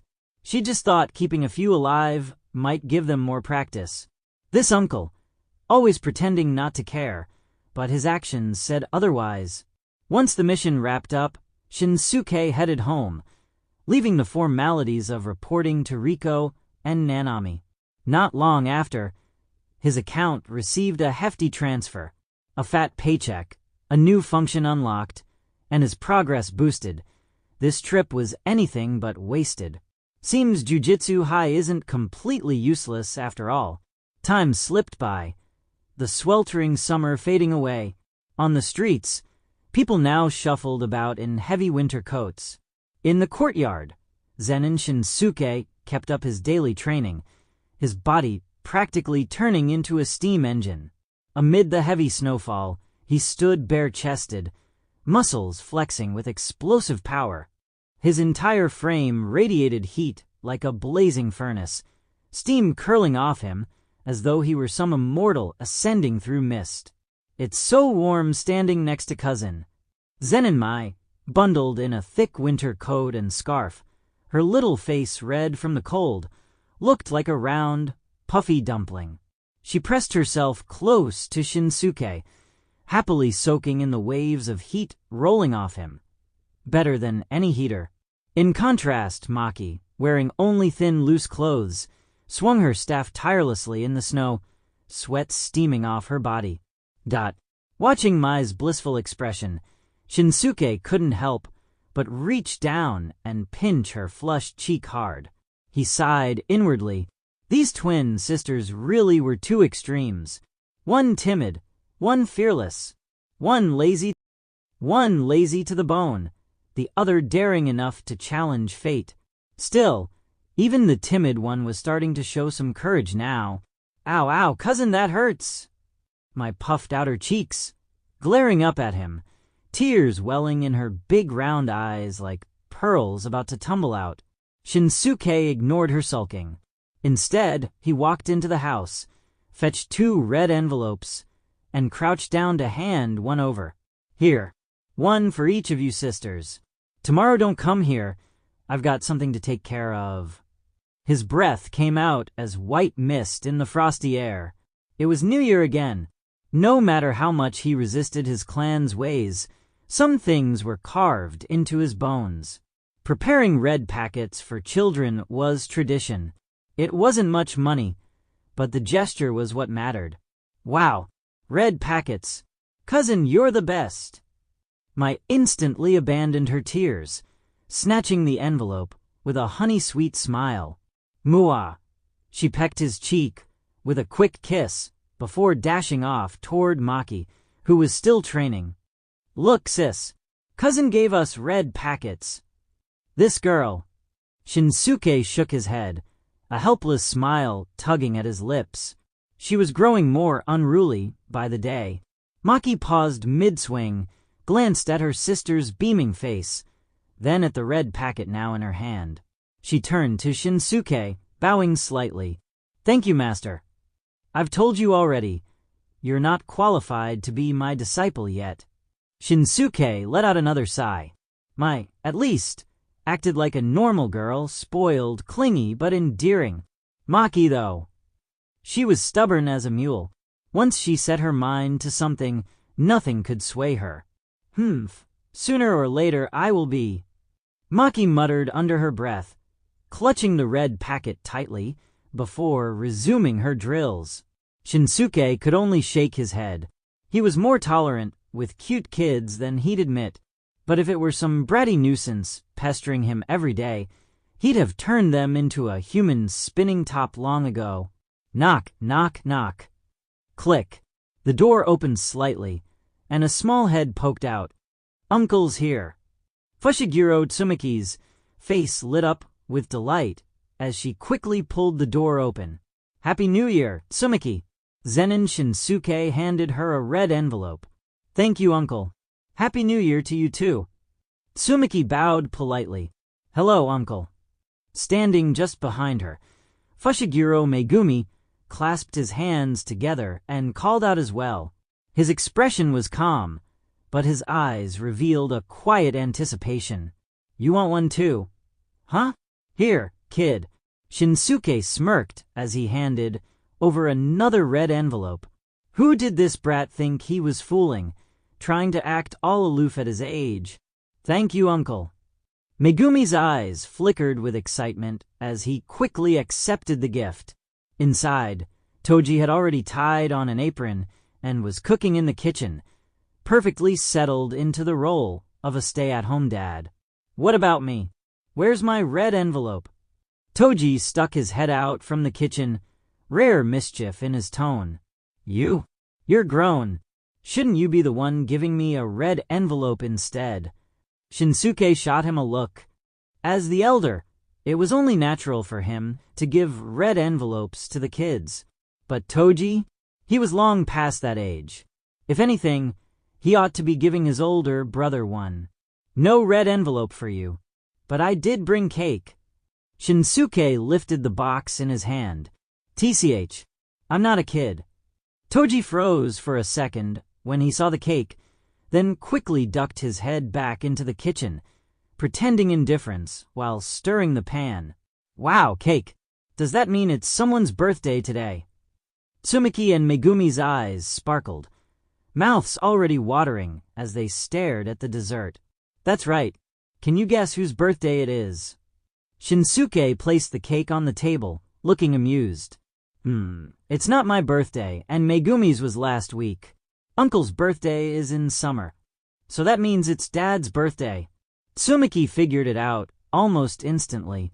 Megumi tilted his head thoughtfully. So Dad's birthday is right next to New Year's. Last time, Toji had taken the kids to Shinsuke's place to celebrate his birthday. This time, the older brother came to theirs, bringing both New Year's cheer and a birthday celebration for Toji. That night, the four of them welcomed the new year together. Tsumaki and Megumi leaned against the window, watching the colorful fireworks explode across the night sky. So, how's life now? Better than before, right? Shinsuke glanced at Toji. What are you talking about? I used to be free as the wind. Toji refused to admit it, but compared to a year ago, the reckless, devil-may-care aura around him had faded noticeably. Perhaps this was the power of raising kids. You, on the other hand, almost 30 and still no girlfriend. Toji smirked, throwing the jab without mercy. He already had 2 kids, yet his older brother didn't even have a partner.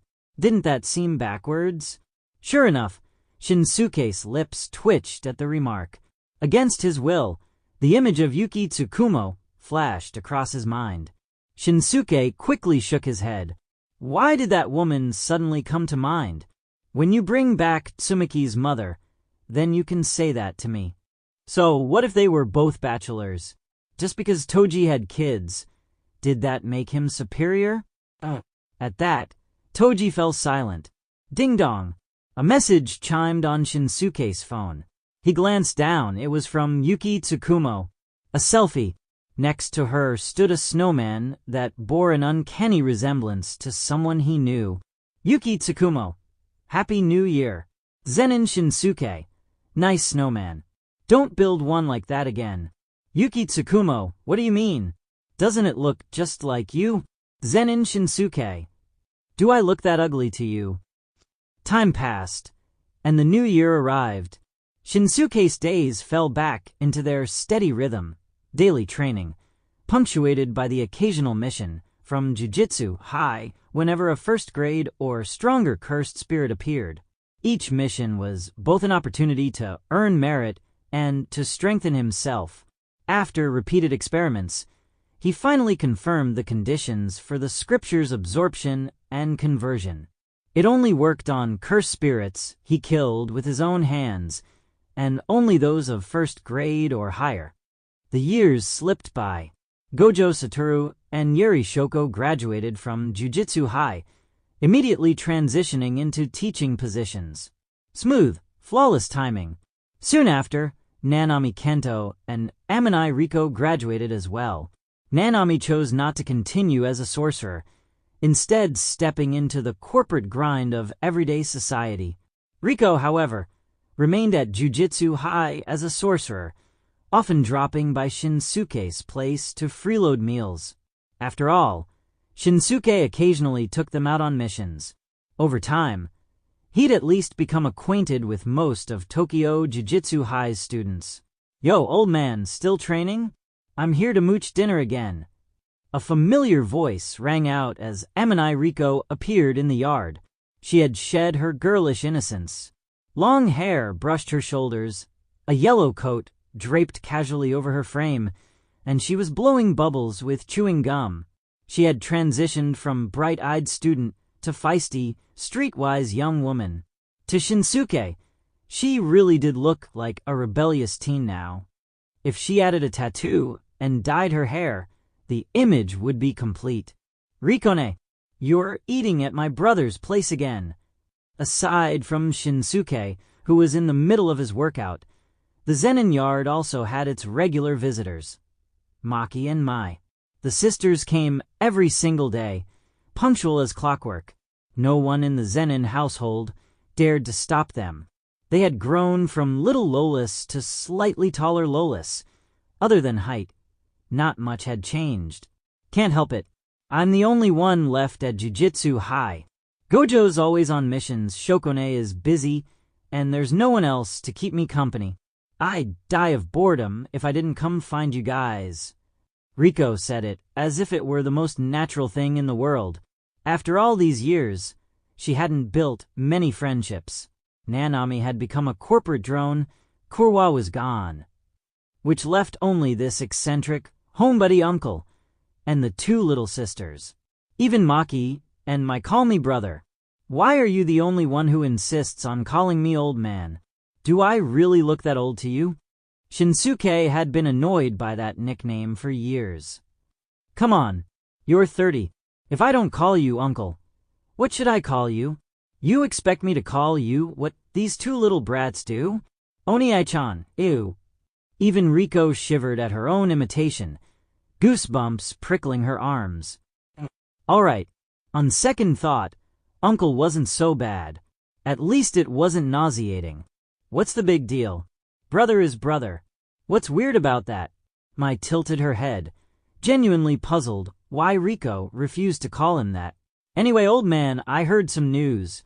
Because of your performance these past few years, the higher-ups have officially labeled you as a special grade 1 sorcerer without cursed energy. She grinned smugly. Congrats, you're a sorcerer now, and a special one at that.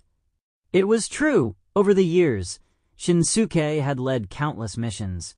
Though the strongest cursed spirit he'd fought was only quasi-special grade, his consistent results had convinced the higher-ups to rank him on par with a first-grade sorcerer. Shinsuke, however, couldn't care less. Special this, special that. None of it mattered. Money, that was what was real. Hey, uncle, what do you think is the meaning of life?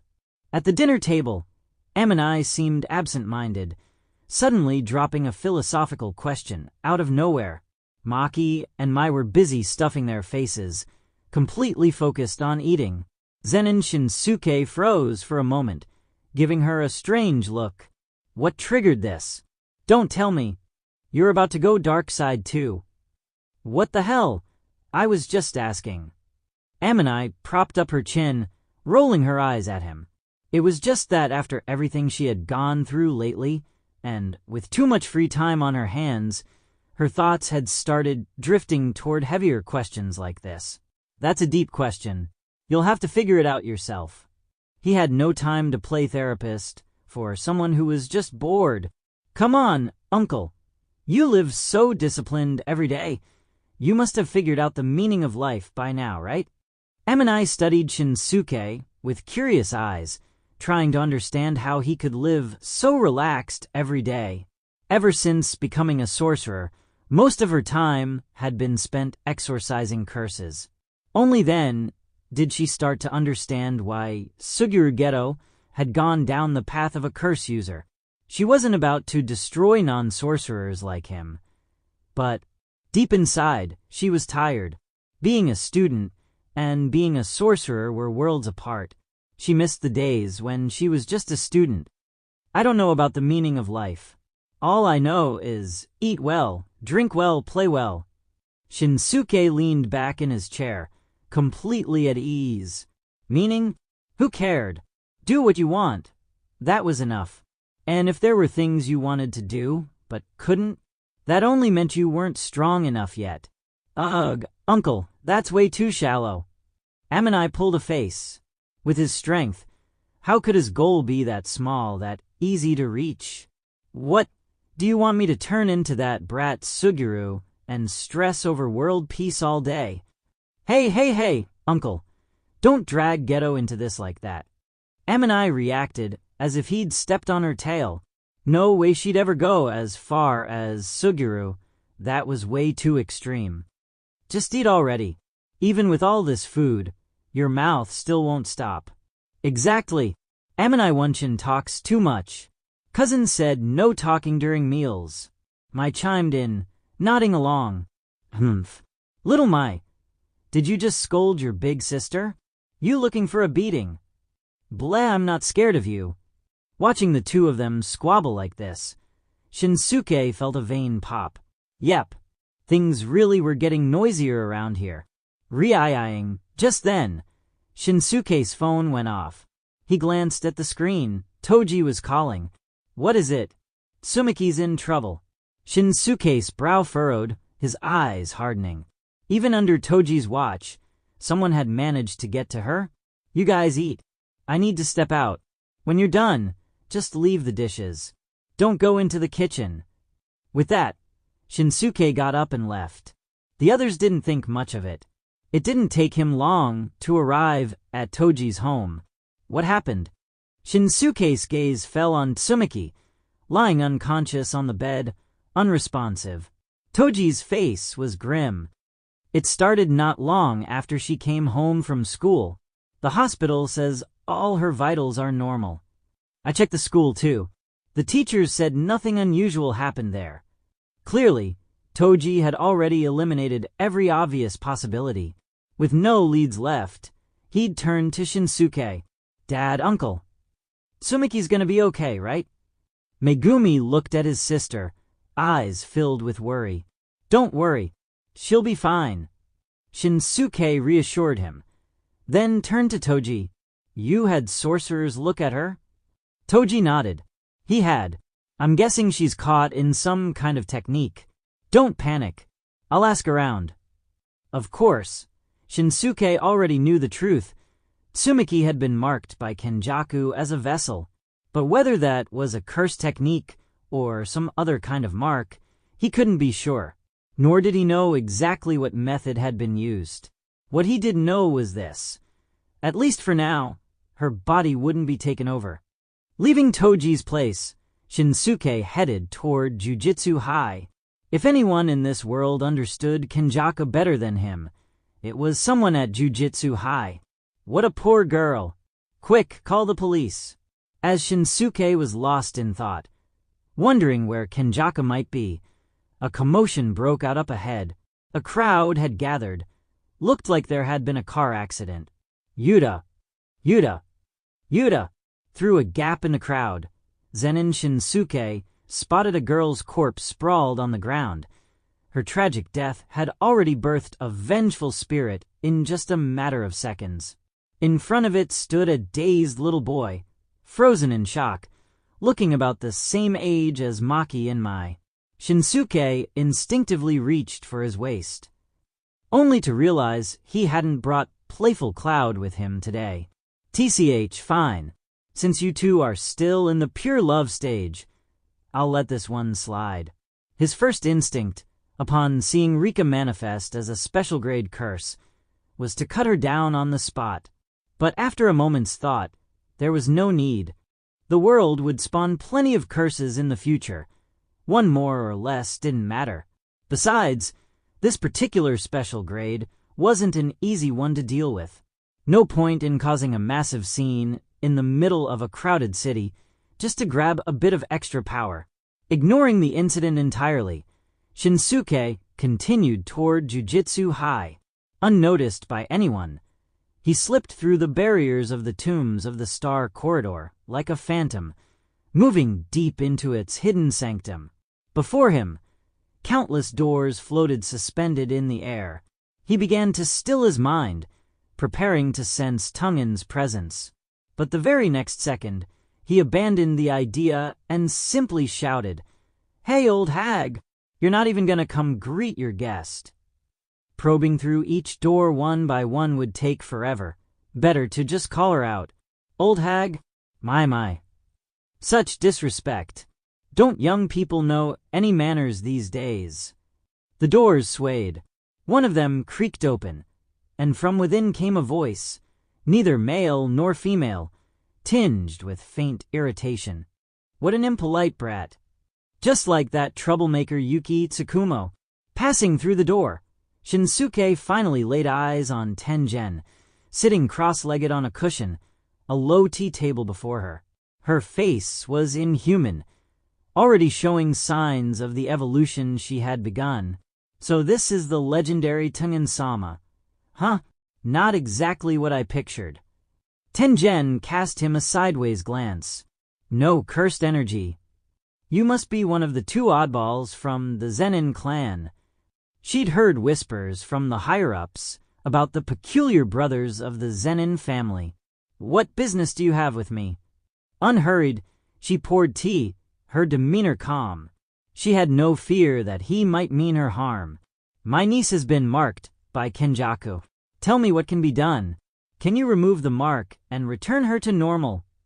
Shinsuke didn't bother with pleasantries. Not with this 1,000-year-old hag. Kenjaku. At that name, Tengen's eyes flickered with surprise. She looked up at the rude young man before her. You know of Kenjaku?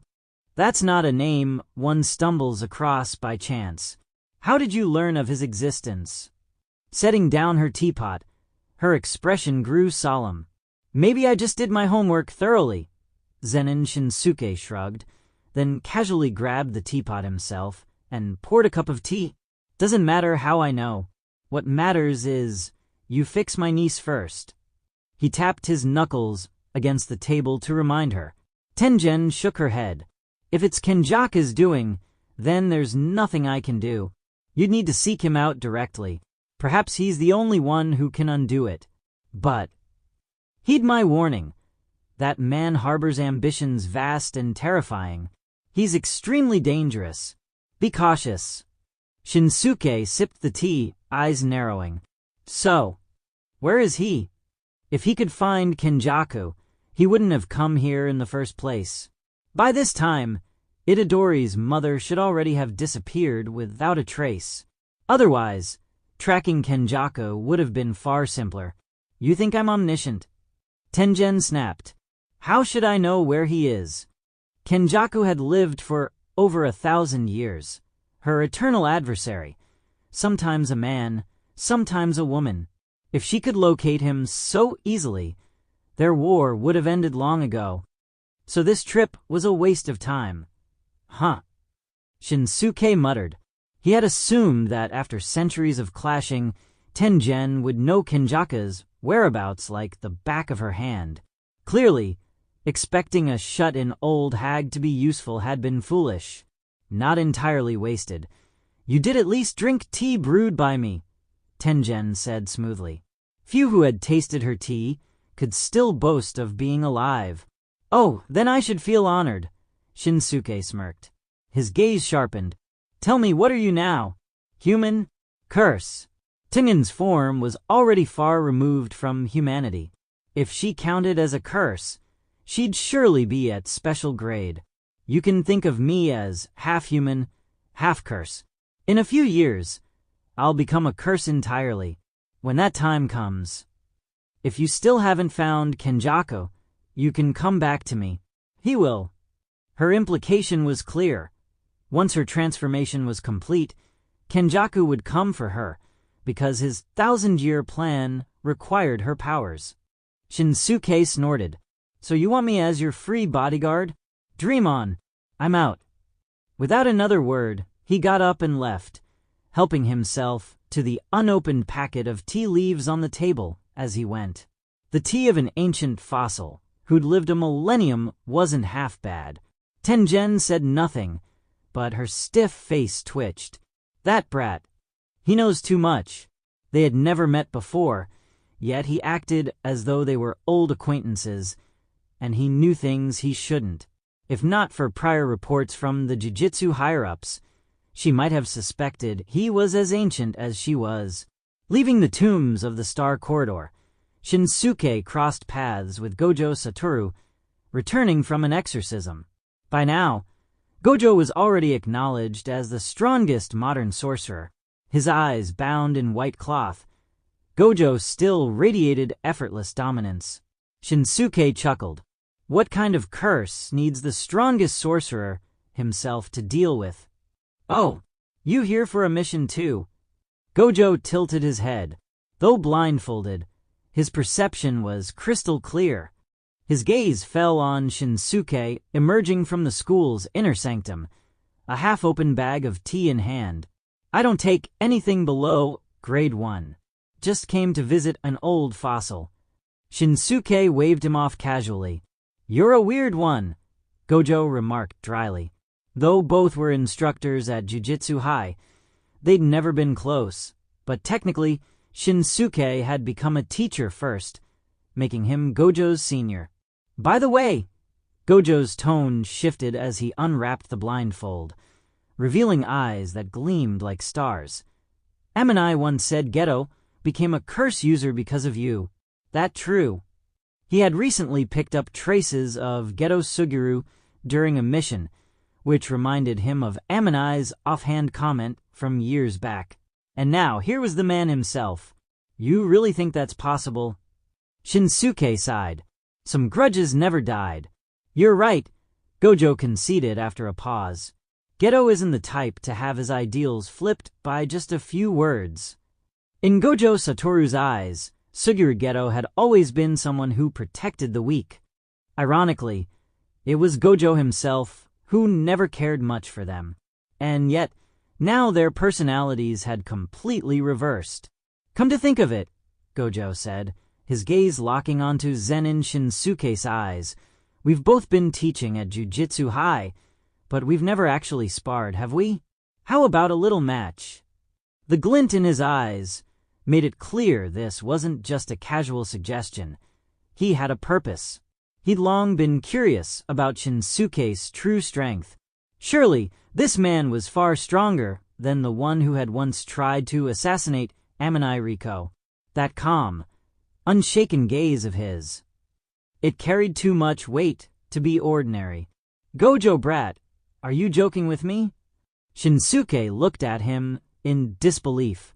The strongest sorcerer of the modern age, challenging a guy who doesn't even use cursed techniques? You running a fever. For a moment, he even wondered if the higher-ups had sent Gojo to test him. But knowing Gojo's personality, that seemed impossible. Don't say things like ordinary guy. Someone might take offense, Gojo said lightly, forming a sword finger stance in front of him. His eyes shimmered with light. It's just a friendly spar between teachers. No need to be so uptight. In truth, there were very few people left who could stir his fighting spirit. Here I come. Gojo's warning came a split second before his entire figure vanished, reappearing behind Shinsuke. His hand formed a gun-like shape, and at his fingertip a crimson glow condensed, a repulsive force brimming with destructive power. What a ridiculous kid. Gojo's eyes narrowed sharply, but the figure before him was already gone. From behind came a low growl. Boom! A massive fist smashed into Gojo's head, launching him across the ground. The sheer force split the earth beneath them as if an earthquake had struck. Still holding the bag of tea leaves in one hand, Shinsuke glanced at his fist. Barehanded, huh? How the hell am I supposed to fight like this? Didn't even bring a weapon. Your strength, your speed. Far beyond that guy's, Gojo said as he walked back unscathed. Shinsuke's strike had slammed into his infinity, leaving him unharmed. But Gojo was astonished by the man's raw physicality. Since becoming the strongest sorcerer, all of Gojo's abilities, speed, offense, defense, had skyrocketed. He could even teleport across long distances, yet Shinsuke's speed had still caught him off guard. What a shame. Gojo sighed, a trace of melancholy in his voice. If only you had cursed energy, then maybe I wouldn't feel so alone in this era. You really are an impolite junior, Shinsuke muttered, shaking his head. He'd just been called rude by Tengen, and now Gojo had made him feel the same way. Next time he saw that old hag, maybe he'd give her a little more face. Ha ha ha, sorry, I just couldn't hold it in. Next time, once you've got a cursed tool in hand, we'll have a proper spar. Gojo Satoru laughed it off, completely unconcerned with his own rude behavior. Let's just hope you live to see that day. Zen'in Shinsuke brushed past him without another word. Was it true that he couldn't fight without a weapon? Of course not. Until now, He hadn't revealed the power of his chi and blood. That vital energy, the raw embodiment of masculine force, surely couldn't be weaker than cursed energy, which was born from negativity. If it were just a cursed spirit, he wouldn't hesitate to act. But his opponent was Gojo Satoru, with Gojo's limitless defense, and without either domain amplification or the inverted spear of heaven, any fight between them would be unwinnable and utterly pointless. As Shinsuke walked away, Gojo's grin slowly faded into a more serious expression. That guy, even without cursed energy, his strength is already at the level of a special grade. A man who had reached special grade purely through physical prowess.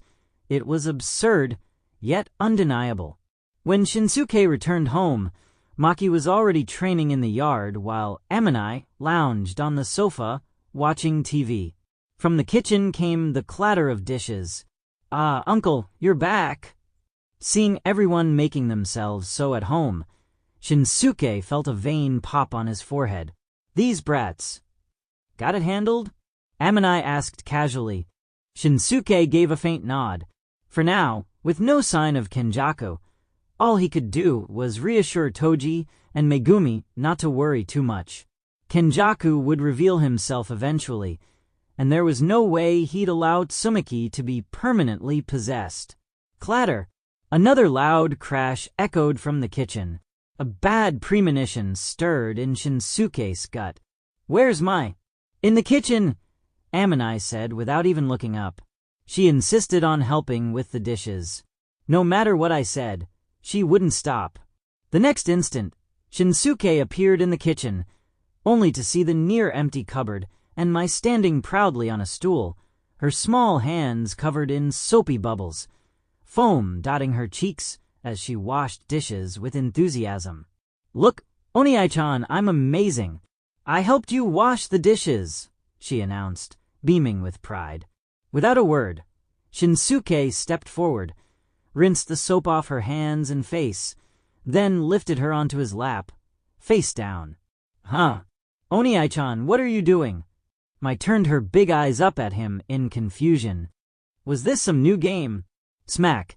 The sound of a sharp slap rang out. Mai's eyes widened. This game was definitely not fun. "Ah! Oniai-chan, why are you hitting me?" Smack! "How many times have I told you not to go into the kitchen? You think my words are just background noise." Smack! "Ah! Stop! I get it. I was wrong." Smack! "Wah-ah! Nei-chan, save me. Aminai help." Smack! After giving Mai a thorough lesson, Shinsuke finally set her down and began cleaning up the disaster of a kitchen. From the time he left until now, nearly half a day had passed, yet Mai had been washing the dishes the whole time. She'd even taken clean bowls from the cupboard to scrub again. If not for the shards of broken porcelain littering the floor, he might almost have praised her. "I told you not to go in the kitchen. See what happened now." Aminai glanced at Mai, who was pouting, eyes wet with tears, rubbing her sore bottom, and mercilessly mocked her. "Humph." Mai huffed, cheeks puffed up in frustration. Mai ignored Aminai, puffing her cheeks and sulking to herself. She had no intention of talking to the woman who hadn't lifted a finger to help her. After cleaning up the wreckage in the kitchen, Zen'in Shinsuke emerged with a dark expression. His eyes locked onto Mai. "If you dare step into the kitchen again, don't even think about eating here." "No. Anything but that. Mama's cooking is awful. I only want to eat the food you make. Oniai-chan. I swear, I promise, there won't be a next time." Though Mai brushed Aminai off, she showed not the slightest trace of resentment toward her brother, even after the spanking. Instead, she raised her hand in earnest, pledging never to repeat the mistake. Hearing this, Shinsuke's expression finally softened. Still, he couldn't help but offer a silent prayer for Mai's mother. Her cooking must really be that bad if even her own daughter's complaining about it. Perhaps it was just that his dishes carried more of the flavors from his previous life hearty, rich, comforting meals that perfectly suited Mai's taste. Ah! Amani laughed openly at Mai's expense, without a shred of guilt. If I stay here any longer, I'm going to die laughing. I should go. Got a mission tomorrow anyway. With that, Amani left. Once she was gone, Mai shuffled over with her head lowered, tugging at Shinsuke's sleeve with both hands, swaying side to side. Oni-chan, my nose, she was wrong. Please forgive me, okay? Mai loves you the most, so young, and already so good at acting spoiled. Shinsuke gave her a displeased look. This is the last time. Yay. Oni-chan is the best. Her face instantly lit up, the sting of her punishment already forgotten. After years of living together day in and day out, Mai had already figured out her brother's temperament. He looked fierce on the outside, but in truth, he wasn't scary at all. Quietly, she had moved his place in her heart forward, closer and closer, almost surpassing even her sisters. Shinsuke cast her a helpless glance. So it's true. Women who know how to act spoiled always have it easiest. And I guess that applies to little girls, too. People are just hardwired to forgive anything cute. It's not about being a loli. It's just the nature of cuteness itself. His gaze shifted toward the yard, where Maki was training, sweat dripping as she pushed herself to the limit. A small smile tugged at his lips. Now this disciple. She's the one I'm truly satisfied with. Not yet. But soon, I'll teach her real skills once her body reaches the threshold. With that thought, Shinsuke stepped outside to train a bit before preparing dinner. As his consciousness sank into his mindscape, the mental scripture within him glowed with 5 illuminated pages, signifying that he had unlocked the 5th gate. At this stage, he could clearly feel how steep the path forward was becoming. Physical training alone was beginning to yield little effect. A whole year of grueling practice might not compare to the power gained from slaying just a handful of cursed spirits. By his estimate, the 6th gate was already the absolute limit for someone without chakra. Reaching even a trace of chi and blood power with his current body was already extremely difficult. Beyond that, training would be useless. Fortunately, he had his golden finger. As long as there were cursed spirits to consume, his growth would never halt. After a casual round of exercise, Shinsuke whipped up a simple meal to satisfy the sisters. A few days later, a message arrived from Jujutsu High, summoning all available teachers to a meeting. The topic, a special grade cursed spirit that had attacked Amani, one not listed in any records. Shinsuke's eyes lit up with interest. A special grade? Huh? Let's see what kind of surprise you can give me. When Zen'in Shinsuke arrived at Tokyo Jujutsu High, most of the faculty had already gathered. Even several instructors from Kyoto Jujutsu High had made the trip. So lively. All this for just one special grade. Shinsuke took his seat, a little surprised. Special grade spirits were indeed dangerous. But did they really need this kind of mobilization? It's not just the cursed spirit, Gojo Satoru said, his expression uncharacteristically serious. This matter involves a group of curse users.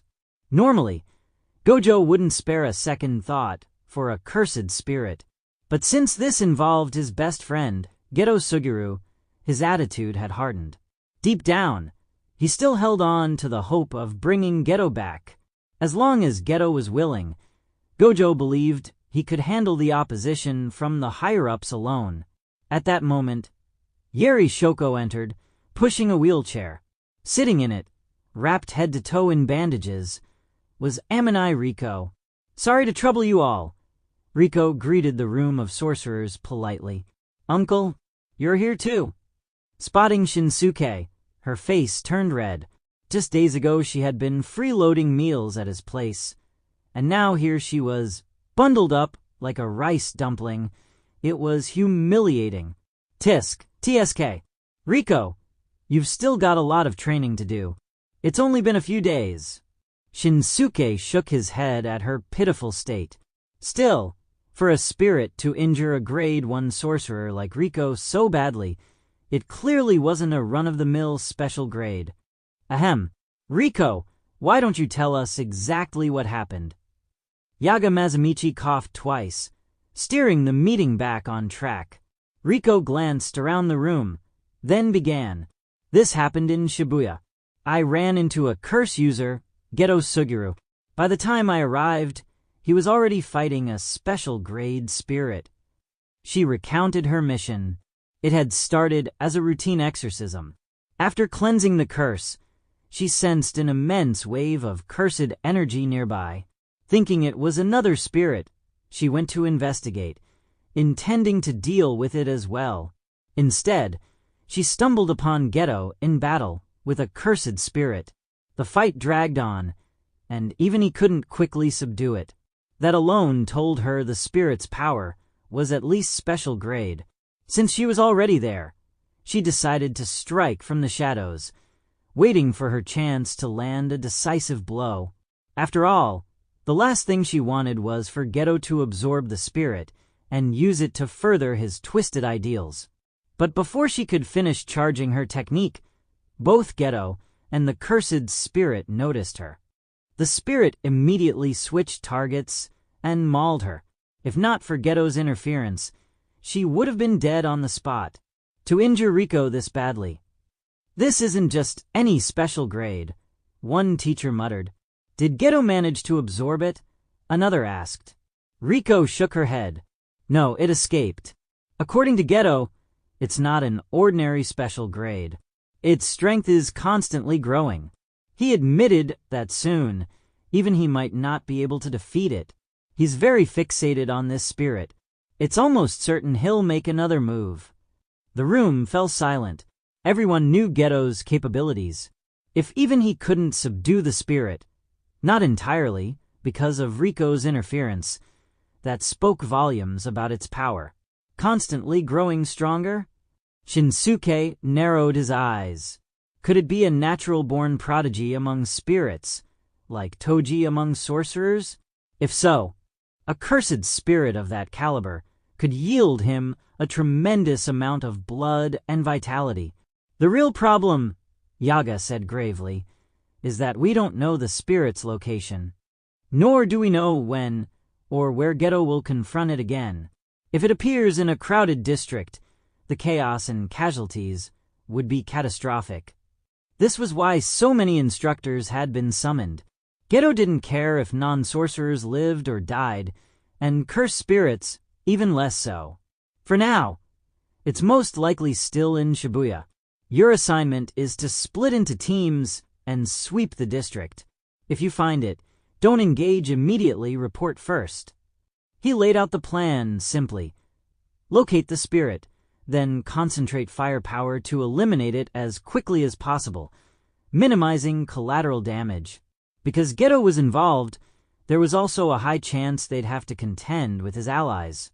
Hence, every available teacher had been called in. I'll head out first. You all can catch up. Gojo stood, clapped his hands, and warped himself to Shibuya in an instant. He was itching to see Geto again. Rude brat. Doesn't even say goodbye to his seniors, Shinsuke muttered, rising at a slower pace. 4 short distances, he might be faster than Gojo, but when it came to long-range teleportation, Gojo had the advantage. Shinsuke decided he'd just take a car over. I'll partner with Mei Mei. Iori Yudahime hurried to Mei Mei's side, clutching her arm. The only one left was Kizuke Bitsuya. He glanced at Yaga, ready to speak, but Yaga cut him off. This time, I won't be participating. Huh. Ah. Shinsuke-sensei. Wait for me. With no other choice, Kizuke hurried after Zen'in Shinsuke. The truth was, they'd barely interacted before. The guy looked sharp, handsome even, but also gave off a vibe that he wasn't exactly easy to get along with. Still, overthinking wouldn't help. Kizuke quickened his pace. Even if Shinsuke wasn't the easiest person, spending more time together would smooth things out eventually. Meanwhile, Yaga had already dispatched a number of Grade 2 sorcerers to Shibuya, assigning them to support the main teams. Shinsuke-sensei, wait up. Kyuzukabe finally caught up, slightly out of breath. Kyuzukabe-sensei, did you need something? Shinsuke looked at him, puzzled. He vaguely remembered this guy. Wasn't he often called the strongest Grade 1? Didn't you hear Principal Yaga just now? Grade 1 sorcerers are to pair up. You and I are a team. Kyuzukabe emphasized the instruction from moments earlier. Oh, is that so? Nice to meet you then. Shinsuke finally realized, smiling as he extended a hand. Just now, he'd been so preoccupied with scheming how to wrest control over the cursed spirit's fate from the others that he hadn't paid attention to Yaga's words. Being a special Grade 1 himself, he counted as one of them anyway. And nice to meet you. Kyuzukabe blinked, startled by the casual friendliness, then quickly reached out to shake his hand. Let's get moving, shall we? Shinsuke said. Why yes, right. Time to head out, Kyuzukabe replied quickly. So, maybe Shinsuke-sensei wasn't as stern as his appearance suggested. Still, there was something about being around him that made Kyuzukabe just a little nervous. Slurp, slurp. In a small ramen shop in Shibuya, Zen'in Shinsuke and Kyuzukabe Itsuya were hunched over steaming bowls of noodles. It's been 3 days already, Kyuzukabe muttered between bites. Not a single trace. You think that cursed spirit already left? They had swept the area thoroughly, 3 whole days of patrolling. Forget a special grade, they hadn't even run into anything remotely challenging. And from the reports, it wasn't like the other sectors were having any luck either. Relax, Shinsuke said casually, slurping his noodles with relish. Just think of it as a few days of sightseeing on the school's tab. What's the rush? Kyuzukabe paused, then gave a wry smile. Fair point. If this keeps up, the higher-ups will probably call off the mission anyway.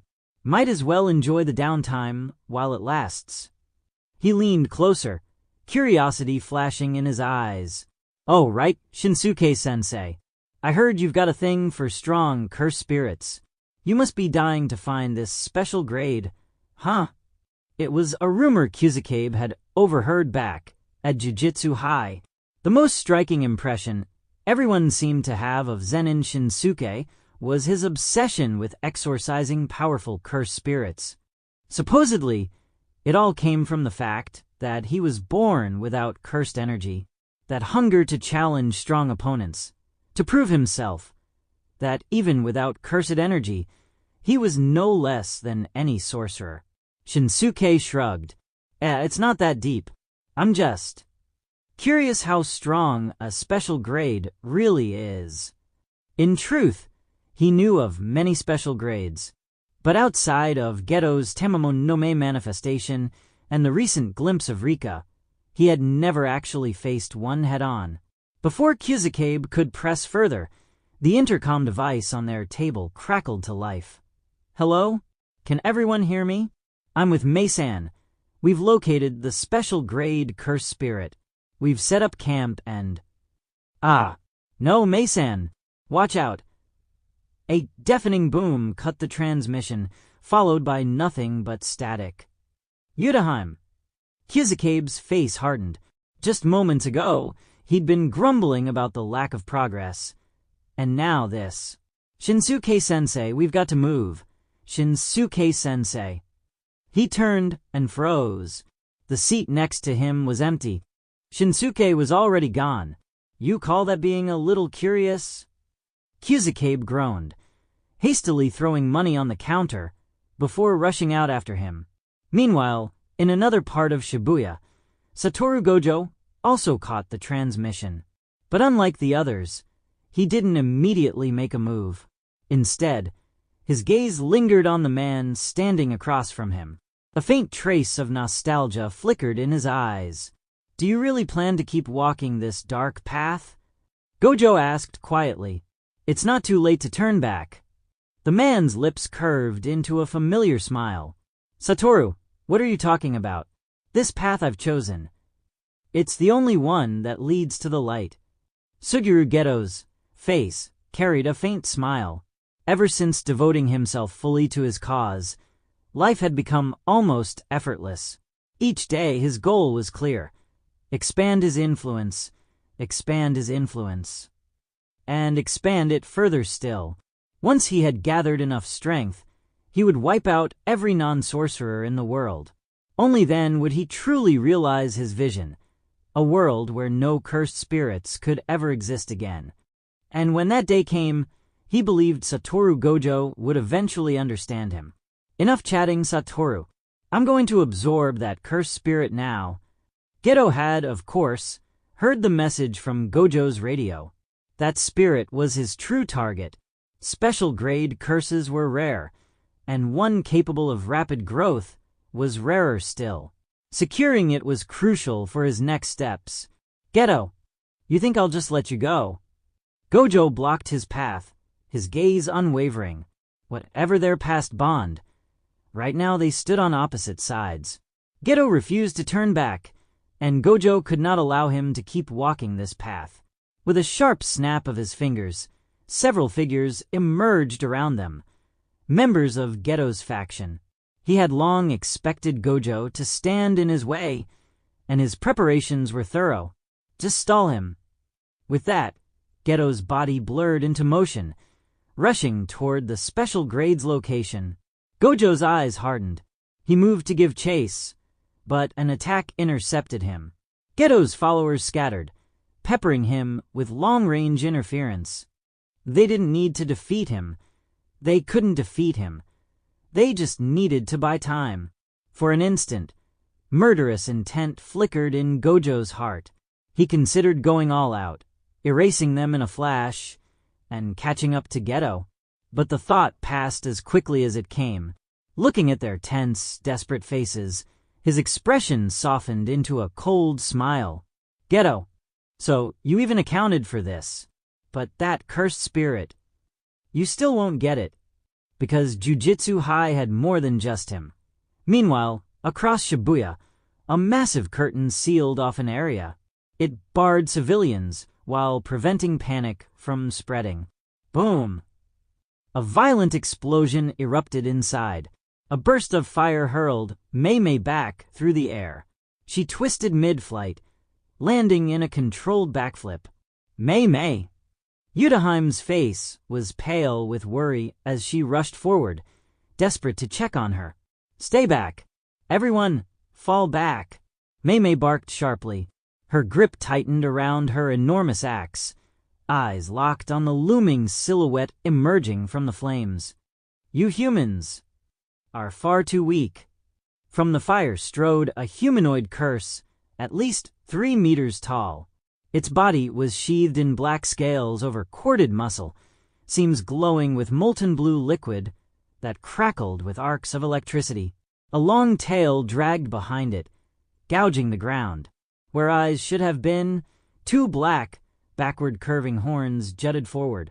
Its sheer presence radiated crushing strength. Even that man is no match for me now. It sneered at the assembled sorcerers, their auras insignificant in its perception. Having already undergone one evolution, it no longer feared even the one who scarred it before. On the contrary, it craved another fight with him, to defeat him, and ascend again. This was a special grade born with terrifying talent and an insatiable hunger for strength. Mei's lips pressed into a thin line. She seriously considered dropping the mission right there. This thing was far beyond their ability to handle.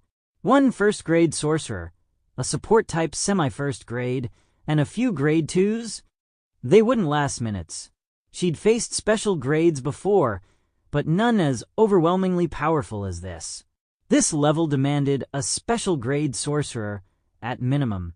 Yudaheim, get ready to retreat. Her decision was made. Hold out for a few minutes. If reinforcements didn't arrive, she'd abandon the payout. Money could be earned again. If she lost her life, who would spend it? Yudaheim heard the weight in her voice and knew this enemy was beyond them. She had already activated her solo forbidden zone, boosting her allies' cursed energy and output. And still, they were utterly outclassed. Worse, she could feel it wasn't even serious yet. It was toying with them. Got it. Yudaheim nodded firmly. If things went south, they had only one choice. Retreat. The cursed spirit advanced step by step toward Mei Mei, its lips curling into a grin as it reveled in the ecstasy of its own power. Humans! Amuse me to your fullest. Boom! Its legs detonated against the ground, shattering the pavement as its body blurred forward like a thunderbolt. One arm cocked back, fist blazing with lightning, so bright it seared the eyes. Mei Mei steadied her axe and muttered under her breath, "Hope the others get here soon." There was no other option. She had to meet it head-on. Clang! Steel met flesh. Her massive axe crashed against its fist, the clash ringing like a bell. But the lightning that surged through the blow numbed half her body instantly. The raw strength hurled her through the air, forcing her to crash roll across the ground. Completely outmatched, her breathing turned ragged, her face pale. Feeling the numbness spreading through her limbs, she knew, if she didn't run now, she wouldn't get the chance later. "Oh, what's wrong, human? That's all you've got? I haven't even tried yet." The curse roared with mad delight, lunging again. Its thunderclad fist came crashing down. Mei Mei parried with her axe, while secretly activating her innate technique, black bird manipulation. "Your martial arts aren't bad, human. Now hurry, show me your technique." Its expression twisted into mania. It had a peculiar obsession, studying sorcerers' techniques to fuel its own evolution. "My technique? Oh, it's pathetically weak. But if you really want to see it..." Mei Mei deflected another blow, her tone dry with sarcasm. If her cursed technique had been strong, she never would have pushed her body this far into brutal hand-to-hand mastery. Still, weak or not, she had one trick worth showing, kicking back to gain distance. Mei Mei snapped her fingers. "Kamaitashi!" Swish! A crow shot forth like a bullet, faster than the eye could follow, its speed eclipsing the sound barrier. The cursed spirit's instinct screamed. It jerked its head aside, bang. Half its skull exploded in a spray of blood and lightning. Had it not flinched at the last instant, the shot would have taken its head clean off. "TCH, just a little more, and it would have been over," Mei Mei muttered, disappointment flashing in her eyes. Still, that should make things easier. Her self-destructive crow attack was something she trusted completely. Any ordinary special grade would have been exorcised on the spot, but this one was anything but ordinary. "Ha ha ha ha! You actually hurt me, human!" The spirit's glee grew feverish. Its shattered skull knit back together in seconds. Lightning swirled and condensed into its hand, forging a cross-shaped sword of pure electricity. The currents dancing across its black scales flared brighter, its cursed energy pressing down like a suffocating storm. Mei Mei's brows furrowed. This is bad.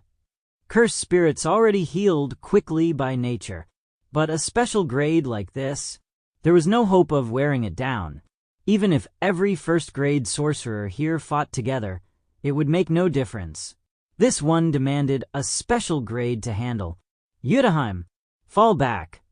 Mei Mei barked, leaping into a retreat. Money be damned. Staying alive came first. "Running, human? Where do you think you're going?" The towering curse flashed like lightning itself, reappearing behind her. Its thundersword raised high, its grin feral. So long as she had fought, it had indulged her. But to flee, there was only one punishment. Mei Mei! Yudaheim's pupils shrank, her chest seizing. Against such overwhelming might, how could they possibly win? Damn. And I didn't even save enough money yet. Mei-Mei's thoughts turned bitterly rueful as the blade descended. At least she'd left enough behind for her brother to live comfortably. That was her only comfort. Finally found you. A shadow streaked from above, descending like a meteor. A single arm, veins bulging like coiled dragons, gripped a crimson staff, Playful Cloud, the legendary special grade curse tool. Wham! The curse turned in alarm just as the staff crashed into its body, bending it like a bow and hurling it through several buildings in a cascade of collapsing rubble. Another flower of youth nearly wilted. You all right? Zen'in Shinsuke stood before Mei-Mei, staff still humming with impact. He glanced at her, noting how she struggled even to lift her axe. Huh. Still breathing. Barely. Damn near died back there. If the higher-ups don't triple the pay for this, I swear I'll make a scene. Mei-Mei dragged herself up, her body tingling with lingering paralysis. Mei-Mei! Yudahime rushed over, catching her arm, face etched with worry. Don't fret, little Yudahime. I'm fine. Mei-Mei leaned on her for balance, forcing a smirk. Zen'in Shinsuke hefted Playful Cloud and stepped forward.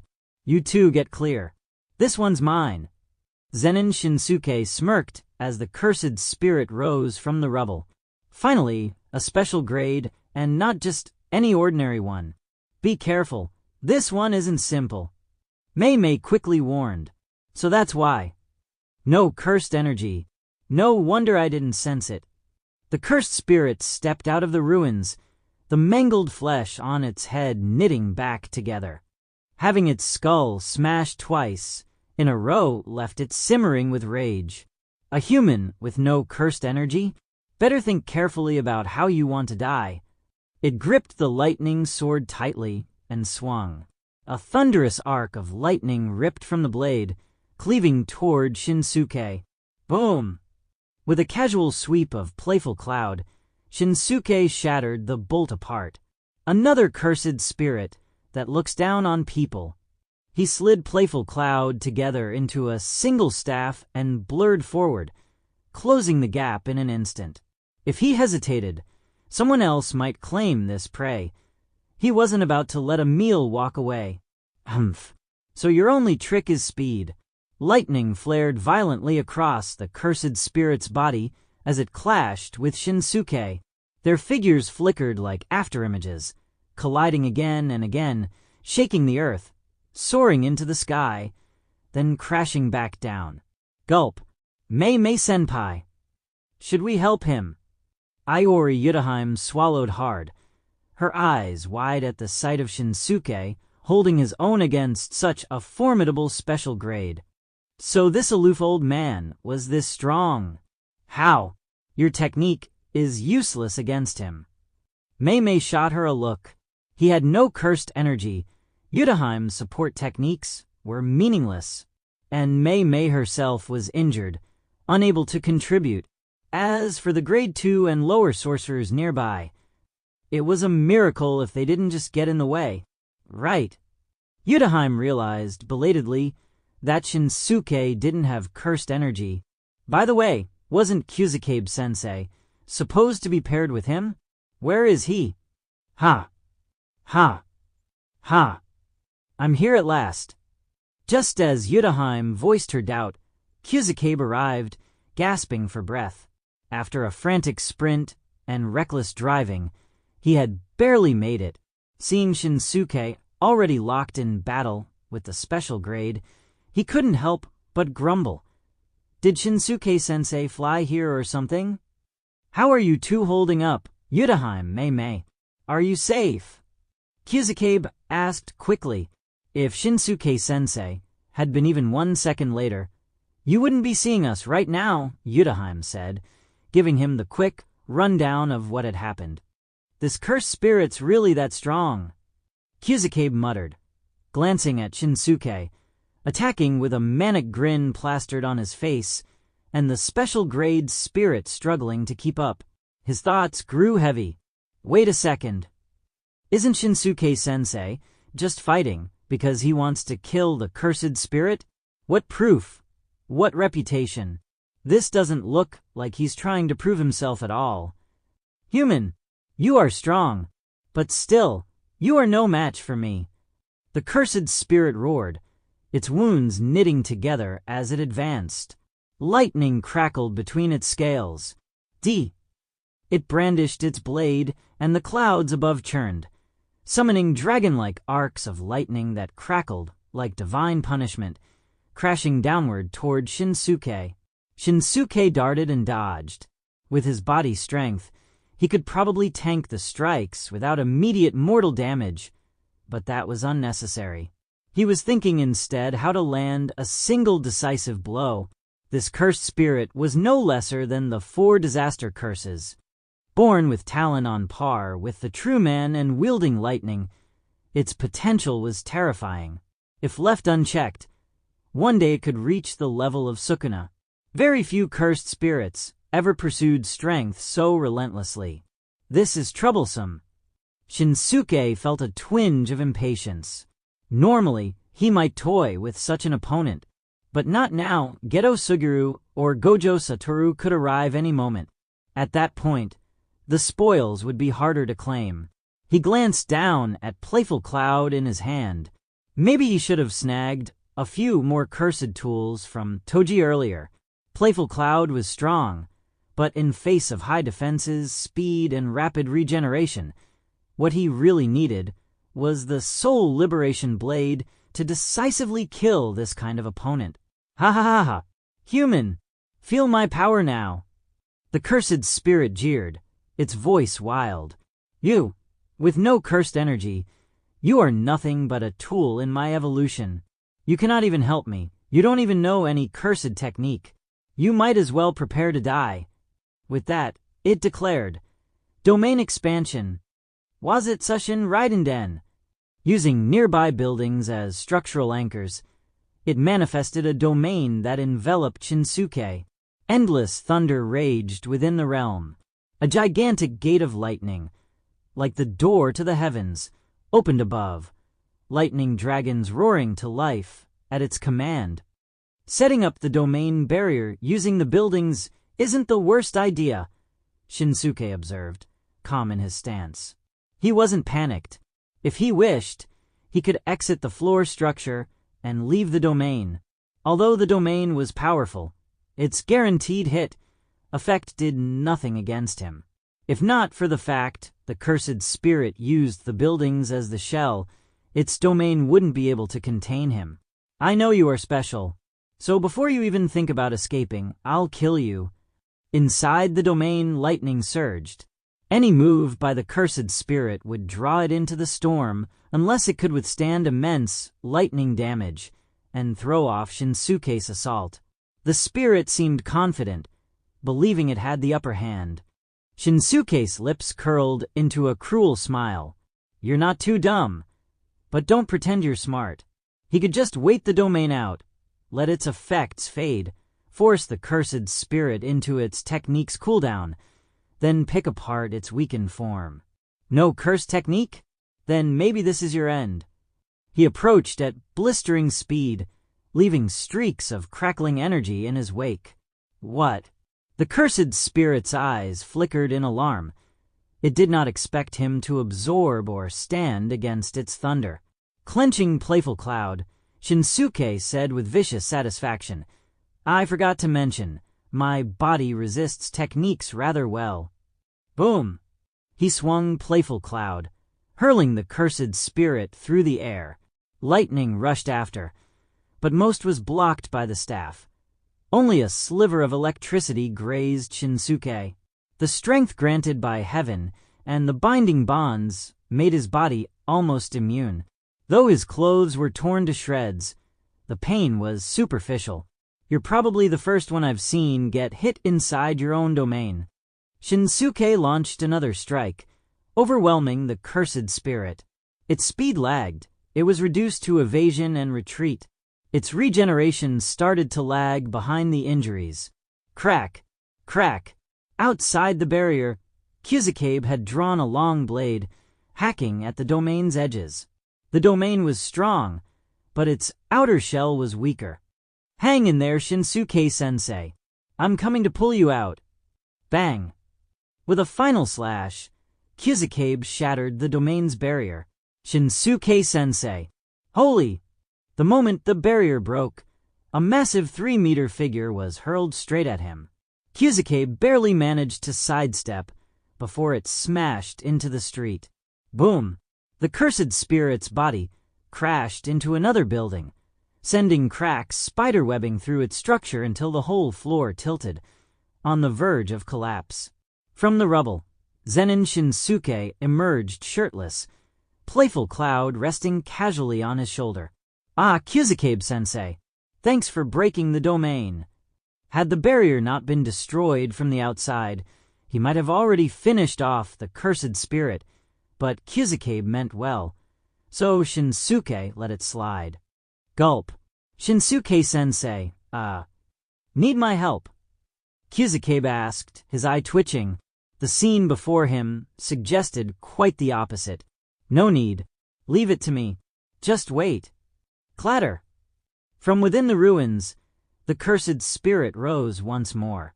Its injuries, even those from moments ago, had healed almost completely. It was like watching an immortal cockroach. "Human!" Its eyes gleamed with feverish excitement. Through its beatings, it had sensed the path to evolution. It already had cursed energy. It already had techniques. What it lacked was the perfect body, an indestructible vessel. If I could possess his body's strength, with my techniques, I would become the strongest. Its form shifted. Power surged. 6 wings sprouted from its back, thin like cicada wings, but etched with golden lightning veins sparking with energy. The armor across its body tightened, compressing into denser plating. Its frame grew slightly smaller, yet the muscles became compact and solid. It had evolved. Boom! The 6 wings snapped open, hurling it forward like a thunderbolt. Lightning crackled around its fist as it struck straight at Shinsuke. Though it still lacked a refined technique, its cursed energy had surged back, and its speed and power had skyrocketed with this evolution. Clang! Its punch met playful cloud head-on, releasing an explosion of black-red lightning. Shinsuke frowned as he was forced several meters back. He glanced down at his weapon. Playful cloud had snapped off a section. His heart clenched. That cursed tool had been worth 500 million yen. Ha! This power magnificent. The cursed spirit's laughter was manic. It had believed the human useless to its growth, but now it realized the opposite. As long as I feel pressure, I can grow stronger. What the hell? Kyuzukabe, having retreated back, near Yutaheim and the others, was pale with disbelief. Did that cursed spirit just trigger Black Flash? That was insanity. A cursed spirit using Black Flash was beyond comprehension. Yutaheim bit her lip. Now what? Why hasn't Gojo shown up yet? Looks like I've arrived just in time. From the far side of the battlefield, Suguru Geto appeared. His eyes lit up at the cursed spirit's evolved form. It's even stronger now. I knew I wasn't wrong about you. My grand plan will succeed, with you as the cornerstone. For the first time, he felt it. Absorbing this cursed spirit would mean his dream was already half fulfilled. This time, you're not getting away. Geto Suguru activated his cursed spirit manipulation, releasing dozens of powerful cursed spirits, one of which was a special grade. So it was you. Now, I definitely won't lose. The cursed spirit turned to face Geto with absolute confidence. It could feel the overwhelming strength coursing through itself. Is that so? Geto smirked. The stronger the opponent, the more excited he became. Bringing along members of his Geto faction hadn't been for nothing. Oi, brat Geto, this prey is mine. Don't even think about stealing it. Otherwise, I'll just feed your cursed spirits to it instead. Zen'in Shinsuke picked up a broken piece of playful cloud, glaring at Geto. "You again." Geto's expression soured. Memories of when Shinsuke snatched away his Yamazuru king resurfaced instantly. "This time, I won't let you take my prize." Ignoring Shinsuke's warning, Geto commanded his swarm of spirits to charge the special grade. "Ruhar, come. Yes, make me even stronger." The special grade howled, hurling itself into the horde, smashing fists into cursed bodies. It longed to recreate its devastating attack. TCH, and yet I'm the one accused of stealing prey. Shinsuke glanced at playful cloud in his hands. Should he follow Toji's method and sharpen it to a lethal edge? But that would destroy a 500 million yen curse tool. No, I'll get it repaired. Might even hand it down to Maki one day. Deciding, Shinsuke blurred forward, appearing beside Kyuzukabe's group, tossing him the broken weapon. "Teacher Kyuzukabe, hold on to this for me." Using a one-time strategy like Toji's wasn't ideal. Oh, okay. Kyuzukabe took the blood-stained weapon, dazed. Then, what do we do now? Retreat? Or wait for Gojo to arrive? This spirit wouldn't fall so easily. It had even pulled off Black Flash. Once its technique burnout ended, it would recover, becoming even more terrifying. At worst, they could leave the cursed spirit to Geto. It would at least prevent casualties. Or they could stall until Gojo showed up to finish it. Hearing this, Shinsuke's gaze shifted from Kyuzukabe to Yutaheim and Mei. "You're right. We've got injured. We need to pull back." He then walked toward Mei, eyeing the massive axe at her side. "That axe of yours, it's a cursed tool too, right? Mind if I borrow it?" Playful Cloud was powerful, but blunt. A sharp weapon would save strength. "Use it however you want. Break it. I won't make you pay." Mei handed it over without hesitation. A single axe meant nothing compared to the life debt she owed him. "Thanks." Shinsuke stretched, gripping the axe, eyes gleaming at the chaotic melee in the distance. "Geto, I gave you a chance." Since it wasn't appreciated, he saw no reason to hold back. Time to end this. With a tremor, a surge of blistering heat erupted from him. Gate of limit, open. In an instant, Shinsuke forced open 5 gates at once. Violent blood chi flooded his body, muscles swelling, skin turning crimson, veins bulging grotesquely. The overwhelming aura blasted Kyuzukabe and the others several meters back. Boom! With a single toe tap, the ground within meters caved in, spiderweb cracks spreading outward.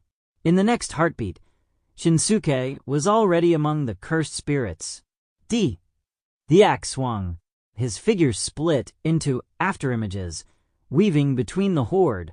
Bang, bang, bang, bang.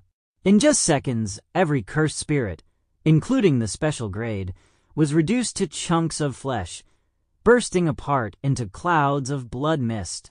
Impossible. Kyuzukabe's group hadn't even processed what happened before the battlefield was drenched red. What the hell just? Geto's face twisted, instantly recalling his special grade cursed spirit back to his side. Luckily, the special grade's vitality was still intact.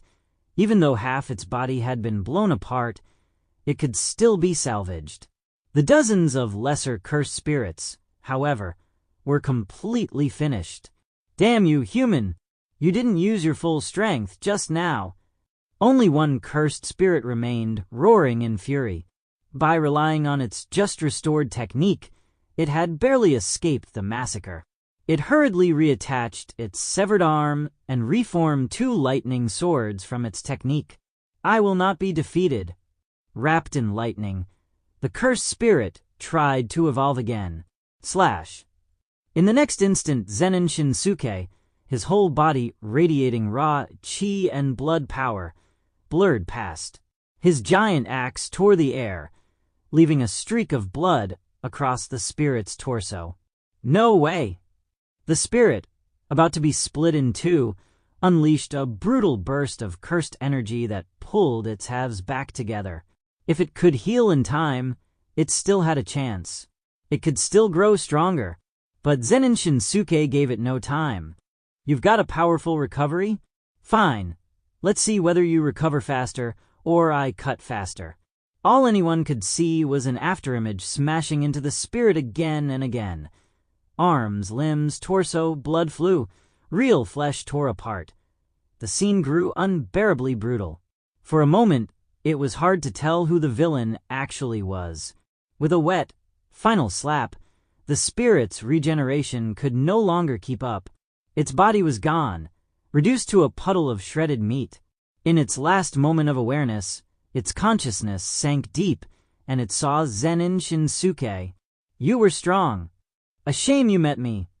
This had been a cursed spirit with huge potential, but it had been discovered before it reached its peak, or it might have been a real problem.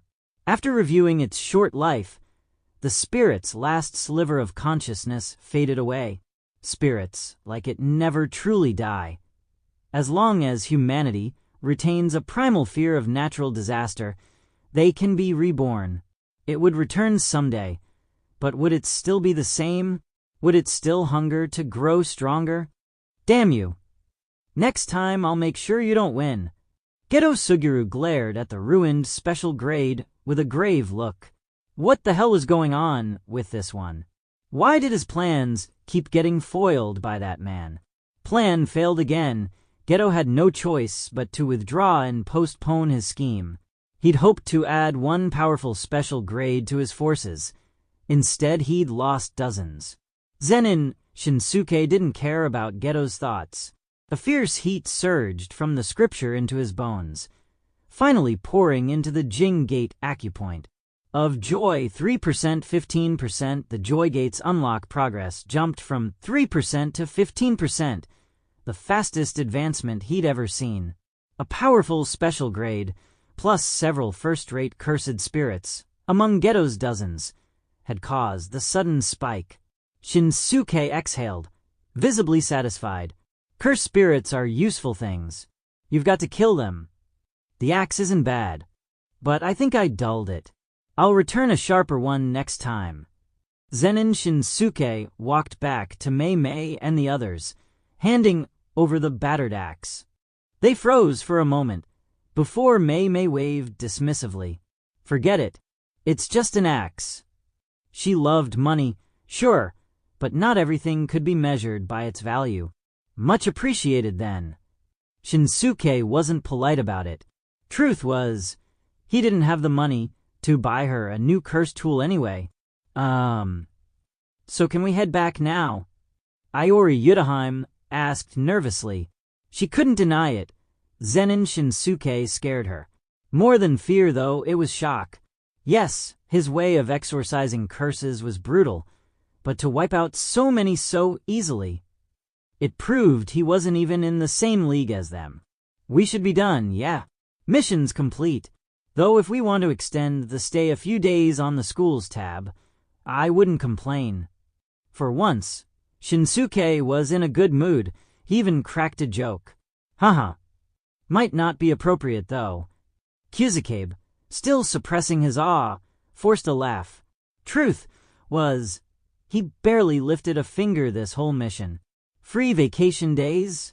His conscience twinged. Yo, looks like you all wrapped it up nicely. Knew I could count on you. Gojo Satoru finally appeared, late as ever. Now that Geto's men had withdrawn, he could shake them off and arrive. They hadn't wanted a head-on fight with him, just to stall. It had been frustrating. Gojo, couldn't you have shown up sooner? Do you know how close Mei Mei Senpai came to? Yutaheim snapped, glaring. With his speed, he could have been here the moment he got the message. I was tied up, sorry. Gojo scratched his head, sheepish. But since you're all fine, I'm guessing the problem's dealt with. To be exact, Shinsuke-sensei handled it alone. We couldn't even get involved. Kyuzukabe quickly explained. When Gojo heard the full story, he regretted it. If he'd known the cursed spirit was that strong, he should have stopped fooling around. One domain expansion, wipe the floor, and he'd have made it here on time. All because of Geto's tricks, he hesitated. Next time, he told himself, he couldn't afford to go easy, softness would cost him. Still, you're seriously strong. Why don't we take this chance to fight it out? Gojo grinned at Shinsuke, clearly unsatisfied from his stalled battle. Idiot. Shinsuke ignored him, took the broken playful cloud from Kizakabe, and strode out of the tent. TCH, what's that supposed to mean? Doesn't he want to test himself against the strongest sorcerer? Gojo muttered. Ahem. Maybe, just maybe, Shinsuke-sensei's not interested in you. Kizakabe patted Gojo's shoulder. From what I've seen, he only really enjoys fighting curses. Oi, what's that supposed to mean? Are you saying I rank below a cursed spirit? Gojo almost lost it. Shinsuke would go wild fighting curses, but when it came to him, nothing. Was he being looked down on? We're leaving strongest sorcerer. Yutaheim helped Meimei up and walked out after Shinsuke. Gojo was left behind. No one cared whether he ranked above a cursed spirit or not. The mission was done. They could go home. The cleanup would be left to the grade 2s and below. Days later, Zen'in Shinsuke found himself with a new nickname, Curse Spirit Slayer. No one knew who coined it, but paired with his brother's infamous moniker Sorcerer Slayer, the title quickly stuck. The Zen'in estate courtyard. Shinsuke reclined lazily on a sun chair, basking in the orange glow of morning light. Training had lost its edge. He was shifting his focus to hunting powerful cursed spirits instead. The problem was, there were far too few that met his standards. Still, he wasn't worried. A few years from now, plenty would surface. Then, he'd level up to his heart's content. Brother, look, I'm about to succeed. Beside him, Mai strained with all her might, face flushed red.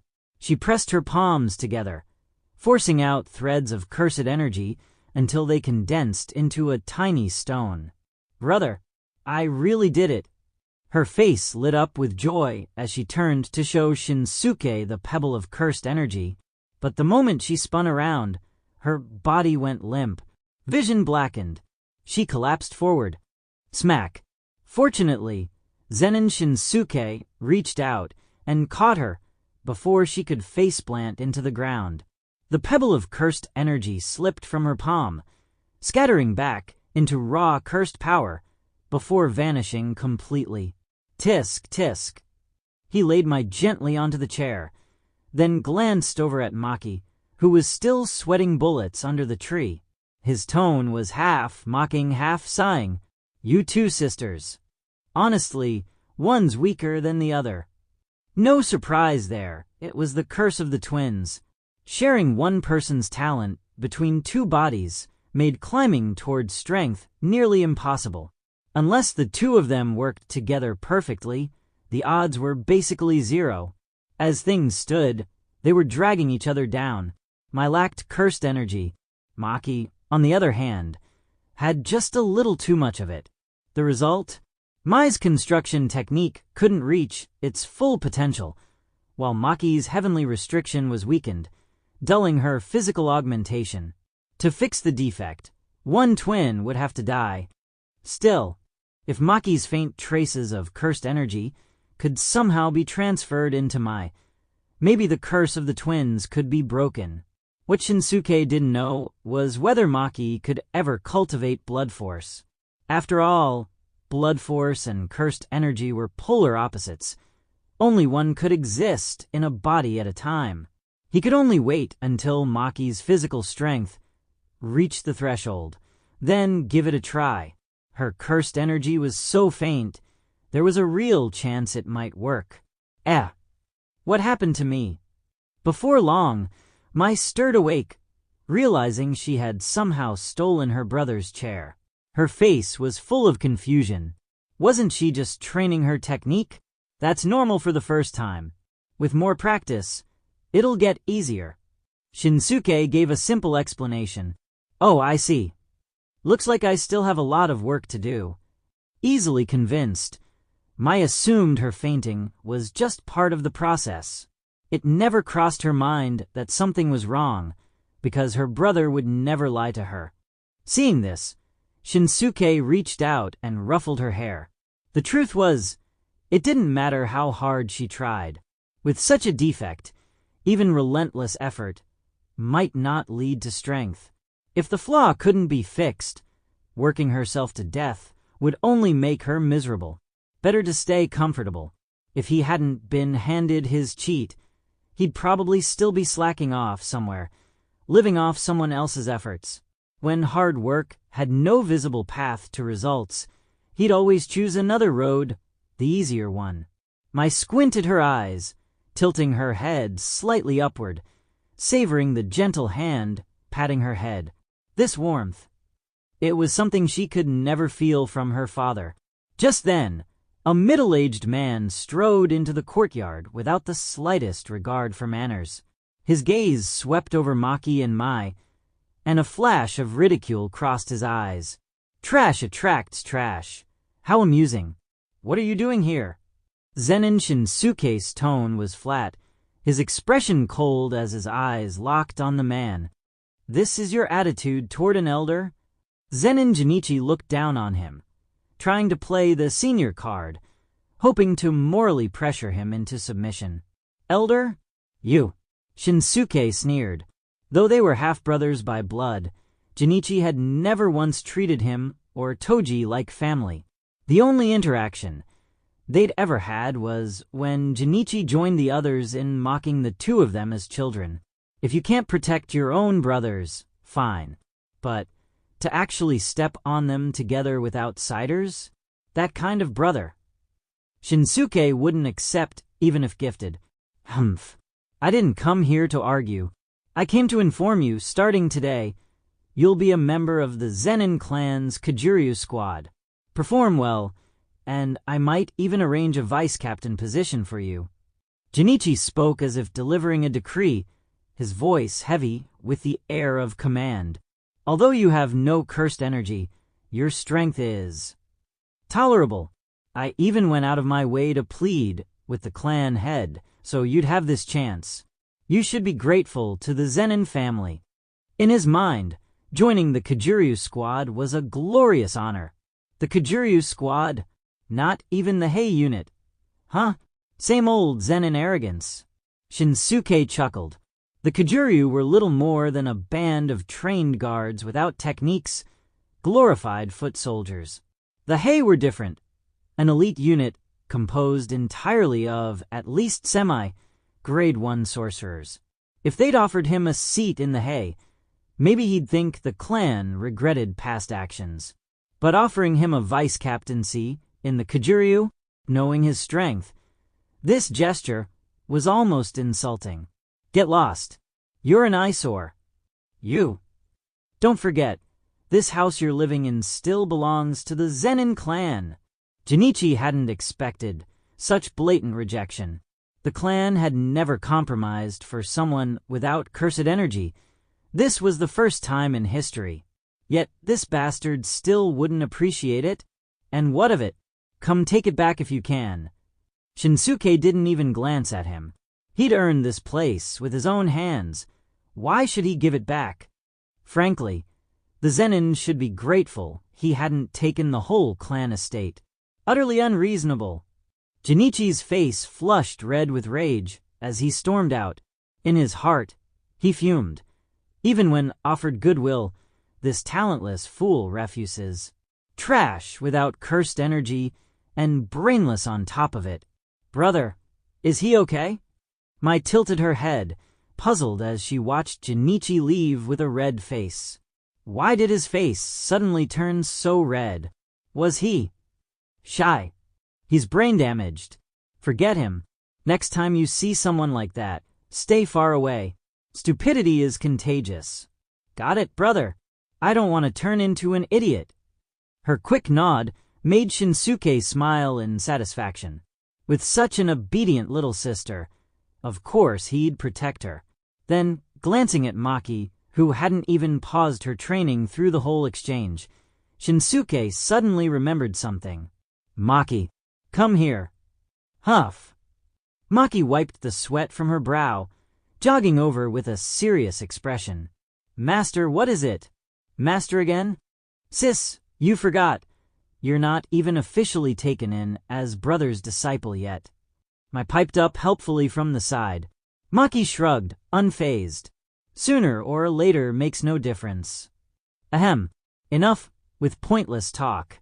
Shinsuke cut them off before the bickering went further. Shinsuke cut the two girls' chatter short. "Maki, after watching you for a long time, I've decided you're worth cultivating.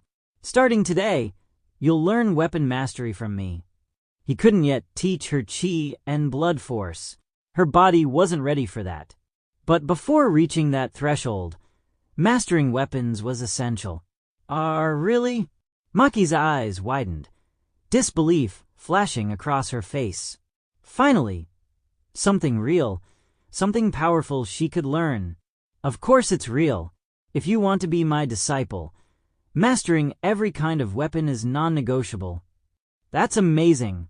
Then, can I skip school tomorrow and just train with you, master? Excitement made her forget herself. She was even ready to ditch class. No, you're still going to school. Or do you plan to live as an illiterate? At the very least, she had to know how to read. Fine. Maki crossed her arms and pouted, lips tight.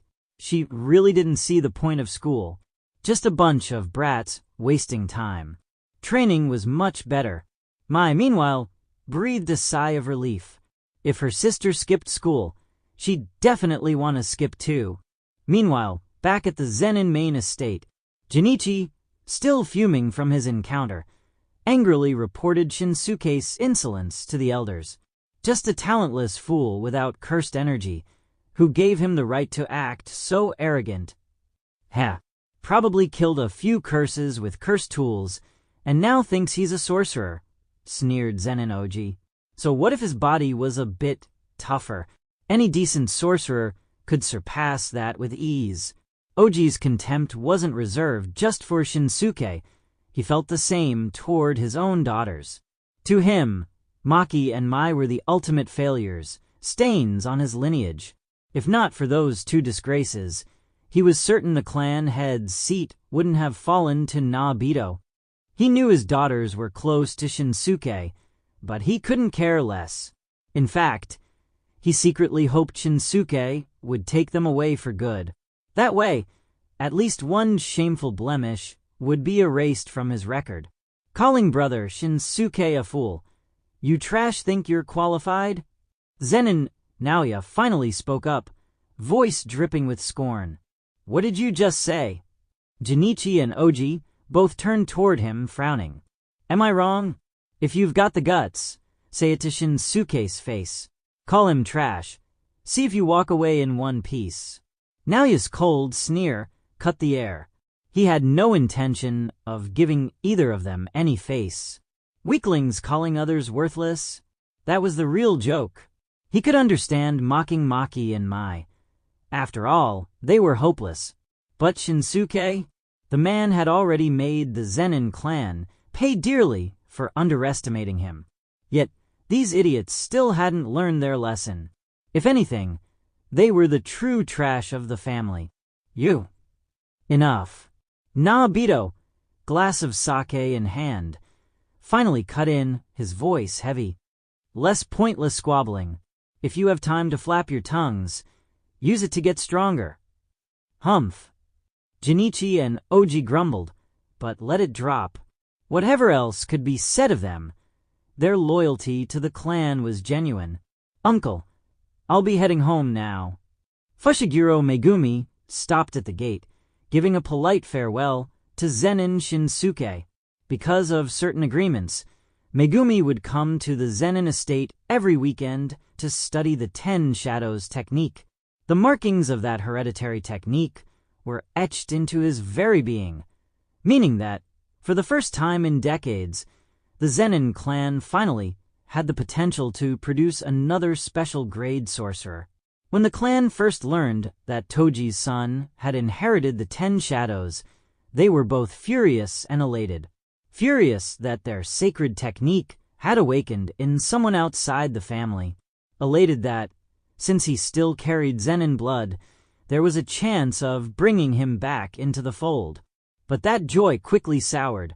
Toji had sold Megumi to the clan, yes, but later regretted it, making his son's connection to them tenuous at best. Now, Megumi treated the clan like a cram school, a place to study, nothing more. He came only to deepen his grasp of the technique and tame more Shikigami. And so, aside from Nabito, most of the Zen'in resented him. Or rather, resented Toji. Why should a man with no cursed energy father a son blessed with their most prized technique? They could not understand it, and could only choke on their own bitterness. Be careful on the road. Shinsuke glanced at the spiky-haired boy. If not for Toji and himself standing guard, the clan would have long since forced Megumi to change his surname. Then again, even without them, there was still Gojo Satoru. The kid was lucky, very lucky. Hey, little nephew, only saying goodbye to big brother. Mai stood beside Shinsuke with her hands on her hips, nose tilted high, glaring down at Megumi. She and Maki had always been the lowest of the low in the clan, and now this outsider nephew appeared. She had to act the elder somehow. TCH, boring. Megumi curled his lip and ignored her, swinging his backpack onto his shoulder as he walked away. Someone his age, expecting him to call her aunt? Not a chance. Ugh. Brother, did you see that? No respect for his elders at all. Mai stomped her foot in frustration. She'd finally found someone with lower standing than herself. But of course, he had to be a thorn. She tugged on Shinsuke's arm, whining to salvage her lost dignity. Shinsuke, however, could only shrug. They were all just kids. He wasn't about to pick sides. Mai, seeing her brother unmoved, puffed out her cheeks in a sulk and swore to ignore him for 3 whole hours. A short while after Megumi left, there was a knock at the gate. Standing there was a tall woman in black, her long ice-blue braid falling over her shoulder, an unmistakable figure. Mei, what brings you here? Shinsuke raised an eyebrow. Don't tell me she came to demand compensation for that dulled axe he'd borrowed? She'd said he didn't owe her anything. Shinsuke-sensei, your weapon broke during the last battle, didn't it? I came to repair it for you. Mei's voice was calm, her face serious. She wasn't joking. After all, how could a single axe repay a life-saving debt? She'd noticed his cursed tool was snapped and figured. Since she was free today, she might as well lend a hand. HSS. How much is this gonna cost me? If it's expensive, I'll pass. Shinsuke grimaced, thinking of the shattered playful cloud still lying inside his house. Repairing a special-grade cursed tool cost a fortune. He'd left it sitting, planning to dump it on Maki later, let her figure out how to pay for it. And now Mei was at his door. He immediately remembered her reputation, a money-hoarding miser. Uffed. Mei's eyes crinkled as laughter slipped out. She hadn't expected him to react like that. So, he was stingy about money too? She never would have guessed. Then again, he did take every curse extermination job he could. It made sense. Are you really that broke? If you need it, I could lend you some money. Of course, with interest. Free weapon repairs? Sure. But loans? Those were always high interest. That was her line in the sand. No thanks. Shinsuke waved her off. Of all people, she was the last one he'd borrow money from. His salary wasn't nearly enough to cover Mei's kind of interest. Ha ha ha, just kidding. Really though, give me the weapon. 5 days, and I'll return it good as new. No charge. Seriously, Seriously. Her eyes were firm, her tone sincere. For once, no hidden tricks. A little confused, Shinsuke fetched the broken playful cloud and handed it over. I'll get it back to you, no corner cutting. Mei turned and left, as if she'd truly come just to fix his weapon. For the first time, Shinsuke's opinion of her shifted. Maybe she wasn't just a money grubber, after all. Maybe she knew how to repay debts. Oh right, your taijutsu's incredible, isn't it? Next time, let's spar. No weapons. Not far from the gate, Mei called back with a grin. Her own power was built mostly on hand-to-hand combat, but his surpassed hers by far. If he agreed, maybe, just maybe, she could learn something. She wanted to get stronger, for one reason only, so she could make more money. Save it all. Hearing Mei's parting words, Shinsuke couldn't help but feel something was off. Brother, who was that pretty lady? Mai tilted her head curiously, staring after Mei's retreating figure. A skilled sorcerer who really likes money, Shinsuke replied flatly. Then, is she your girlfriend? Mai blinked up at him, her big eyes sparkling with mischief. Shinsuke froze. Against his will, that woman's face flickered through his mind. He shook his head furiously. What the hell are you thinking? Then his glare fell on Mai. Tell me, is your skin itching for a beating? Little brat, already prying into his personal life?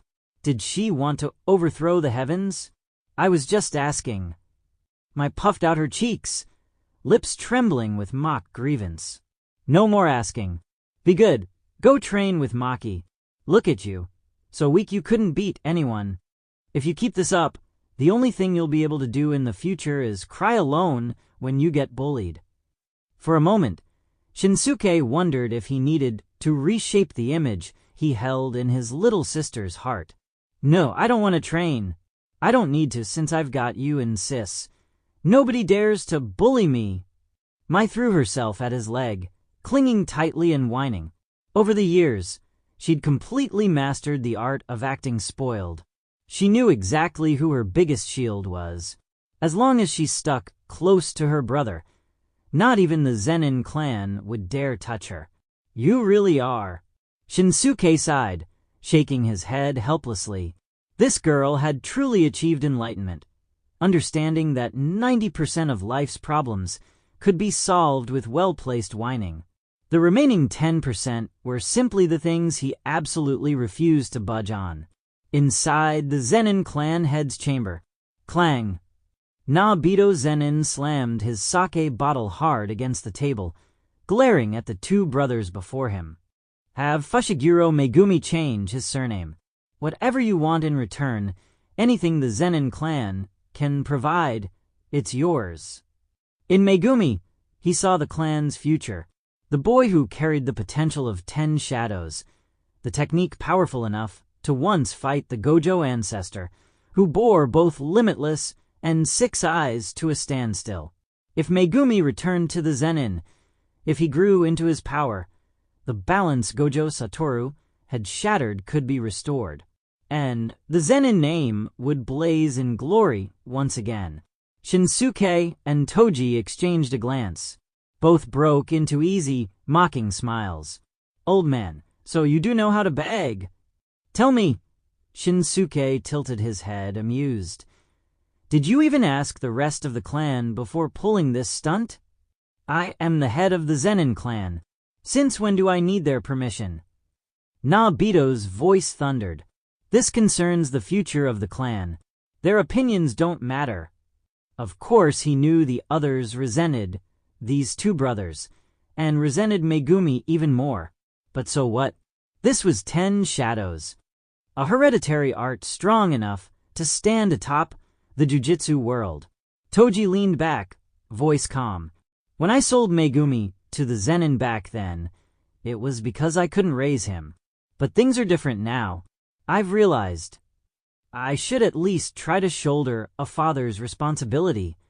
He looked Nobito dead in the eye. So the deal is off. But don't worry, I won't raise Megumi to hate the Zen'in. He's learned plenty from your resources, and that's enough. That was Toji's final compromise. Megumi would not carry the Zen'in name, but he wouldn't be taught to despise them either. I agree, Shinsuke added mercilessly. If you want him to think well of the Zen'in, that's on you. Give him a good enough impression, and maybe when he makes it big, he'll even remember you kindly. His tone dripped with scorn. Back then, you ignored us. Now, you're not worthy to climb up.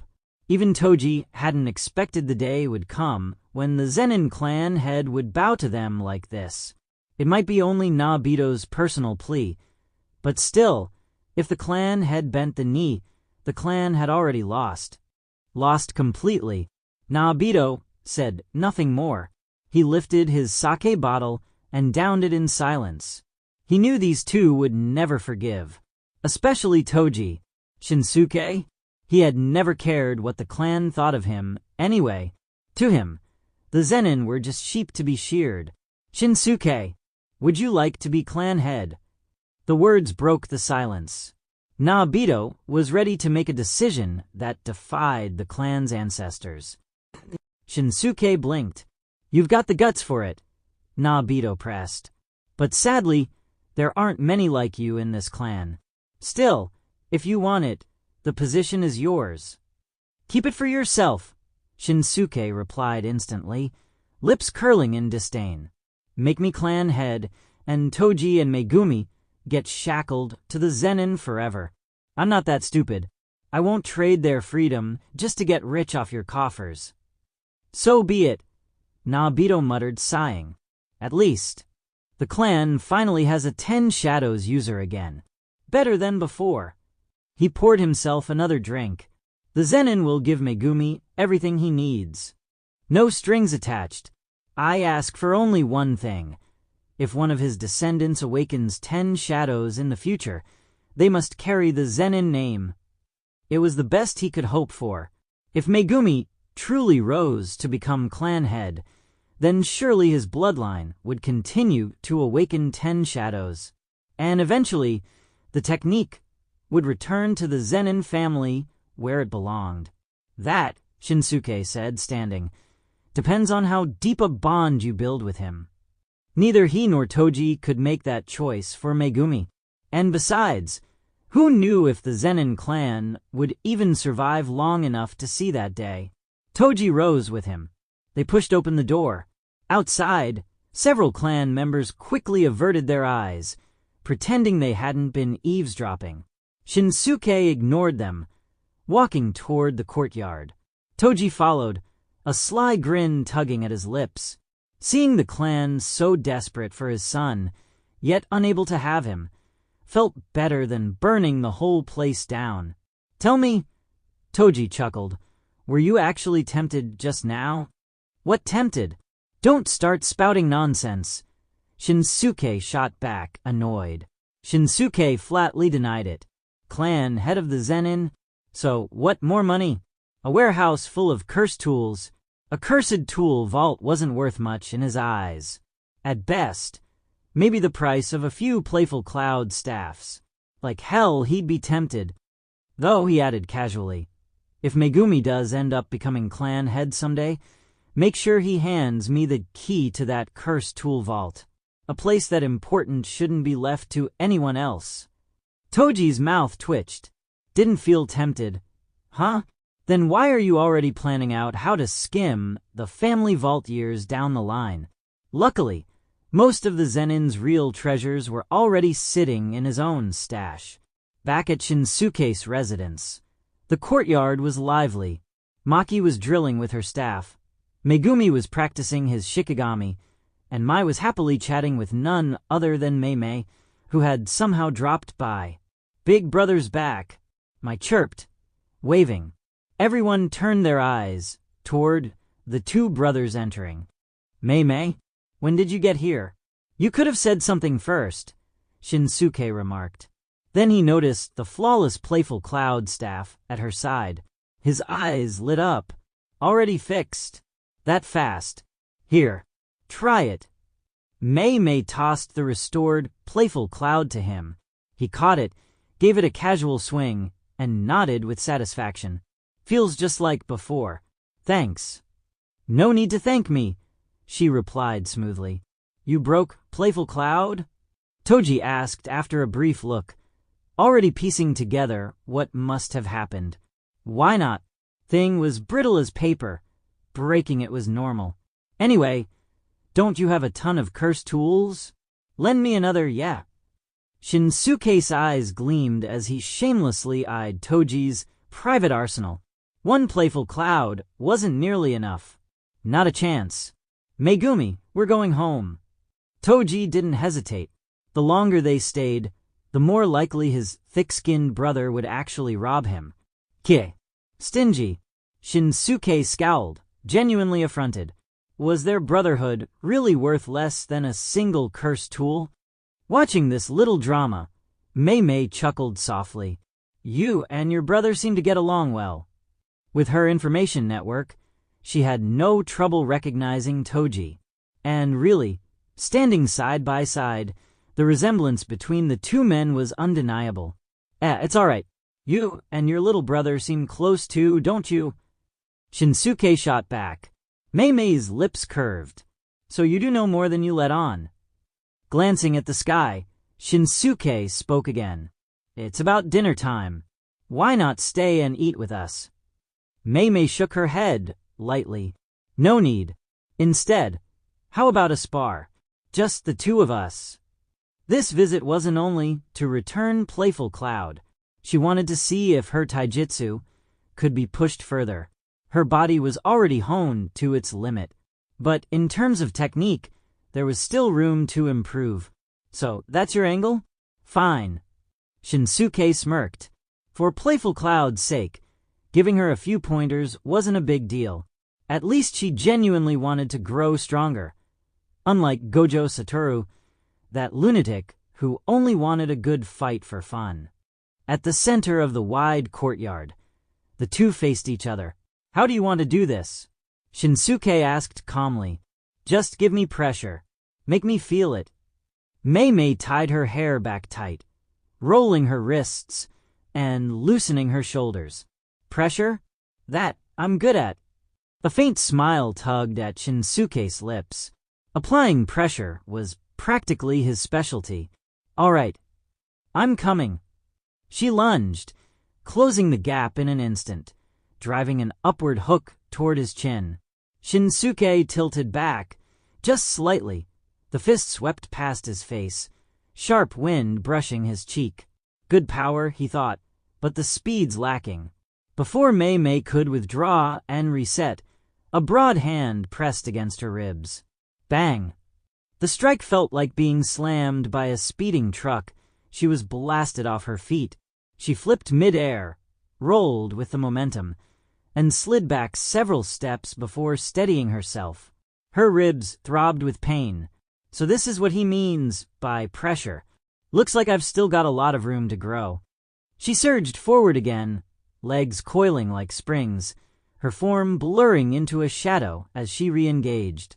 This time, with Shinsuke deliberately holding back, she began to adapt, patching gaps in her technique as they traded blows. The clash whipped up gales so fierce that Mai and Maki could only huddle behind a tree to watch. Maki's eyes glittered with awe. So this is what a real fight between the strong looks like. This is the power of master. She had no real measure for levels of strength, but this duel in pure taijutsu struck her to the core. For the first time, she knew, even without cursed energy, even without a technique, she could become strong. Truly strong. Like her master, her resolve hardened further. Brother and that lady are both amazing. I can't even see them clearly anymore, Mai muttered, dizzy from the blinding speed. Sis, who's stronger, cousin or that lady? Obviously master. Do you even need to ask? Maki shot back. I guess so. Big brother's the strongest. Mai agreed solemnly. An hour passed. Mei was drenched in sweat, panting, her stamina draining fast. Shinsuke, meanwhile, Shinsuke hadn't even broken a sweat. His body was like a perpetual engine. Whatever he spent, he recovered faster. Time to wrap it up. He caught her incoming fist in his palm and ended the bout. That's enough. Your stamina's nearly gone. For a jujitsu sorcerer, fighting without cursed energy burned through strength quickly.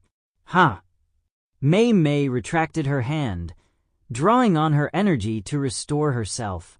She smiled faintly. As I thought, I've still got room to improve. Thanks for this. She could already feel the gains. Once she dissected the details of this spar, her strength would rise again. Stronger meant richer, and richer meant more to save. Just thinking of it made her happy. All right, I'm off. Next time there's good money to be made, I won't forget you. She waved lightly as she headed for the gate. If he was really strapped for cash like he seemed, she'd make sure he got a cut someday. Considerate repayment. Oh, that doesn't sound half bad. Shinsuke walked her to the gate. He'd thought to invite her to dinner, but knowing her personality, she'd refuse anyway. He pulled the gate open. Clang, clang. Surprise. Didn't expect me, huh? Yuki Tsukumo burst in with a wide grin, helmet still on her head. She'd rushed here straight off the plane, determined to shock Shinsuke with her grand return. The timing was perfect. She arrived just as the gate opened. Truly fate. But then her eyes fell on Mei, sweaty smiling, standing at Shinsuke's side. Her grin froze. In an instant she shrank into a chibi caricature, eyes welling up with tears, lips quivering in a pout. Why? I was here first. She hadn't even been gone that long, and he already had a new flame. Her heart ached like mad. If I'd known this would happen, I never would have played coy last time. I should have just gone all in.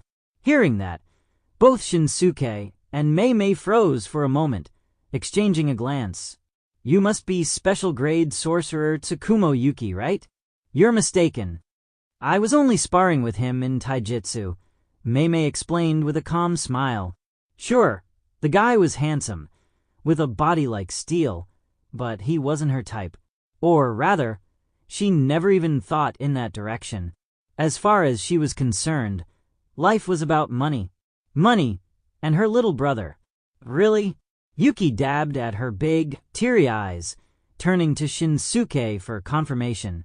It's really just that, Shinsuke said flatly. And couldn't you have given me a heads up before barging over? What if I wasn't home? He shot her an exasperated glance. For a special grade sorcerer, she sure acted like a kid. Heh, I wanted to surprise you. Yuki slipped off her helmet, tossing her hair back. The gloom of a moment ago vanished as if it had never existed. Well then, I'll get out of your way. No need to intrude on your reunion. Mei chuckled, gave them both a knowing once-over, and left gracefully. Still, she hadn't expected to stumble on such juicy gossip. Special grade Tsukumo Yuki and the cursed energyless failure of the Zen'in clan? Now that was valuable intel. Once Mei was gone, Yuki dropped all pretense of formality, slipping into the house like it was her own. Go make dinner. I haven't eaten yet. Oh, and I'll be staying here a few days. Don't tell me you're broke again. Shinsuke deadpanned. Hey. Yuki stuck out her tongue. That was answer enough. Wow, another pretty big sister. First one leaves, and now another shows up. Mai's eyes widened as she pointed at the blonde woman who had just walked in. Oh, 2 kids. And what's their relation to you? Yuki leaned down, studying the twins with curiosity. I'm Zen'in Mai. This is my sister Zen'in Maki. We're our brother's little sisters, Mai said brightly, introducing them without hesitation. Zen'in, huh? Yuki's eyes narrowed thoughtfully. So you really have let the clan go, Shinsuke? Or do these two have something special about them? She activated her cursed energy perception, and the moment she felt the strange imbalance within the twins, her eyes widened. Ah, no wonder. Are you eating or not? Shinsuke snapped, breaking her train of thought. Eating? Of course I'm eating. Then go wash the vegetables. Roger that. Yuki strode off toward the kitchen with no shame whatsoever. Watching her go, Mai tugged at her brother's sleeve, her face unusually serious. Big brother, I think that lady likes you. Maki crossed her arms and turned away, frowning. Humph, who cares? But her expression said otherwise. If Master gets a girlfriend, will he still have time to train me? Women really did nothing but slow down the path to strength.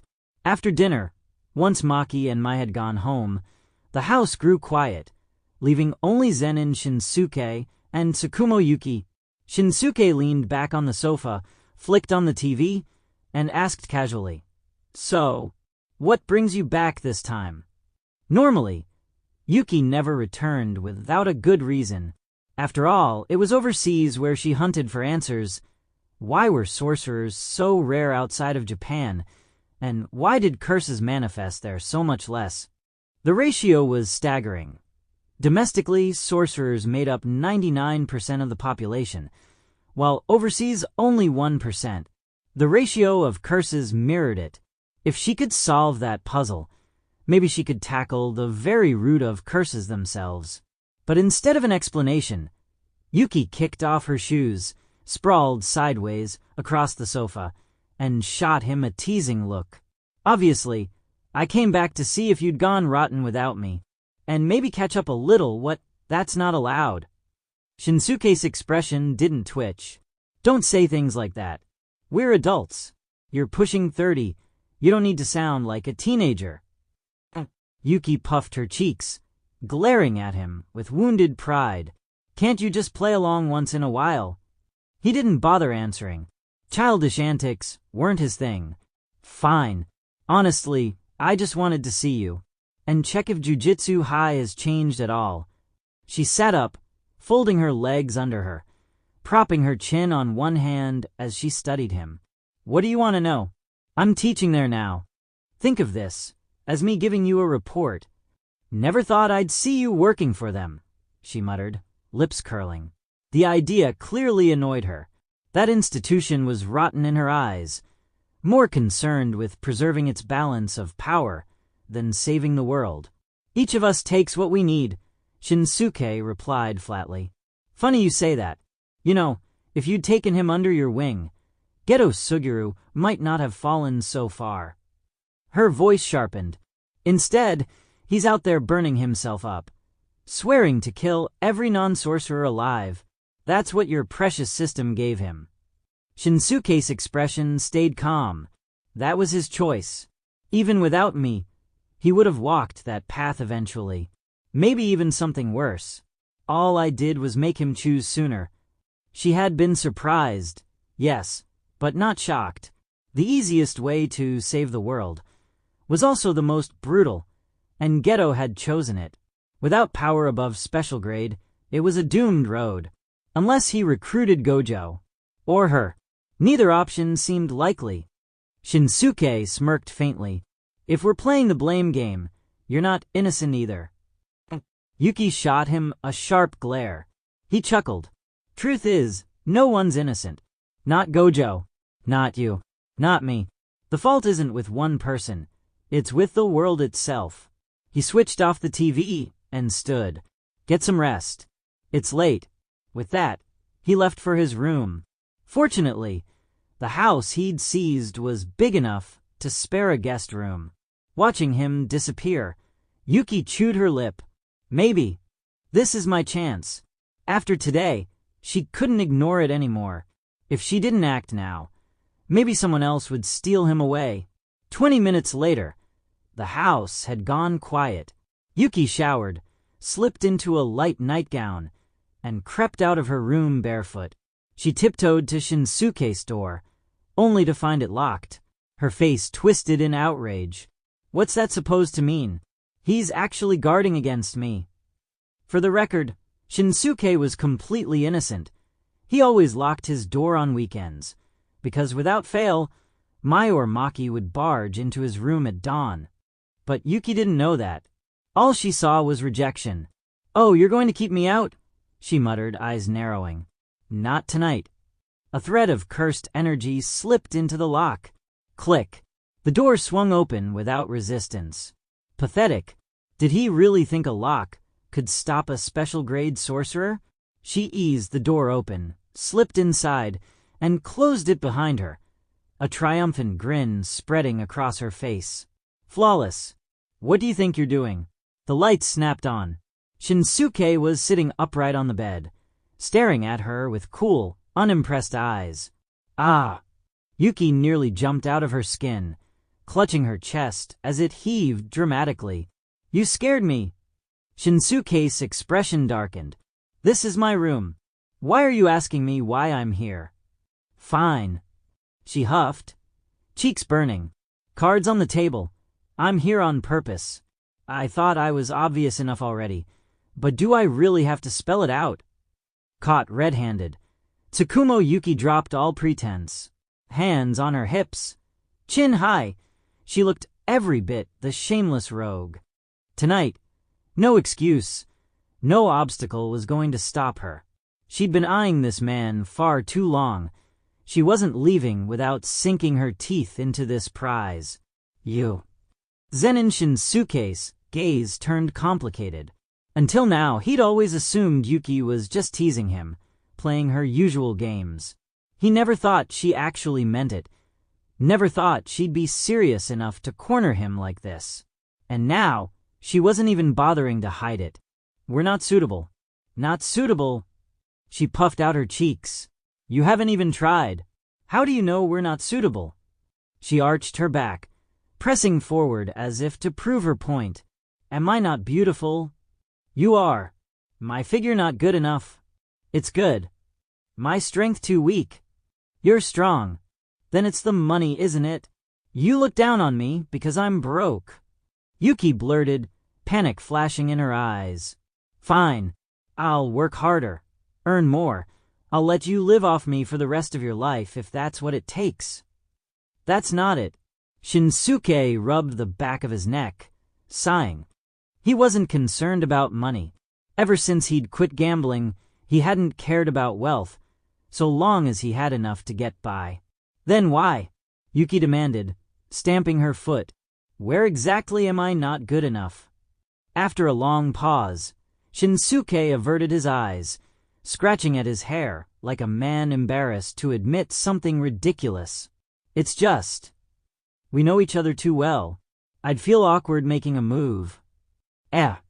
Yuki froze, stunned. "That's it? That's the reason?" She actually lost to familiarity. So this was why childhood friends always lost to newcomers. Too close, too comfortable, too familiar. "I don't care," she snapped, face flushing red. "If you're too embarrassed, then I'm not." With that, Yuki threw herself forward, tackling him onto the bed. In one motion, she slapped the light switch off and leaned close, her voice dropping into a soft, mischievous purr. "See? With the lights out, we're not familiar anymore." Shinsuke's first instinct was to push her away, but before he could, something warm and damp pressed against his lips. His hand, frozen stiff at first, slowly settled against the curve of her back. It was the first time he'd ever been forced into such a passive role, as expected of her. A woman who never played fair. The next morning, as expected, since it was the weekend, Maki and Mai showed up at the courtyard bright and early. Maki saw the door still locked and guessed her teacher was still sleeping. Shrugging, she grabbed a heavy staff and began practicing her swings in the yard. Meanwhile, Mai went straight for the doormat, lifted it with practiced ease, and fished out the spare key. Her little face lit up with a smug grin. "Hee hee, brother Shinsuke is such a slacker. Guess I'll have to wake him up today." The small figure dashed upstairs, stopping in front of Shinsuke's room. Rubbing her little hands together, She carefully reached for the doorknob. Knock, knock. The sun's already burning your butt. Brother, time to get up. She shoved the door open, hopped across the floor, and leapt straight at the bed. Witness Mai's mountain-crushing drop. Thump, thump, thump. She bounced twice off the mattress. Who's making all that noise? A sleepy voice drifted out. Yuki Tsukumo cracked open her bleary eyes, tugged the blanket down just enough to peek out, and saw Mai staring at her in shock. Oh, it's just the little brat, Yuki mumbled before yawning, pulling the blanket back up, and without hesitation, snuggling closer to the figure lying beside her, burying her head against his chest. Her first time had left her both exhilarated and utterly drained. She'd underestimated just how much stamina Shinsuke had. No wonder he'd been mooching off others for years. He was practically a human pile driver. Even as a special grade, she'd barely kept up. Now, exhausted to the bone, she planned to sleep till afternoon at the very least. It's yesterday's big sister. Why are you in my brother's room? Mai's little face froze in bewilderment. Instinctively, she yanked the blanket further down, only to spot another outline beside Yuki. Her brother. Ah, brother's here too. Her mind crashed. What on earth was going on? Why were her brother and that pretty lady sleeping in the same bed? Was she cold or something? Mai out. Your brother needs to get up and change. Shinsuke sat up with a sigh. Of all nights to forget to relock the door. Really, what a habit. Thankfully, his recovery ability was monstrous. Even after fighting all night, he didn't feel the slightest fatigue. Oh, still full of questions, Mai walked out, carefully shutting the door behind her. She went back to the yard and quickly relayed what she saw to Maki. Maki, too focused on training to care, replied casually. Maybe she was cold and didn't want to sleep alone. Yay. Sister thought the same thing as me. Mai clapped her hands, delighted. If her sister and she thought alike, that must mean she was really smart. Not long after, Shinsuke came out looking perfectly normal, calling them over for breakfast as if nothing had happened. They were just a pair of kids, too young to understand, and he had no intention of explaining. Over the next few days, Yuki didn't leave. She stuck around the house, freeloading meals taking up space, and on top of that, she was now freeloading him too, and the debts she already owed? At this rate, he doubted they'd ever be paid back. Sniff, sniff. So moved, Yuki murmured dramatically between mouthfuls, as though mooching off him was some kind of heartfelt romance. Leaving the cinema, Yuki Tsukumo clung to Zen'in Shinsuke's arm, still savoring the romance film they had just watched. Was it really that great? It's just a movie, Shinsuke muttered, lips twitching. Why did dating feel more exhausting than mooching off others? You don't get it. You're such a block of steel, Yuki teased. Since she'd never been in a relationship before, she'd spent the past few days cramming in all the stereotypical couple activities. To her surprise, she found there was more to life than saving the world. It could actually be fun. Come on, let's head back. Otherwise those two little brats will complain I've stolen you away again. At first, Maki and Mai hadn't cared much. But after watching the pair go on daily dates for several days straight, the two girls were fuming. That was when they finally understood what boyfriend and girlfriend meant. When they got home, they saw Maki swinging her staff with full focus, while Mai sat sulking on a stone at the doorway, cheeks puffed out in misery. She had once thought it'd be nice for her brother to have a girlfriend, but now she was furious. She'd realized that ever since Yuki showed up, her brother barely spent any time with them. No, with her. And that made her upset. So upset she even wished her brother would never get a girlfriend, so that she, her sister, and her brother could stay together forever. Little Mai, why the long face? Look what I brought you. Yuki chirped as soon as she saw the pouting girl. Humph. Even if you bring me something tasty, I'm not forgiving you. And brother too, don't think cake will make me forgive you two heartless meanies. Mai turned her head with a huff, but her eyes kept darting toward Yuki's hands. They always went out and left her and Maki behind. She refused to forgive them so easily. All right, don't be mad. I'll return your precious big brother to you soon. Promise. Yuki chuckled, patting Mai's head. Honestly, she couldn't figure out how this gruff man managed to be so popular with little girls. Really? Mai peeked up hopefully, though her gaze lingered on the cake in Yuki's hands, swallowing hard. Of course. I've got a mission tomorrow. It'll be a long one.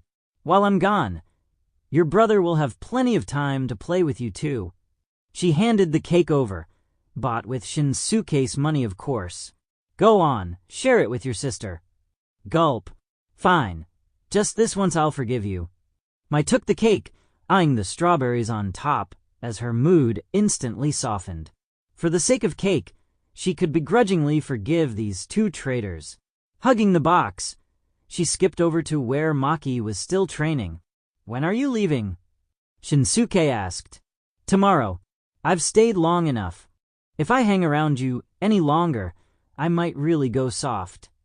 Yuki straightened, reminding herself of her purpose.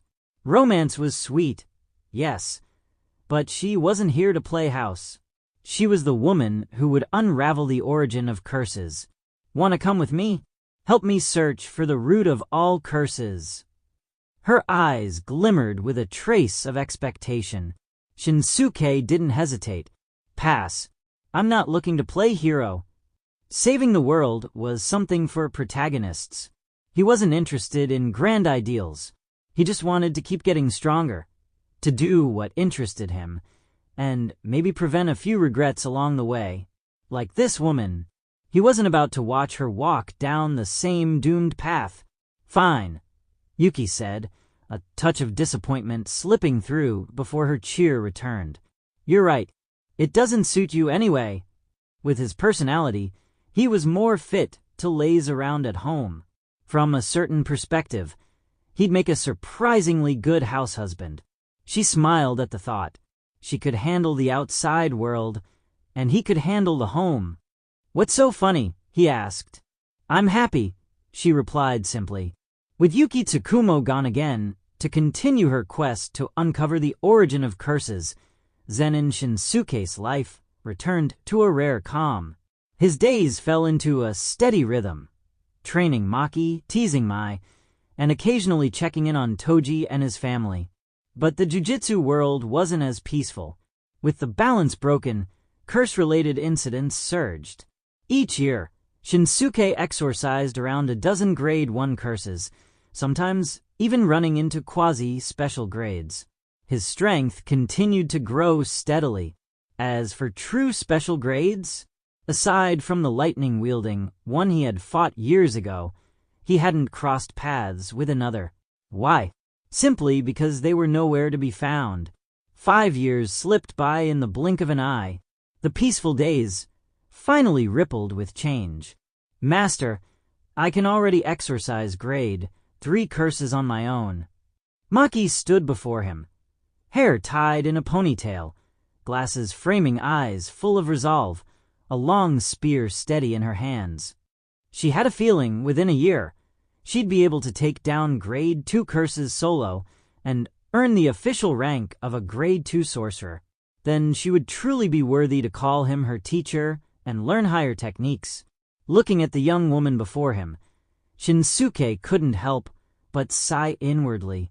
Time really does fly. Not bad. A little faster than I expected, he admitted with a nod. He had thought she'd only reach this level once the main story began. Clearly, her years of training had paid off. Brother, I can exorcise grade 3 curses too. Mai immediately chimed in like a child eager for praise, fiddling with the pistol in her hand. That's pretty good, Mai, Shinsuke said, a hint of relief in his voice. For ordinary sorcerers, taking down a grade 3 wasn't much, but for carefree, playful Mai, whose technique was crippled by flaws, it was a genuine accomplishment. Even now, her construction technique could only produce a single bullet per day. Of course. When Sis can handle grade 2 curses, I'll be able to as well. Once a girl resigned to being left behind, Mai had changed thanks to Shinsuke's influence. She worked harder now, striving to keep up. I hope both of you get there, Shinsuke said lazily, reclining in his chair. Whoosh. Suddenly, a figure appeared in the courtyard as if by teleportation. He glanced at Shinsuke sprawled on his chair, then at the 2 wary girls. You're living quite comfortably. These 2, your daughters. The uninvited guest, Gojo Satoru, spoke with his usual cheeky grin. You know trespassing carries a fine, right? Remember to transfer the penalty fee to my account. Shinsuke deadpanned, feeling a bad premonition. Forget the fine for now. Jujutsu High has a new batch of students. Since you're so relaxed, why don't you help take care of them? Gojo suggested with a smile. Lately, the school had been swamped with incidents. Most powerful sorcerers were too busy, leaving no one to guide the incoming first years. And that wouldn't do. Fresh students needed someone to show them the ropes. Exorcisms, missions, training. By second and third year, sure, they could be left to roam. But not now. Are you kidding me? I'm not teaching anyone, especially sorcerers. The moment Shinsuke heard teacher, he refused flatly. Leading a team into battle was one thing. Teaching class, what the hell would he even teach? Relax, it's just for a year, Gojo coaxed. You may not have cursed energy or techniques, but you probably understand sorcerers better than any teacher at Jujutsu High. That much, he could say with absolute certainty. A man with no cursed energy, thriving in the jujutsu world that spoke of not only strength, but an intimate knowledge of sorcerers and curses alike. Even if you don't teach them theory, you can guide them in exorcising curses. If it's about techniques, I'll handle their questions myself, Gojo promised. He was confident he could spare that much time. Not interested, Shinsuke said coldly, unmoved. Did Gojo think being a special grade meant he could pressure him? If Shinsuke didn't want to do something, no one could force him. Being a homeroom teacher comes with a bonus salary, Gojo added slyly. And I'll throw in 10 million yen out of my own pocket. If Gojo hadn't been so busy cleaning up after Geto's constant messes, he would have just trained the new students himself. No need to rope in anyone else. How much extra does a homeroom teacher actually make? Shinsuke suddenly asked, face serious. He wasn't interested in Gojo's personal offer of 10 million yen. He just wanted to know how much better the official pay was. Triple. Base salary gets tripled. Missions are still paid separately. And if your students graduate at grade 1 level, there's a hefty bonus too. I see. Shinsuke leaned back, smiling faintly. Well, I don't exactly have much to do these days. Fine, I'll help you this once. But don't forget, the 10 million and the trespassing fine. Both need to hit my account. Gojo's smile twitched. What the hell do you mean, for my sake? This guy wanted the money and the favor? Was it even possible to be this shameless? Fine, just be at school on time tomorrow. With that, Gojo compressed space with his limitless technique and vanished, leaving behind a deep crater in the courtyard. Shinsuke glanced at the hole, but decided not to bother charging him for property damage. For 10 million, he could let it slide. Brother, was that the so-called strongest sorcerer, Gojo Satoru? The sudden appearance, the iconic blindfold and white hair, it wasn't hard to guess. In the jujutsu world, there wasn't a soul who didn't know his name. Yeah.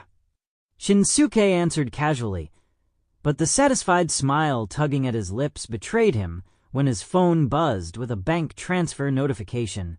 As expected of a special grade, filthy rich. Maybe I should tie Yuki down and force her to work at Jujutsu High too. Then I could really retire and live easy. Master, between you and him, who's stronger? Maki adjusted her glasses, curiosity gleaming in her eyes. What do you think? Shinsuke tilted his head at her. I'm not sure. And you, Mai? Who do you think's stronger? Shinsuke turned to her twin. I think brother's stronger. Oh, and why is that? Shinsuke raised an eyebrow, half expecting some hidden insight. Because Mai put her hands on her hips. Gojo Satoru doesn't look scary at all. But you, brother, you made me cry just by looking at me that first time. So clearly you're way stronger. Shinsuke, the next day. By the time Shinsuke Zen'in arrived at Jujutsu High, 2 students had already been waiting in the classroom for quite a while. The spacious room was nearly empty. Just those 2 newcomers and an increasingly impatient Gojo Satoru. Finally, Oni-san, ever heard of punctuality? Gojo complained. You never gave me an exact time. Shinsuke shot back casually. He was, in his own way, always punctual. If the instruction was morning, then showing up at 11 o'clock still counted as morning. Didn't it? Gojo was left speechless. He sighed and waved the matter away. Fine, my bad. Anyway, you two, come here. Starting today, this guy is your homeroom teacher.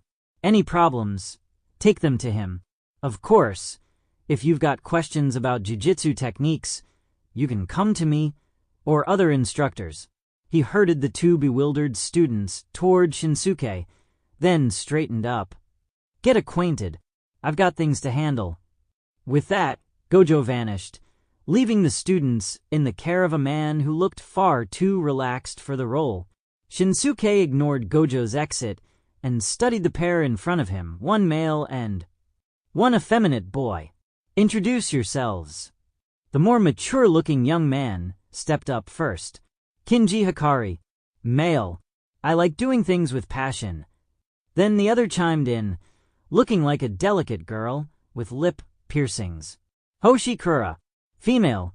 I don't really have any special hobbies. Shinsuke frowned. You think I can't tell you're a guy? A trap is still a trap. Nothing shameful about that. You saw through me. Huh. Fine.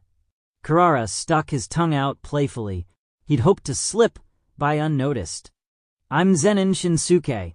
Call me Zen'in Sensei or Shinsuke Sensei. Either works. I don't care much for rules, but I do have one requirement. By graduation, you'd better reach at least grade 1 sorcerer level. That was his only demand, and honestly, he believed both of them could achieve it. With a little luck, Hikari might even push into special grade territory, though the old fossils on the higher-ups council would sooner die than recognize him as such. Sensei, are you from the Zen'in clan? Hikari asked. Yes and no. Not something you need to worry about. Shinsuke gave them both a long look. From now on, if you've got problems with techniques, go to Gojo. If it's missions or emergencies, call me. He handed over his contact info, then dusted off his hands like he'd finished his job. That's it for today. Train hard at the school. Aim for grade 1. I've got things to do, so I'm leaving. Call if you need me. And just like that, he walked out, leaving the 2 rookies staring at the empty classroom in stunned silence. Doesn't this teacher seem a bit unreliable? Hikari muttered. Gojo himself hadn't exactly inspired confidence either. For 2 students just stepping into the jujitsu world, it felt like they'd drawn the short straw. Kurara chewed his gum thoughtfully. Before coming, I did some digging. That white-haired guy, he's the strongest sorcerer alive, bar none. As for Zen'in Sensei, he's technically a grade 1 in terms of ability, but he can't use jujitsu techniques. Doesn't even have cursed energy. Kurara smirked. He's from the Zen'in clan, but rumor is he's not on good terms with them. So what do we do now? Kurara asked, blowing a bubble. How the hell should I know? Hikari rubbed his temple. Is this school even reliable? At the very least, we should ask other teachers what we're supposed to do. So the two of them wandered around the campus like headless flies, and thus began their lives as jujutsu sorcerers. For several months, their so-called homeroom teacher might as well have vanished. Zen'in Shinsuke never showed up, happily pocketing his inflated salary while leaving them to their own devices. But good things never last. One day, his phone rang. "Moshi Moshi, is this Zen'in sensei?" The voice sounded familiar. Shinsuke paused, then remembered. "Hikari Kinji? Yeah, it's me, sensei. So, here's the thing. Kurara and I took on a promotion mission to advance to grade 2. Problem is, we're required to have a teacher accompany us." Hikari quickly explained the situation. Normally, they'd never bothered disturbing their absentee teacher. Honestly, they'd enjoyed the freedom of being left alone. But this time, they had no choice. Grade 2 promotion, huh? Shinsuke exhaled, realizing his vacation days were officially over. Shinsuke thought it over. So it's already been a few months, huh? Talent really was different.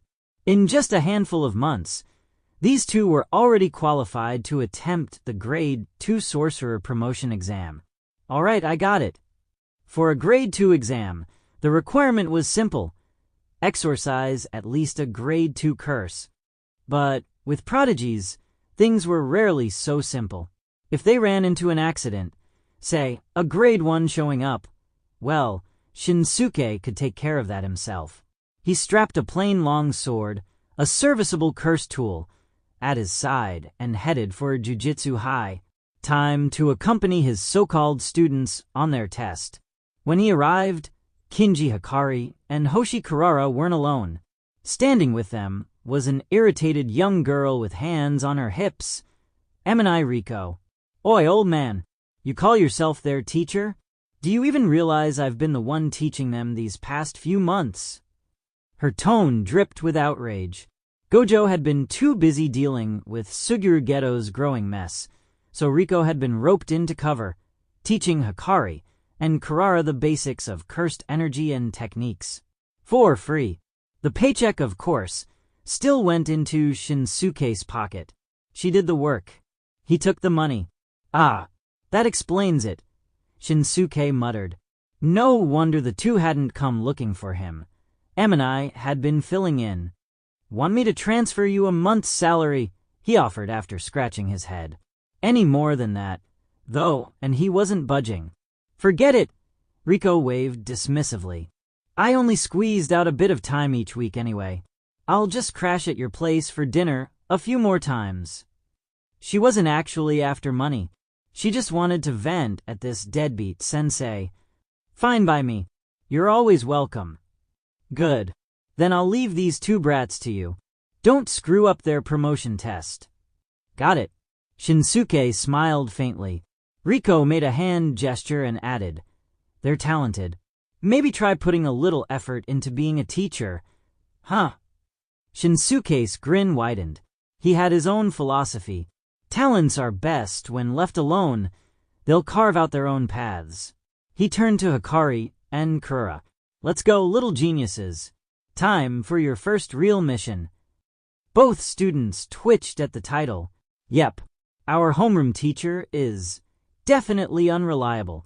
Still, both were confident in themselves. It was only a grade 2 exam. Piece of cake. "Sensei, you don't need to step in. Leave it to us."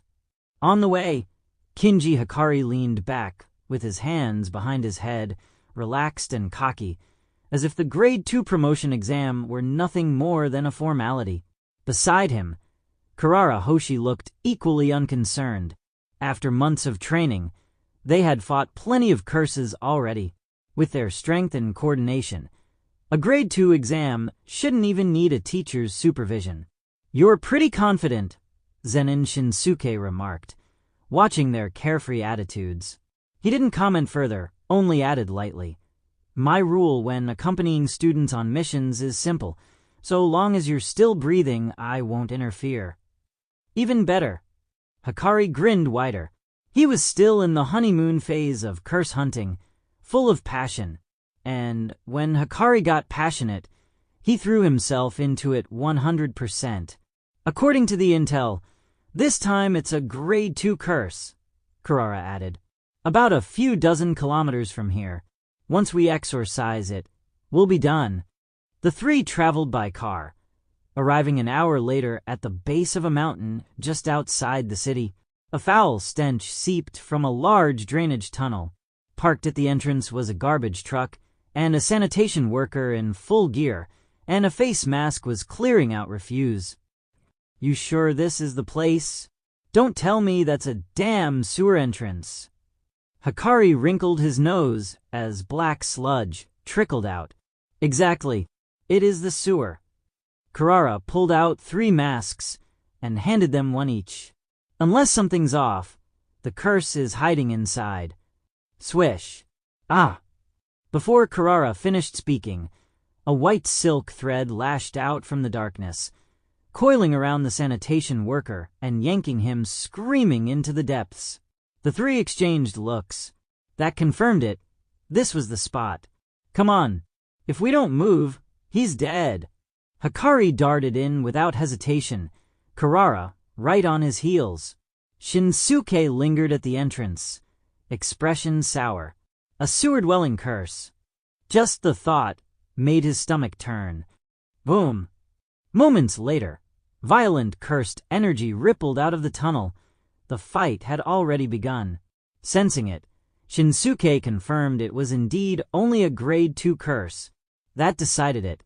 He shifted a few steps away from the reeking air and sat down to wait. They'll manage. No need to ruin my shoes in that filth. Inside the sewer, Hikari and Kurara followed the silk thread, quickly spotting their target. A human-sized spider curse, pale legs twitching in the darkness. So it's just a big spider. Hikari's lips curled with disdain. Forget the trash talk. Save the worker first. Kurara shot back, glancing at the man wrapped up like a mummy in silk. Fine, let's end this quick. Hikari snapped his fingers. Rumble! A train materialized in the confined space, roaring down the tunnel and slamming into the spider curse. Scurry! The monster screeched as its body was crushed against the wall. The train dissolved into cursed energy, leaving a glowing sigil seared into the spider's body. An identical mark lit up on the sewer wall. With a violent suction, the curse was yanked back, bang. It smashed into the wall, ichor spraying, screeching in pain. Its 8 legs wrenched itself free, emerald eyes blazing with murderous light. SHHD. Threads whipped from its abdomen, lashing toward the 2 students, while its mandibles spat a jet of green liquid, clearly venom. Hikari and Kurara dodged, but the acid splashed onto the cocoon sanitation worker. Aha! The man convulsed, flesh melting away in seconds until nothing but bones clattered to the ground. TCH. Hikari sucked in a breath through his teeth. Yeah, this one's got bite. A proper grade 2, at least. Kinji, Kurara shouted, eyes sharp. Don't give it another chance. Finish it in one go. Kurara darted around the tunnel walls, slapping down cursed marks at different points, and on himself and Hikari, so they wouldn't get tangled up in their own attacks. All right, time for the passionate part. Hikari's eyes lit up. His blood boiled with excitement as he went all in against the curse. With Kurara's ability supporting him, Hikari could freely call down trains, dump trucks, even 100-ton beasts to smash into the spider curse. Over and over, the jackpot roared into existence, vehicles of every kind slamming into the half-human-sized spider. They were constructs of cursed energy, yes, but their destructive force was very real. For over 10 minutes, the barrage continued. At last, the spider's cursed energy ran dry.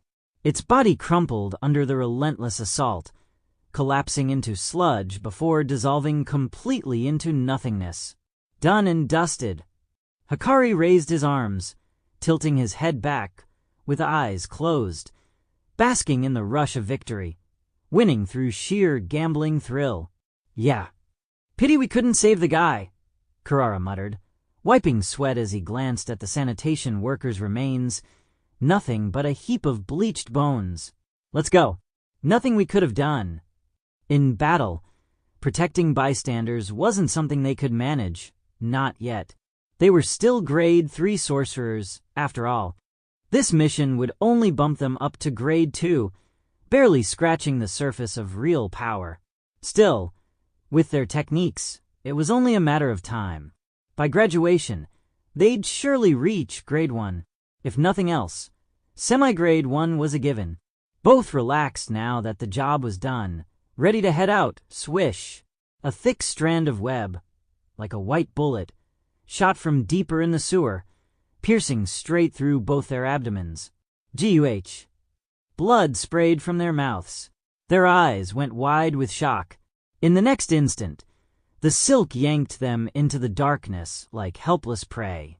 Only then did they realize spiders rarely lived alone. Damn it. It's a nest. The intel from Jujutsu High had been wrong. Again, with little mission experience, they didn't know how often the school's information was unreliable. Had they known, they might have been more cautious. Now, as they were dragged deeper, only one furious thought remained in their minds. Where the hell is our teacher?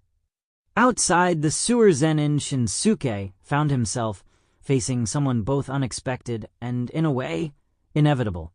You've got to be kidding me. Do you just haunt me or something? Why the hell are you everywhere I go? Suguru Geto glared at him, teeth clenched. Deep down, he felt a stab of unfairness. Did Shinsuke have any idea how hard it was to find decent curses these days?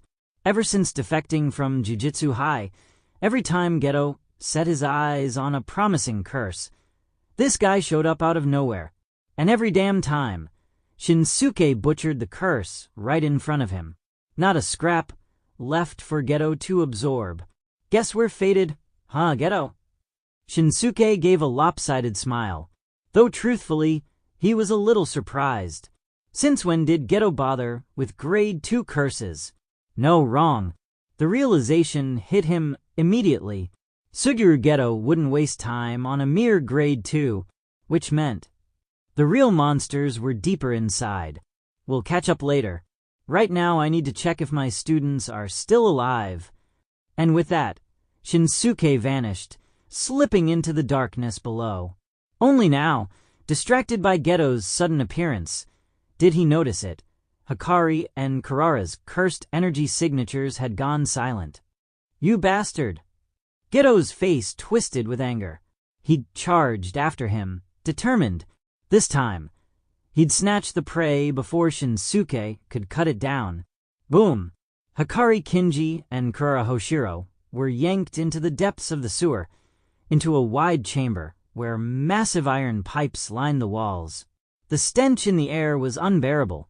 They cut through the white threads with cursed energy, landing hard on the ground, then hastily used cursed energy to suppress the bleeding from their wounds. This has to be the nest, Hikari muttered, his expression grim. By the faint glow of cursed energy, the two saw the true horror around them. A web-choked cavern.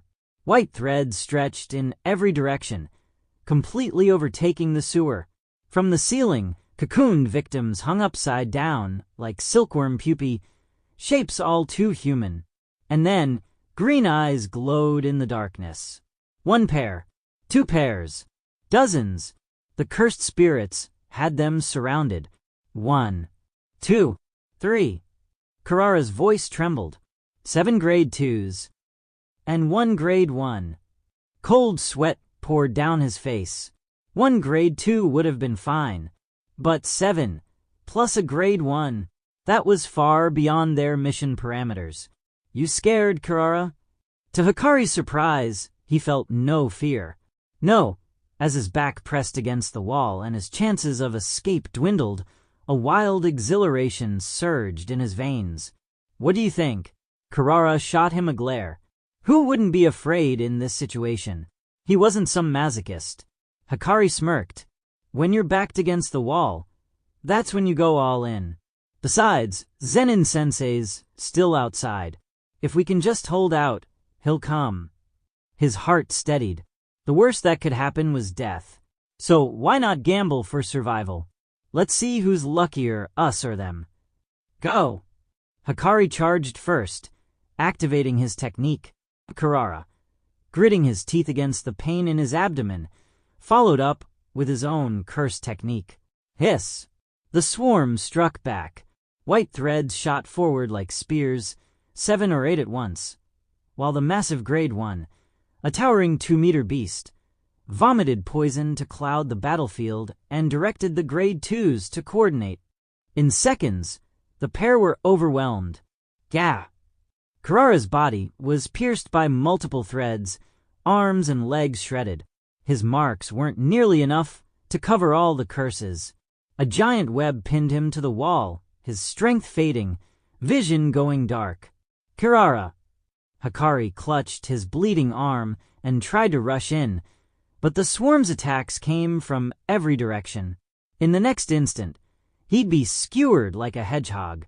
But instead of dodging, Hikari stopped. His gaze locked on the Grade 1 curse, and his lips twisted into a wild grin. So this is the end, huh? Fine, then I'll bet it all. With one hand, he formed a seal before his chest. His cursed energy surged violently. Domain expansion.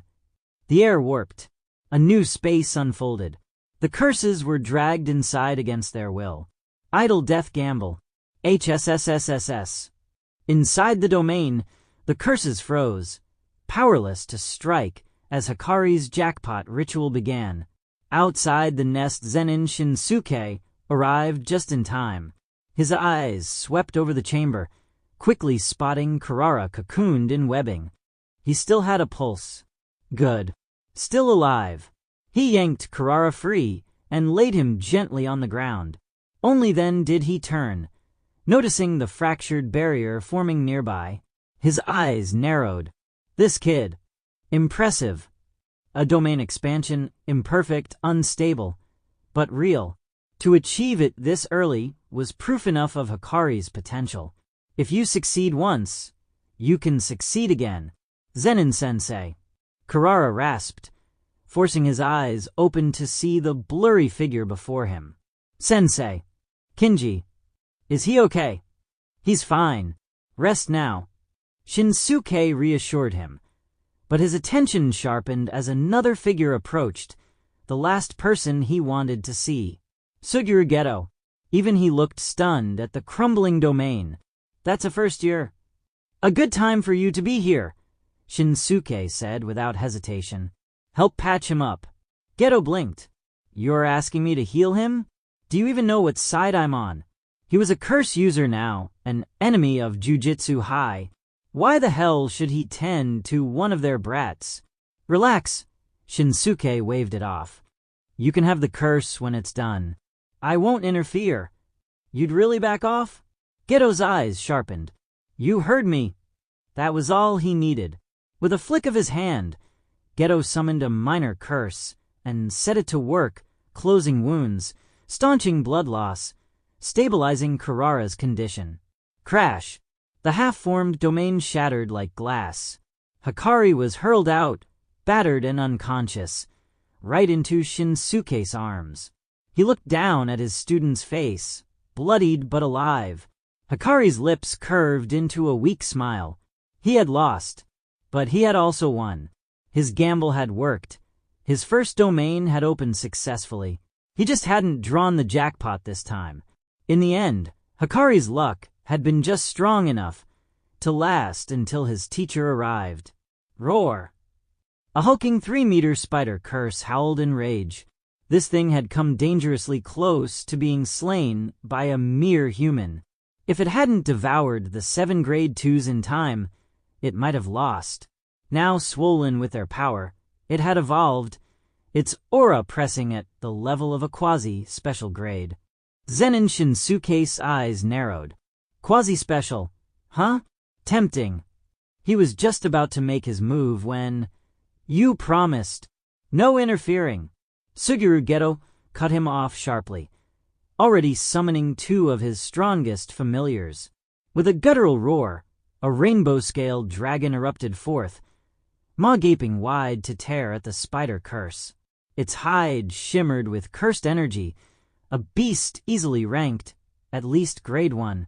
At the same time, the ground split open to reveal a massive, one-eyed obese monk statue, the Skull Dharma. Its thick neck was adorned with a chain of skulls, its every movement radiating destructive force. Go! The Dharma surged forward. In an instant, its enormous fist punched clean through the spider's abdomen. The rainbow dragon's fangs clamped down next, tearing sinew and ichor apart. Together, the two familiars overwhelmed the freshly ascended quasi-special, dragging it down and ripping it to pieces before swallowing it whole. Geto exhaled, relief softening his tense shoulders. With that, the curse was his. Shinsuke, watching from the side, raised a brow. Really? I said I wouldn't take it. Did you have to panic like that? Where was the cool, calculating villain? This kid looked more like an anxious collector afraid of losing his prize. Humph. I'd be a fool to take your word for it so easily. Geto's eyes glinted as satisfaction spread across his face. It had been too long since he'd consumed a curse of this caliber, even if it was grotesque. The surge of strength felt intoxicating. He turned away without another word. I'm done here, and I hope this is the last time I run into you. His robes fluttered as he strode into the dark, vanishing with a practiced elegance. Shinsuke watched him go, lips quirking faintly. Still hasn't grasped the real secret of cursed spirit manipulation. If memory served, once you devoured a curse of quasi, grade 1 or higher, you could inherit its technique. And Geto hadn't even tapped into that yet. A shame to let a quasi-special go like that. The thought stung. He'd handed it over, for the sake of his students' safety. But in the end, Shinsuke knew, someday, Geto would cough it all back up. With interest. And that's where the fury begins. If this 8 Gates rampage has you hooked, smash that like button, subscribe for more Jujutsu Kaisen chaos, and drop a comment if you want more such content. Want chapters ahead of the channel? Join me on Patreon, patreon.com/mv1717. Thanks for listening. Stay cursed, stay strong. See you in the next one.